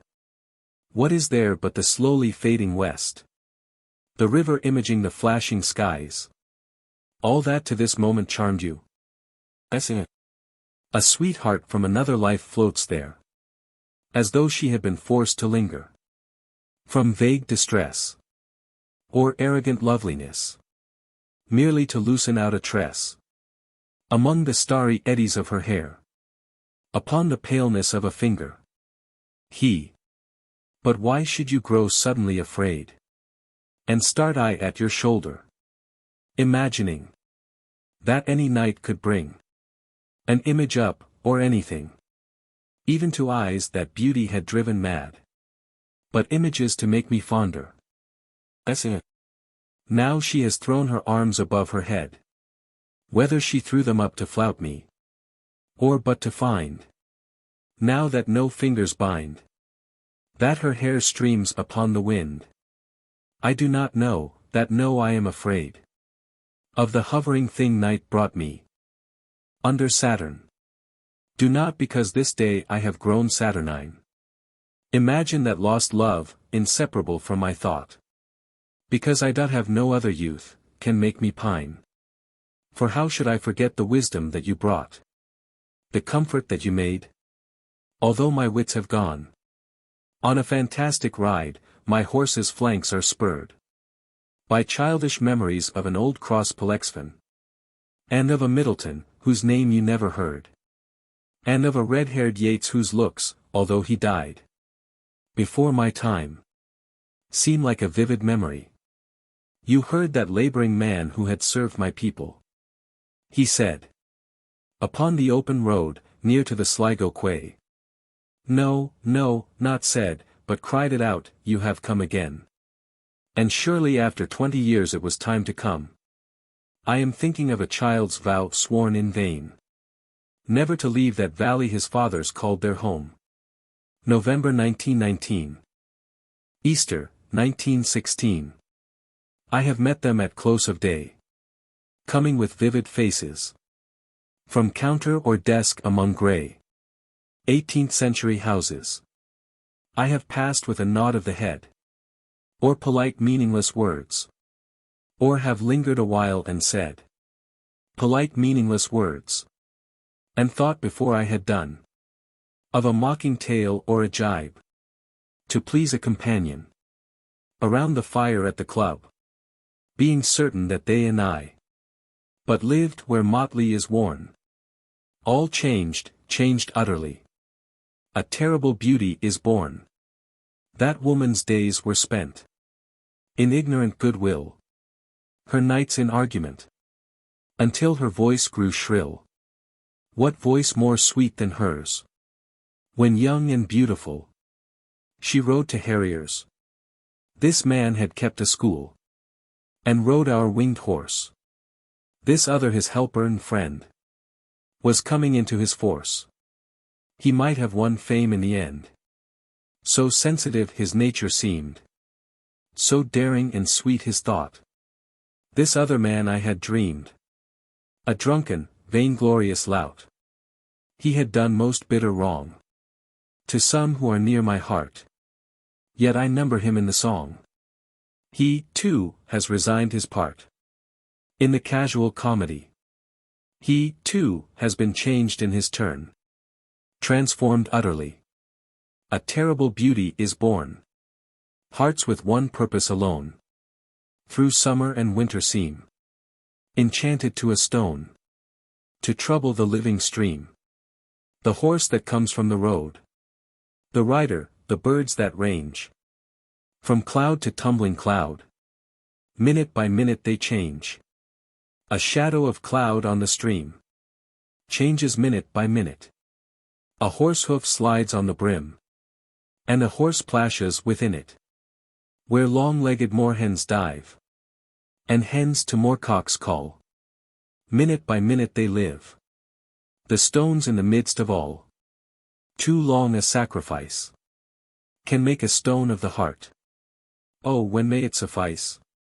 That is heaven's part, our part. To murmur name upon name, as a mother names her child.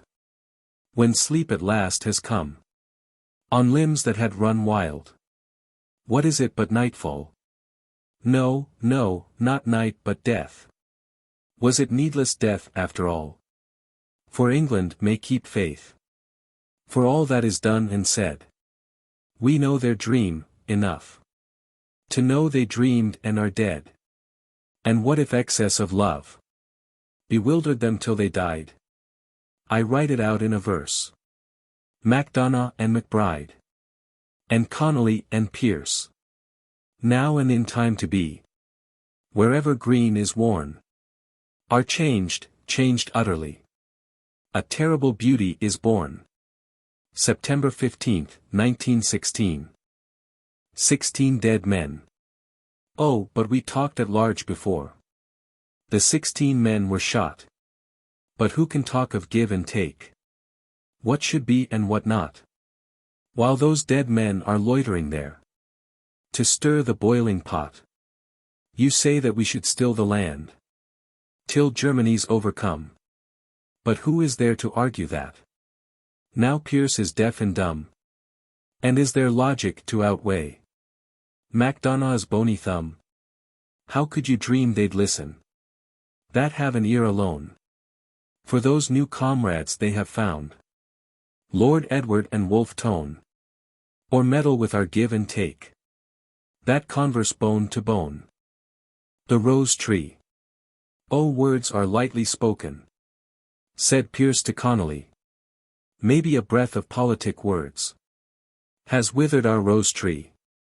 Or maybe but a wind that blows across the bitter sea. It needs to be but watered.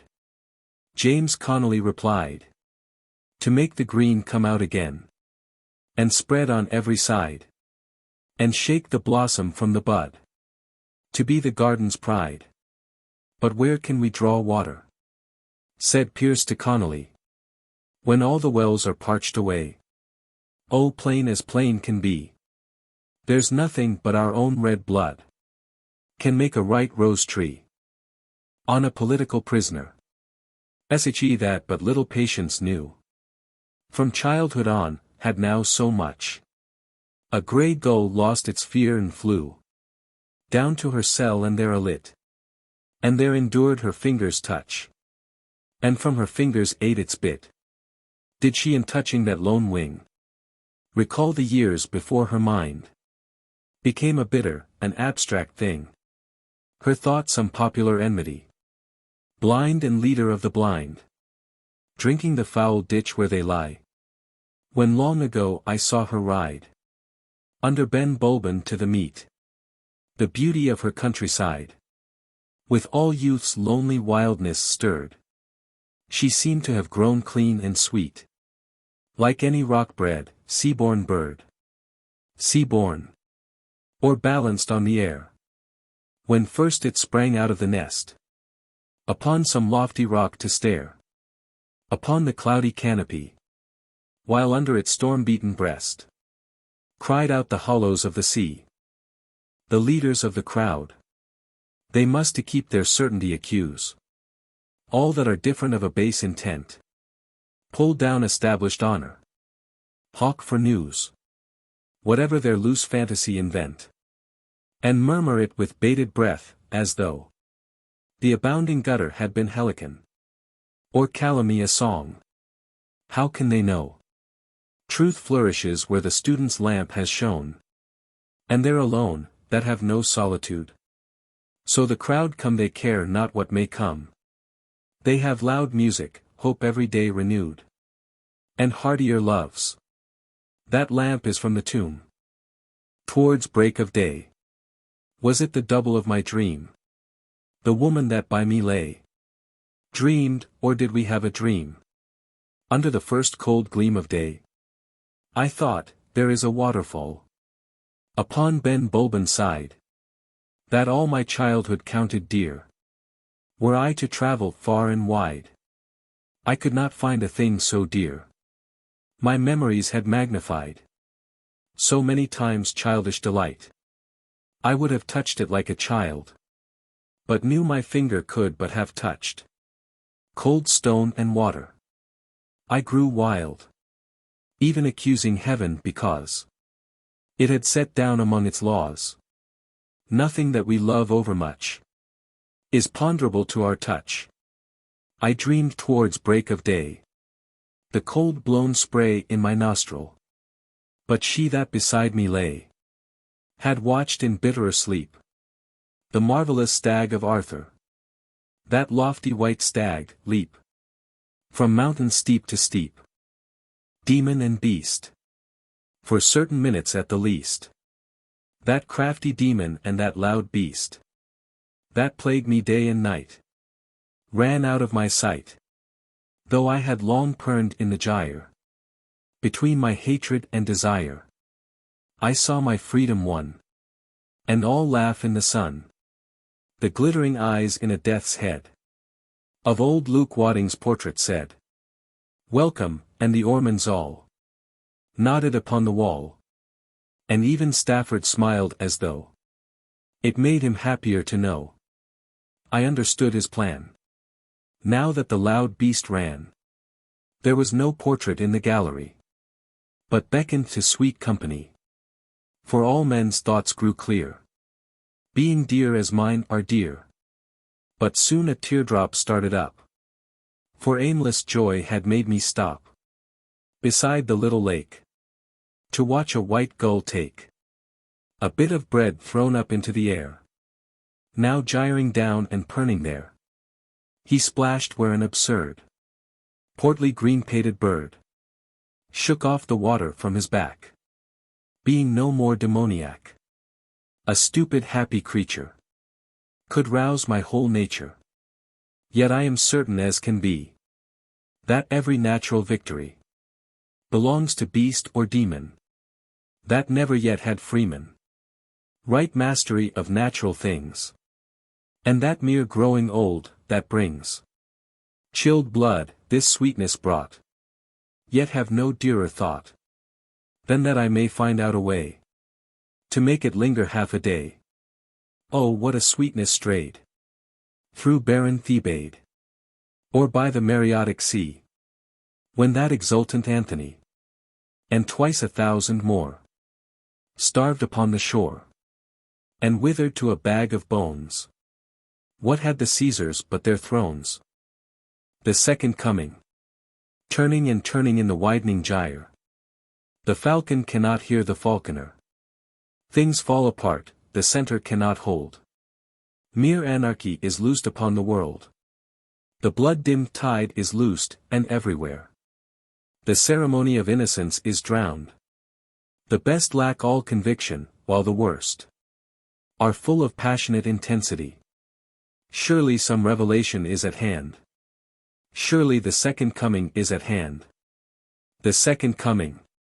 Hardly are those words out, when a vast image out of Spiritus Mundi troubles my sight, somewhere in sands of the desert.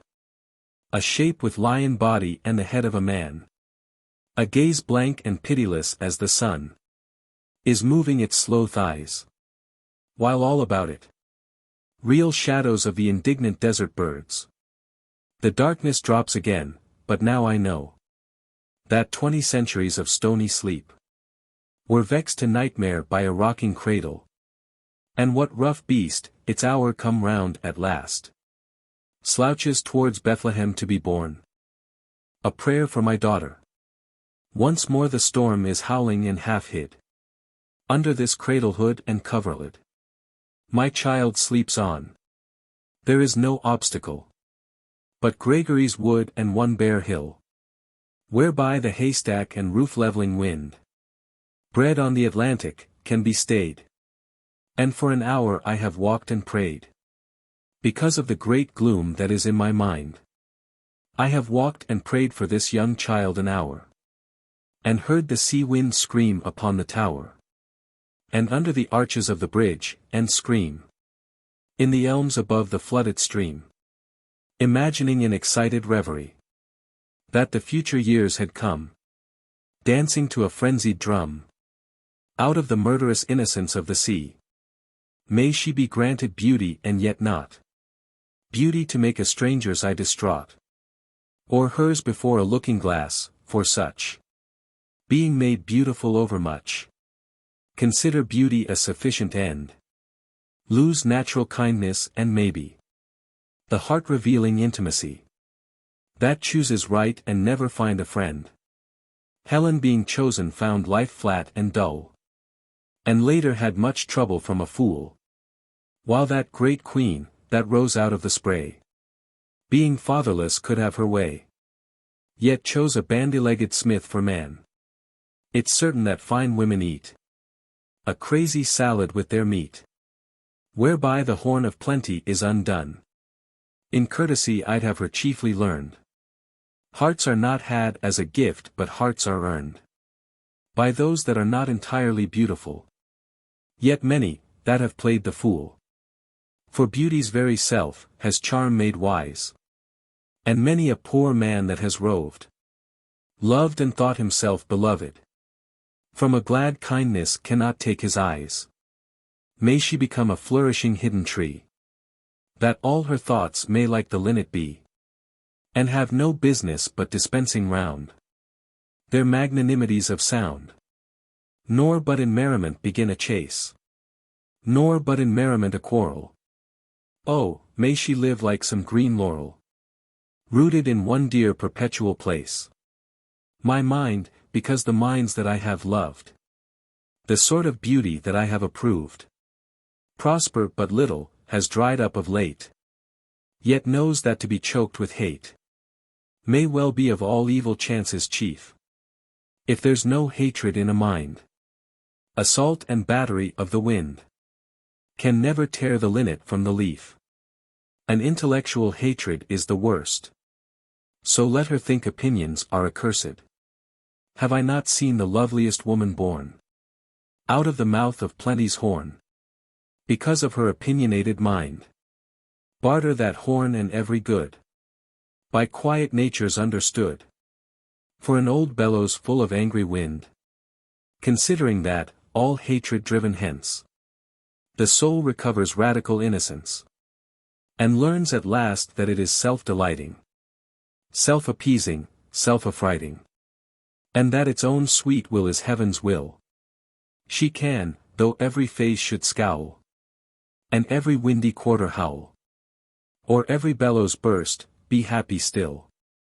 And may her bridegroom bring her to a house where all's accustomed, ceremonious. For arrogance and hatred are the wares peddled in the thoroughfares. How but in custom and in ceremony are innocence and beauty born? Ceremony's a name for the rich horn, and custom for the spreading laurel tree. June 1919. A meditation in time of war. For one throb of the artery. While on that old grey stone I sat, under the old wind-broken tree, I knew that one is animate. Mankind inanimate fantasy, to be carved on a stone at Doer Ballilee. I, the poet William Yeats, with old mill boards and sea-green slates, and smithy work from the Gort forge, restored this tower for my wife George. And may these characters remain, when all is ruin once again. Notes. The hosting of the Sidhe. The gods of ancient Ireland, the Tuatha de Danann, or the tribes of the goddess Danu, or the Sidhe, from Aes Sidhe, or Slo Sidhe, the people of the Fairy Hills, as these words are usually explained, still ride the country as of old. Sidhe is also Gaelic for wind, and certainly the Sidhe have much to do with the wind. They journey in whirling wind, the winds that were called the dance of the daughters of Herodias in the Middle Ages, Herodias doubtless taking the place of some old goddess. When the country people see the leaves whirling on the road they bless themselves, because they believe the Sidhe to be passing by.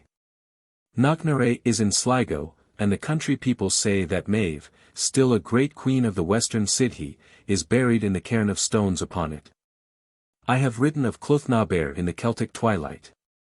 She went all over the world, seeking a lake deep enough to drown her fairy life, of which she had grown weary, leaping from hill to hill, and setting up a cairn of stones wherever her feet lighted, until, at last, she found the deepest water in the world in Little Loch Ia, on the top of the Bird Mountain, in Sligo. I forget, now, where I heard this story, but it may have been from a priest at Collooney. Clothnabere would mean the old woman of Bear, but is evidently a corruption of Cailleach Bear, the old woman of Bear, who, under the names Bear, and Bera, and Beri, and Vera, and Dera, and Dyra, appears in the legends of many places. 1899-1906. The Host of the Air. This poem is founded on an old Gaelic ballad that was sung and translated for me by a woman at Ballisadair in County Sligo, but in the ballad the husband found the keeners keening his wife when he got to his house. 1899. He mourns for the change that has come upon him and his beloved, and longs for the end of the world.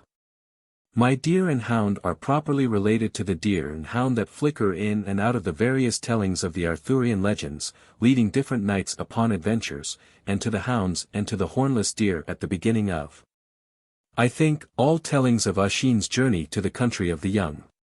The hound is certainly related to the hounds of Anmoin or of Hades, who are white, and have red ears, and were heard, and are, perhaps, still heard by Welsh peasants, following some flying thing in the night winds. And is probably related to the hounds that Irish country people believe will awake and seize the souls of the dead if you lament them too loudly or too soon. An old woman told a friend and myself that she saw what she thought were white birds, flying over an enchanted place, but found, when she got near, that they had dogs' heads. And I do not doubt that my hound and these dog-headed birds are of the same family. I got my hound and deer out of a last-century Gaelic poem about Oisin's journey to the country of the young. After the hunting of the hornless deer, that leads him to the seashore, and while he is riding over the sea with Niamh, he sees amid the waters I have not the Gaelic poem by me. And describe it from memory a young man following a girl who has a golden apple, and afterwards a hound with one red ear following a deer with no horns. This hound and this deer seem plain images of the desire of man, which is for the woman, and the desire of the woman which is for the desire of the man, and of all desires that are as these. I have read them in this way in the wanderings of Oisin or Oisin, and have made my lover sigh because he has seen in their faces the immortal desire of immortals. The man in my poem who has a hazel wand may have been Aengus, master of love. And I have made the boar without bristles come out of the west, because the place of sunset was in Ireland, as in other countries, a place of symbolic darkness and death. 1899. The Cap and Bells. I dreamed this story exactly as I have written it, and dreamed another long dream after it, trying to make out its meaning, and whether I was to write it in prose or verse. The first dream was more a vision than a dream, for it was beautiful and coherent, and gave me the sense of illumination and exaltation that one gets from visions, while the second dream was confused and meaningless. The poem has always meant a great deal to me, though, as is the way with symbolic poems, it has not always meant quite the same thing. Blake would have said, "The authors are in eternity, and I am quite sure they can only be questioned in dreams." 1899. The Valley of the Black Pig. All over Ireland there are prophecies of the coming rout of the enemies of Ireland, in a certain Valley of the Black Pig, and these prophecies are, no doubt, now, as they were in the Fenian days, a political force. I have heard of one man who would not give any money to the Land League, because the battle could not be until the close of the century, but, as a rule, periods of trouble bring prophecies of its near coming. A few years before my time, an old man who lived at Lissadil, in Sligo, used to fall down in a fit and rave out descriptions of the battle. And a man in Sligo has told me that it will be so great a battle that the horses shall go up to their fetlocks in blood, and that their girths, when it is over, will rot from their bellies for lack of a hand to unbuckle them. If one reads Rhys Celtic Heathendom by the light of Fraser's Golden Bough, and puts together what one finds there about the boar that killed Diarmuid, and other old Celtic boars and sows, one sees that the battle is mythological. And that the pig it is named from must be a type of cold and winter doing battle with the summer, or of death battling with life. 1899-1906. The Secret Rose. I find that I have unintentionally changed the old story of Conchobar's death. He did not see the crucifixion in a vision but was told of it. He had been struck by a ball made out of the dried brains of an enemy and hurled out of a sling, and this ball had been left in his head and his head had been mended, the Book of Leinster says, with thread of gold because his hair was like gold. Keeling, a writer of the time of Elizabeth, says, in that state did he remain 7 years, until the Friday on which Christ was crucified, according to some historians. And when he saw the unusual changes of the creation and the eclipse of the sun and the moon at its full, he asked of Bucrac, a Leinster Druid, who was along with him, what was it that brought that unusual change upon the planets of heaven and earth? Jesus Christ, the Son of God, said the Druid, who is now being crucified by the Jews. That is a pity, said Conchobar, were I in his presence I would kill those who were putting him to death. And with that he brought out his sword, and rushed at a woody grove which was convenient to him, and began to cut and fell it. And what he said was, that if he were among the Jews, that was the usage he would give them, and from the excessiveness of his fury which seized upon him, the ball started out of his head, and some of the brain came after it. And in that way he died. The wood of Lanshray, in Fira Royce, is the name by which that shrubby wood is called. I have imagined Cuchulainn meeting Fand walking among flaming dew, because, I think, of something in Mr. Standish O'Grady's books. I have founded the man, who drove the gods out of their liss, or fort, upon something I have read about Caolt after the battle of Gabra, when almost all his companions were killed, driving the gods out of their liss either at Osray, now Ossory, or at Eas Ruaid, now Assaro, a waterfall at Balishannon, where Ilbriac, one of the children of the goddess Danu, had a liss. But maybe I only read it in Mr. Standish O'Grady, who has a fine imagination, for I find no such story in Lady Gregory's book. I have founded The Proud Dreaming King upon Fergus, the son of Roy, but when I wrote my poem here, and in the song in my early book, Who Will Drive with Fergus Now, I only knew him in Mr. Standish O'Grady, and my imagination dealt more freely with what I did know than I would approve of today. I have founded him, who sold tillage, and house, and goods, upon something in The Red Pony, a folk tale in Mr. Larminy's West Irish Folk Tales. A young man saw a light before him on the high road. When he came as far, there was an open box on the road, and a light coming up out of it. He took up the box. There was a lock of hair in it. Presently he had to go to become the servant of a king for his living. There were 11 boys. When they were going out into the stable at 10 o'clock, each of them took a light but he. He took no candle at all with him. Each of them went into his own stable. When he went into his stable he opened the box. He left it in a hole in the wall. The light was great. It was twice as much as in the other stables. The king hears of it, and makes him show him the box. The king says, "You must go and bring me the woman to whom the hair belongs." In the end, the young man, and not the king, marries the woman. 1899-1906. The Shadowy Waters.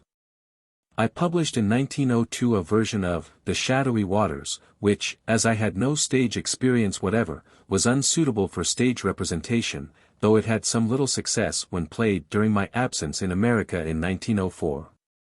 With very unrealistic scenery before a very small audience of cultivated people. On my return I rewrote the play in its present form, but found it still too profuse in speech for stage representation. In 1906 I made a stage version, which was played in Dublin in that year and is now in my volume of plays. The present version must be considered as a poem only, 1922. Prefatory poem, free of the 10 and 4, is an error I cannot now correct, without more rewriting than I have a mind for. Some merchant in Villon, I forget the reference, was free of the 10 and 4. Irish merchants exempted from certain duties by the Irish Parliament were, unless memory deceives me again for I am writing away from books, free of the 8 and 6. 1914. Poems beginning with that, to a wealthy man, and ending with that, to a shade, that, in the 30 years or so during which I have been reading Irish newspapers, 3 public controversies have stirred my imagination. The first was the Parnell controversy. There were reasons to justify a man's joining either party, but there were none to justify, on one side or on the other, lying accusations forgetful of past service, a frenzy of detraction. And another was the dispute over the Playboy. There may have been reasons for opposing as for supporting that violent, laughing thing, though I can see the one side only, but there cannot have been any for the lies, for the unscrupulous rhetoric spread against it in Ireland. And from Ireland to America. The third prepared for the corporation's refusal of a building for Sir Hugh Lane's famous collection of pictures. Note, I leave out 2 long paragraphs which have been published in earlier editions of these poems. There is no need now to defend Sir Hugh Lane's pictures against Dublin newspapers. The trustees of the London National Gallery, through his leaving a codicil to his will unwitnessed, have claimed the pictures for London, and propose to build a wing to the Tate Gallery to contain them. Some that were hostile are now contrite, and doing what they can, or letting others do unhindered what they can, to persuade Parliament to such action as may restore the collection to Ireland. Jan. 1917. These controversies, political, literary, and artistic, have showed that neither religion nor politics can of itself create minds with enough receptivity to become wise, or just and generous enough to make a nation. Other cities have been as stupid. Samuel Butler laughs at shocked Montreal for hiding the Discobolus in a cellar, but Dublin is the capital of a nation, and an ancient race has nowhere else to look for an education. Goethe in Wilhelm Meister describes a saintly and naturally gracious woman, who getting into a quarrel over some trumpery detail of religious observance, grows she and all her little religious community angry and vindictive. In Ireland I am constantly reminded of that fable of the futility of all discipline that is not of the whole being. Religious Ireland and the pious Protestants of my childhood were signal examples. Thinks of divine things as a round of duties separated from life and not as an element that may be discovered in all circumstance and emotion. While political Ireland sees the good citizen but as a man who holds to certain opinions and not as a man of good will. Against all this we have but a few educated men and the remnants of an old traditional culture among the poor. Both were stronger 40 years ago, before the rise of our new middle class, which showed as its first public event, during the 9 years of the Parnellite split, how base at moments of excitement are minds without culture. 1914. Lady Gregory in her Life of Sir Hugh Lane assumes that the poem which begins, "Now all the truth is out," was addressed to him. It was not, it was addressed to herself. 1912. The Dolls. The fable for this poem came into my head while I was giving some lectures in Dublin. I had noticed once again how all thought among us is frozen into something other than human life. After I had made the poem, I looked up one day into the blue of the sky, and suddenly imagined, as if lost in the blue of the sky, stiff figures in procession. I remembered that they were the habitual image suggested by blue sky, and looking for a second fable called them the Magi, page 231, complementary forms of those enraged dolls, 1914. Unpack the Loaded Pern, page 263. When I was a child at Sligo I could see above my grandfather's trees a little column of smoke from the Pern Mill, and was told that Pern was another name for the spool, as I was accustomed to call it, on which thread was wound.